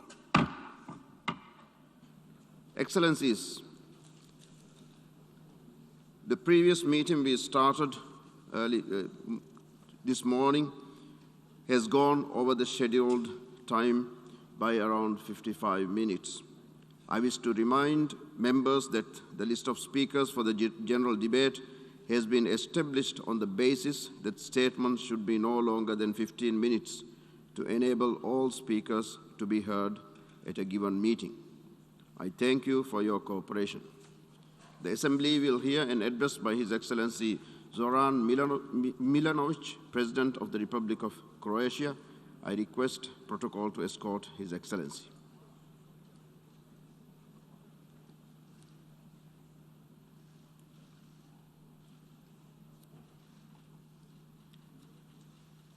On behalf of the General Assembly, I have the honor to welcome to the United Nations His Excellency Zoran Milanovic, President of the Republic of Croatia, and to invite him to address the Assembly.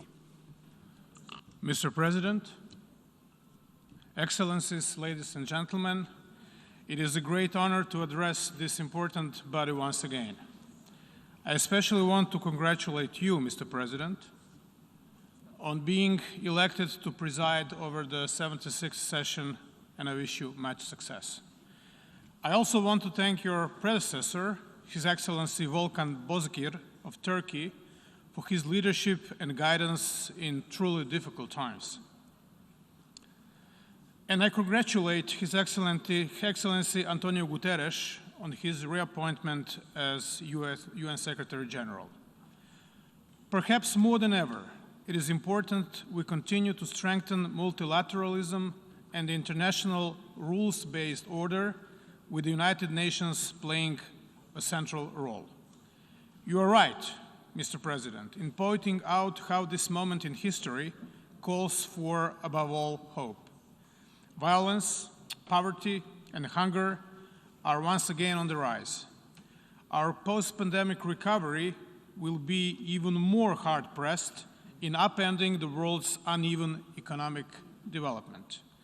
devastating natural disasters, especially due to severe weather patterns, and increasingly more difficult to deal with.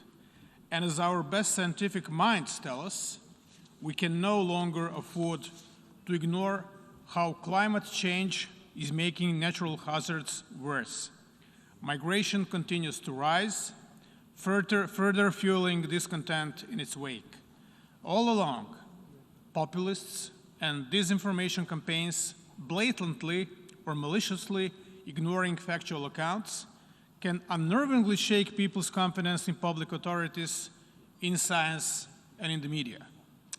But we cannot, and we must not, and I hope we shall not give in. It is our responsibility as global leaders to tackle these false narratives head-on, to win back the people's trust, and to give them hope. Multilateralism, global solidarity, and international cooperation have little, if any, alternatives. It is a sound way forward for rational beings. The United Nations stands only to benefit from its cooperation with regional multilateral actors, like, in a European context, the EU, the Council of Europe, the OSCE, and NATO. I therefore want to re-emphasize Croatia's commitment to our collective efforts in tackling the many challenges before us. This includes taking action on climate change, our commitment to solidarity in times of crisis, protecting human rights, and upholding international law, humanitarian law, promoting education and the empowerment of women, peaceful conflict resolution, fighting organized crime and corruption, countering terrorism, and dealing with disruptive technologies. Mr. President, the COVID-19 pandemic is a historic test for our generation. How we respond today, both individually and collectively, will greatly shape the world's generations to come. Croatia is pleased to have been able to coordinate with Afghanistan the resolution on the comprehensive and coordinated response to the coronavirus disease pandemic, which not only set a stage for our recovery, but also for building back better. The resolution also recognizes the value of an integrated One Health approach. By better understanding the health-related interlinkages of humans, animals, and our ecosystem, we stand a better chance at tackling antimicrobial resistance, as well as preventing and containing another major zoonotic disease outbreak. I think we all share in the aspirations of a comprehensive, multi-sectoral engagement in strengthening national, regional, and global capacities, as well as society's overall resilience to future pandemic. Let us maintain momentum and keep working towards a more robust architecture that will reinforce global health security. The World Health Organization plays a pivotal role, and therefore its further development and strengthening is essential. Establishing legal standards and assuring compliance is a fundamental part of an effective multilateral cooperative response. This is why Croatia actively advocates the Pandemic Preparedness and Response Agreement. As an upcoming member of ECOSOC for the term 2022-24, Croatia wants to foster the deliverance of a stronger multilateral response to the pandemic in the spirit of global solidarity and partnership.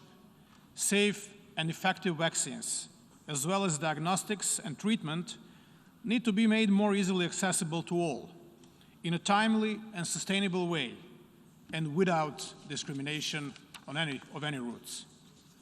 We are firmly committed to supporting the work of ECOSOC as the UN's key platform for implementing the 2030 Agenda for Sustainable Development, clearing our path to recovery.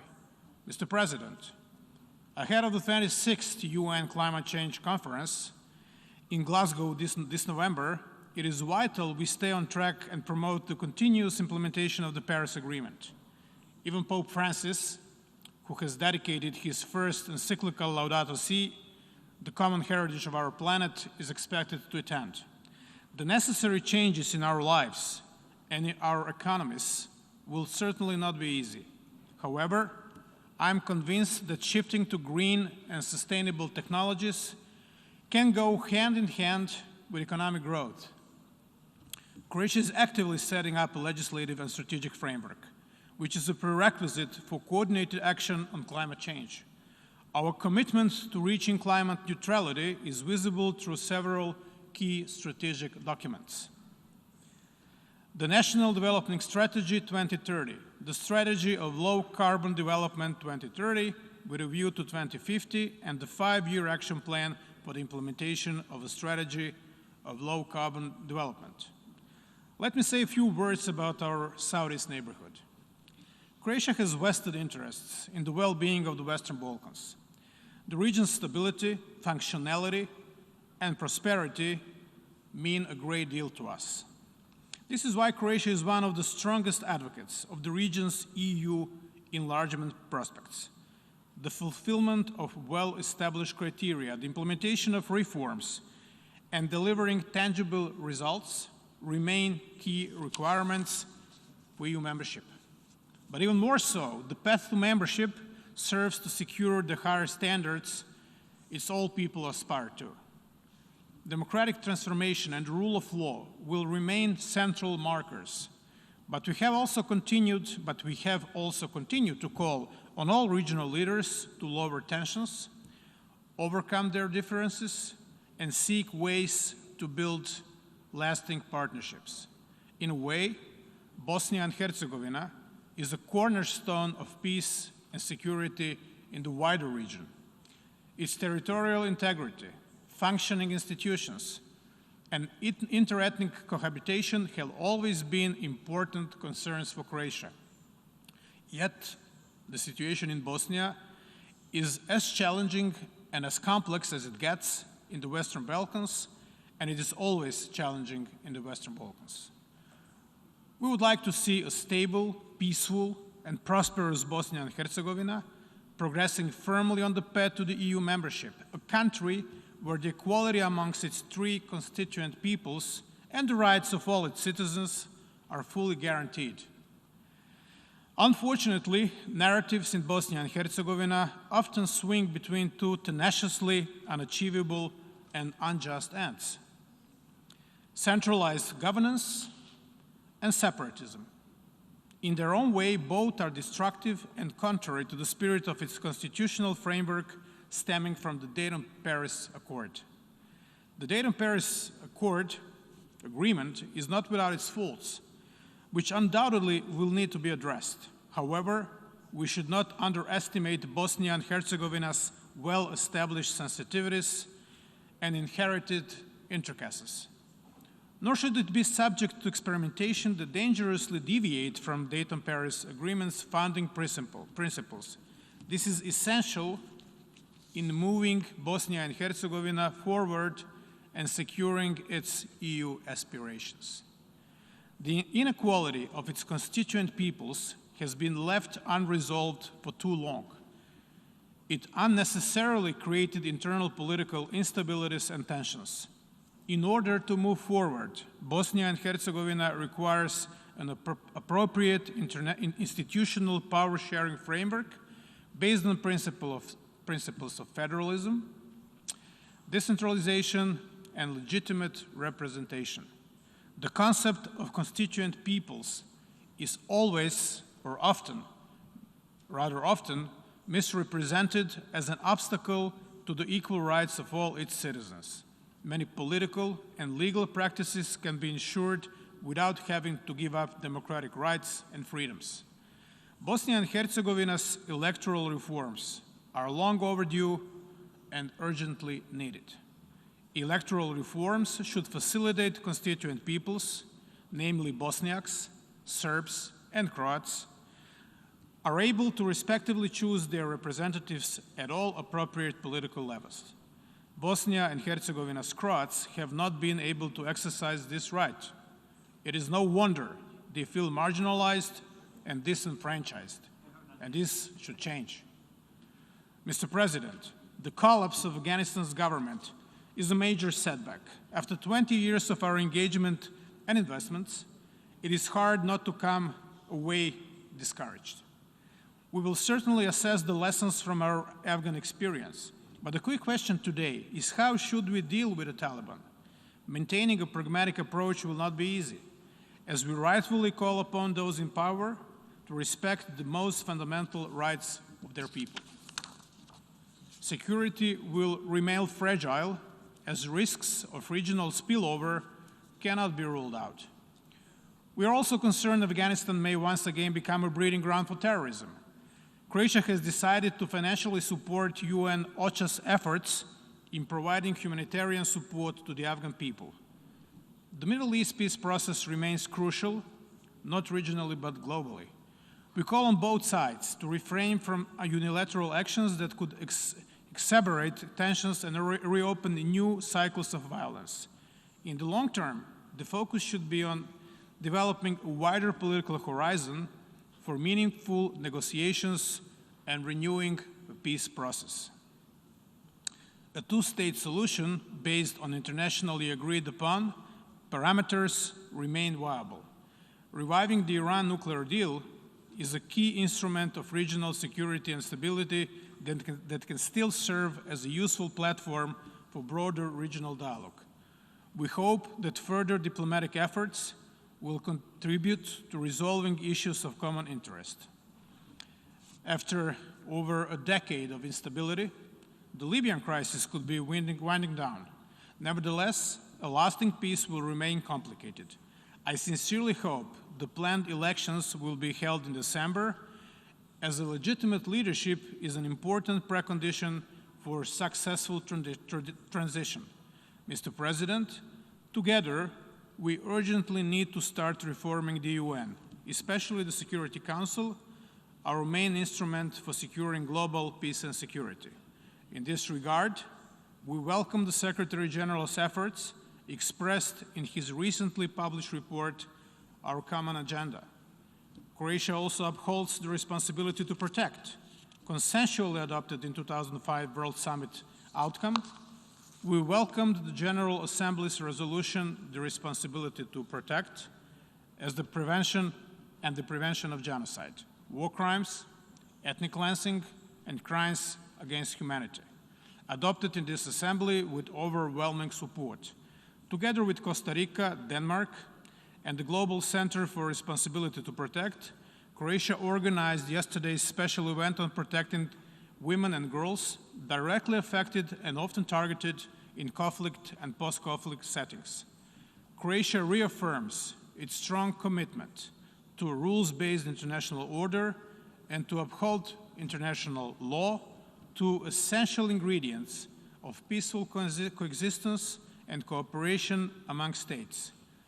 We support the role of the International Criminal Court and call upon those member states yet to ratify the Rome Statute to do so.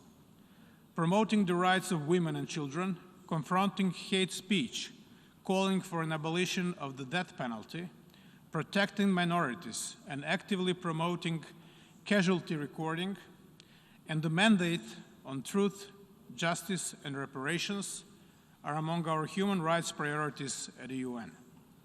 Croatia is still searching for 1,858 of its citizens that are still missing or unaccounted for from our 91-95 homeland war. It is a lasting, painful burden for the affected families, not to mention the toll on our society's desire to move on. That the fate of the missing is unknown, some 30 years later, is especially excruciating.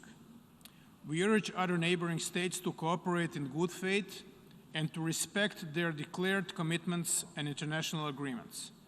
I confess that I cannot understand the lack of information sharing and access to archival leads on the possible locations of individual and mass graves so many years after the conflict. Mr. President, it is impossible not to recall the horrific terrorist attacks of 9/11 20 years ago. Terrorism continues to be our era's formidable security threat. On the other hand, it has also ushered in unprecedented cooperation on and unwavering resolve to counter terrorism. Cybersecurity is perhaps one of our fastest growing concerns. Trends appear to indicate an increasing diversification of malicious efforts, perhaps state-sponsored, being the most worrisome. Particularly upsetting incidents involve cyber attacks targeting our critical health infrastructures, already exhausted in the struggle with the COVID-19 pandemic. Croatia is proud to have contributed to 19 UN peacekeeping operations. We also aspire to join the UN Peacebuilding Commission and continue our engagement from previous mandates. Nuclear weapons and the corresponding technology still loom large in the security calculus of leading global powers. Nightmare scenarios can greatly be avoided by sincere commitments to the Nuclear Non-Proliferation Treaty, a foundation for nuclear global order. We hope to see progress in the NPT's review conference. But while nuclear weapons cast large shadows, let us not lose sight of lingering threats posed by illicit small arms and light weapons trafficking. We know this firsthand from the grand and armed conflicts and organized crime activity in Western Balkans. Ladies and gentlemen, Mr. President, we will continue advocating for effective multilateral action on tackling illegal arms transfers and buildups. Thank you.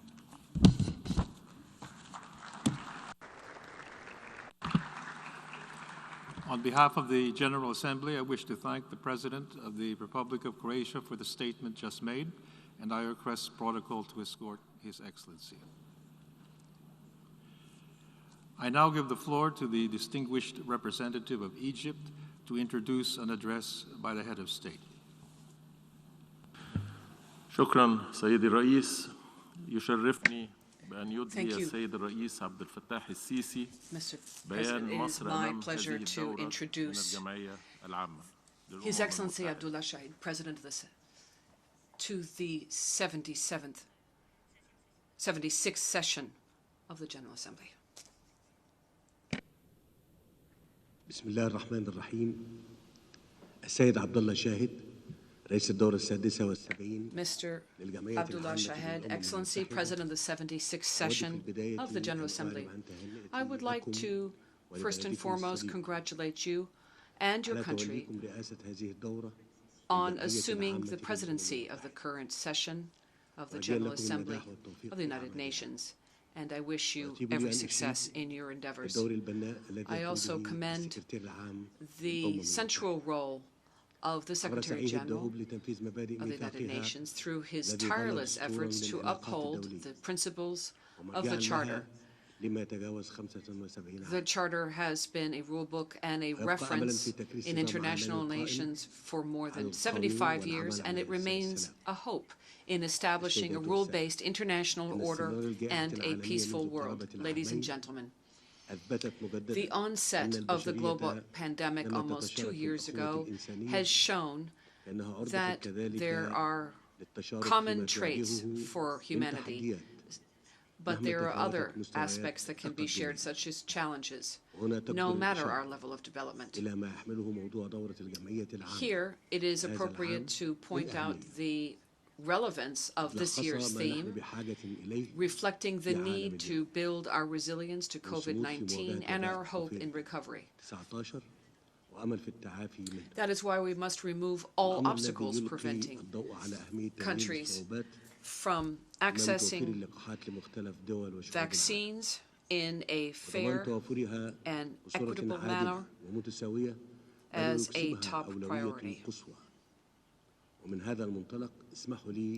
In that context, allow me to take this opportunity from this high tribune to present Egypt's view of today's world and our contribution to overcoming global challenges as a founding member of the United Nations and a number of regional organizations, so that we can look at the challenges of today's world. Mr. President, the Egyptian state is aware of and recognizes the gaps in economic recovery of states, depending on their ability to obtain sufficient quantities of vaccines. Indeed, developed countries continue to receive the majority of vaccines produced globally. Egypt underscores the need for a swift and effective response to meet the needs of the African continent. Indeed, our continent is that which is most impacted by the pandemic, while it has also continued to face other equally daunting challenges, some that are equally dangerous. For that reason, Egypt has sought to produce vaccines domestically, not only to meet the needs of our people, but also to export them to the African continent. Ladies and gentlemen, the prevailing circumstances have further exacerbated difficulties that we've experienced for decades, further weakening regional international cooperation. And this is why it is necessary for the international community to provide support to the developing world and to include middle-income countries. These countries carry a significant democratic weight, as they are home to a large part of the world's population,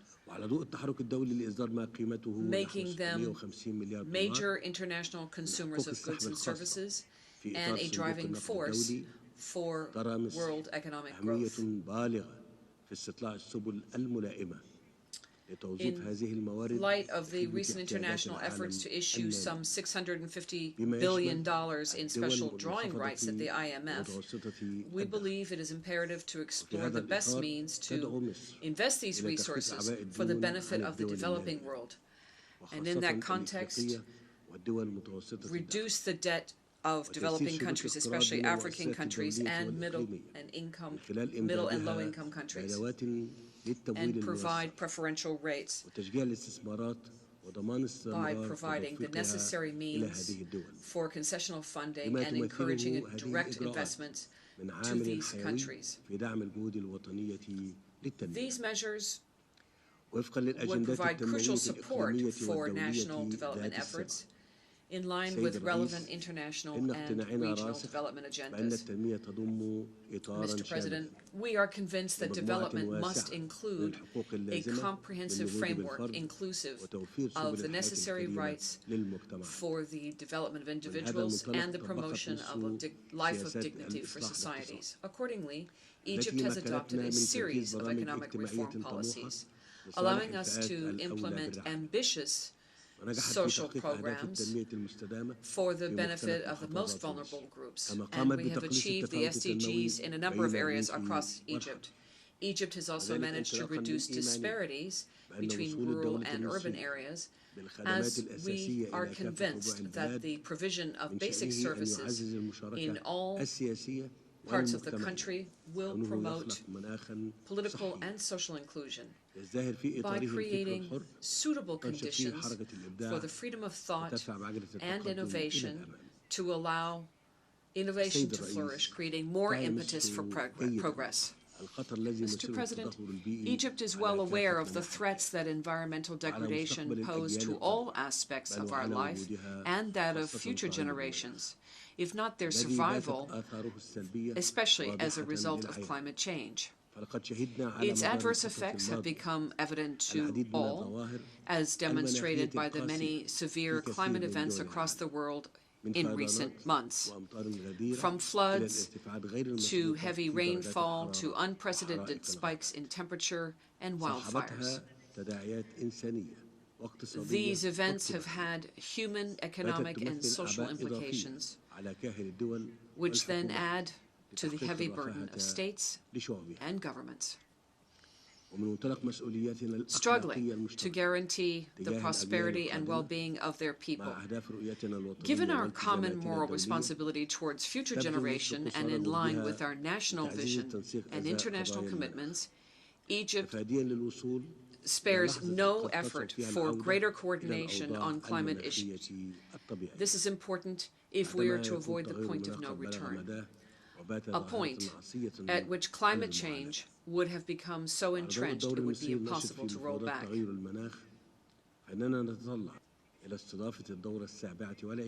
As an active participant in the climate change negotiations, Egypt looks forward to hosting the 27th Conference of State Parties in 2022. Mr. President, terrorism remains one of the largest challenges facing humanity today.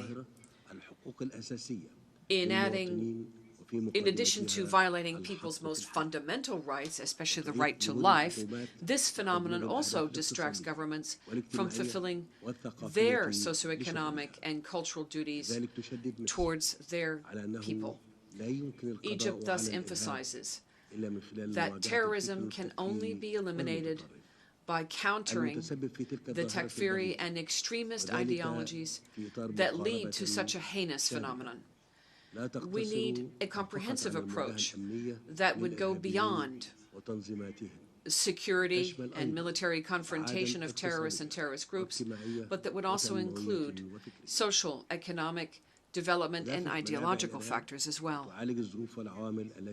We must focus on the sources of terrorism and tackle those factors that push individuals towards this phenomenon.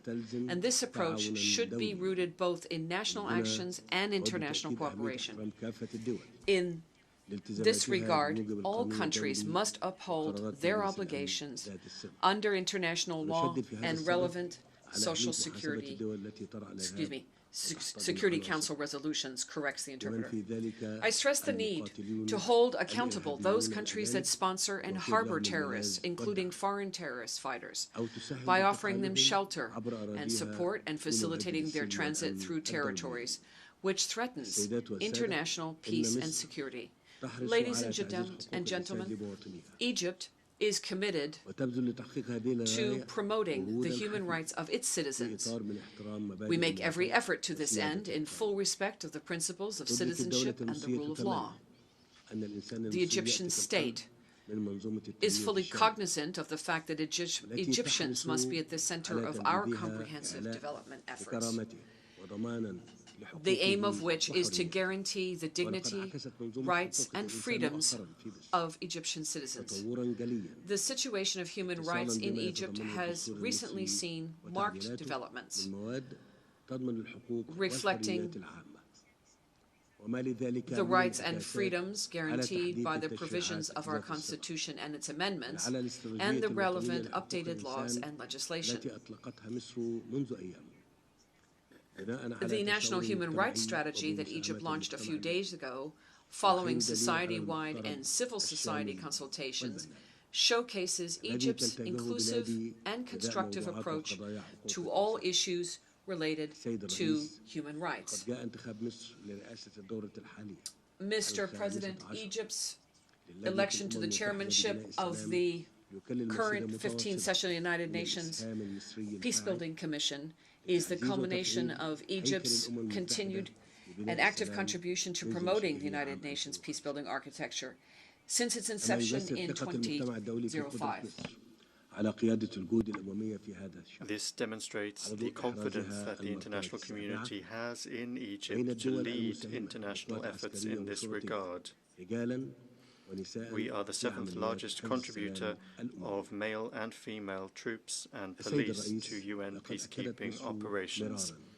Mr. President, Egypt has always reiterated that there can be no stability in the Middle East without a just, lasting and comprehensive solution to the Palestinian question, which remains the central cause for the Arab region. This must happen in accordance with international resolutions to establish a Palestinian state along the June 4, 1967 border with East Jerusalem as its capital. In this regard, Egypt stresses the need to consolidate the ceasefire agreement reached on the 20th of May 2021. Egypt also calls upon the international community to take the necessary measures to improve the living conditions of the Palestinian people and to ensure humanitarian deliveries to the Palestinian peoples. Donors must be called upon to support UNRWA. This would pave the way for the reconstruction of the Gaza Strip. Egypt has also announced a pledge of $500 million for reconstruction efforts. The Middle East has a strategic location, but it is also in one of the most unstable regions in the world.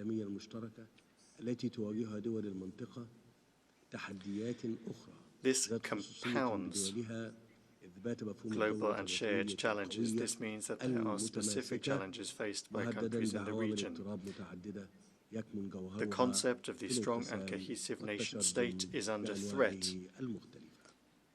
from factors including division and fragmentation, be it sectarian, political, or ethnic division.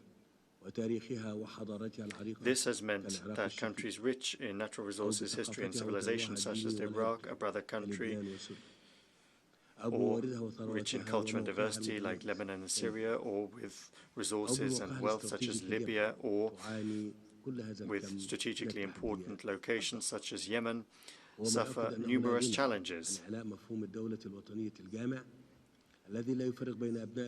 This proves that there is no alternative to the concept of the inclusive nation-state. States that do not distinguish between its citizens and prevent any interference in the affairs of the Arab region. Mr. President, ladies and gentlemen, Egypt is closely linked to its African context, something that we are immensely proud of.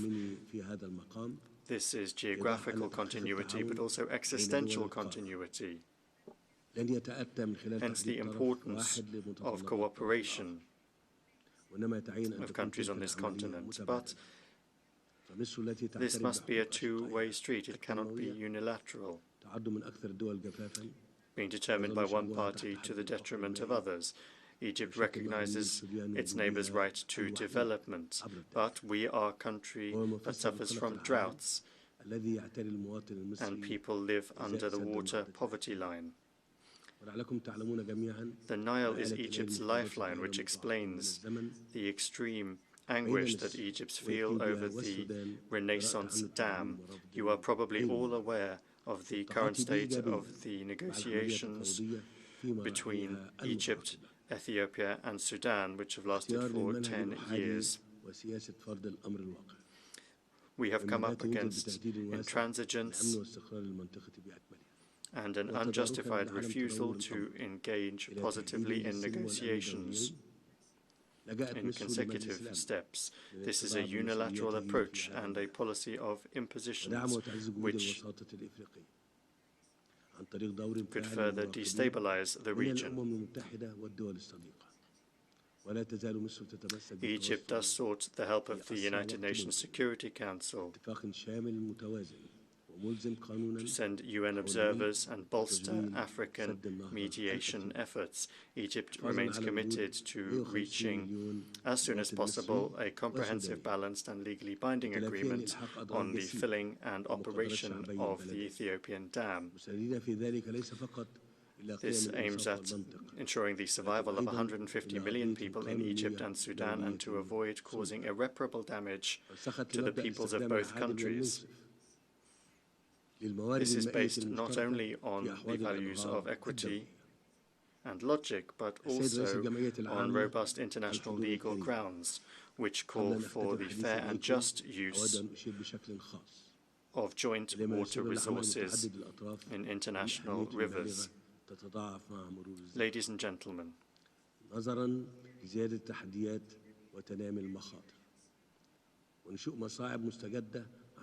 multilateralism is key.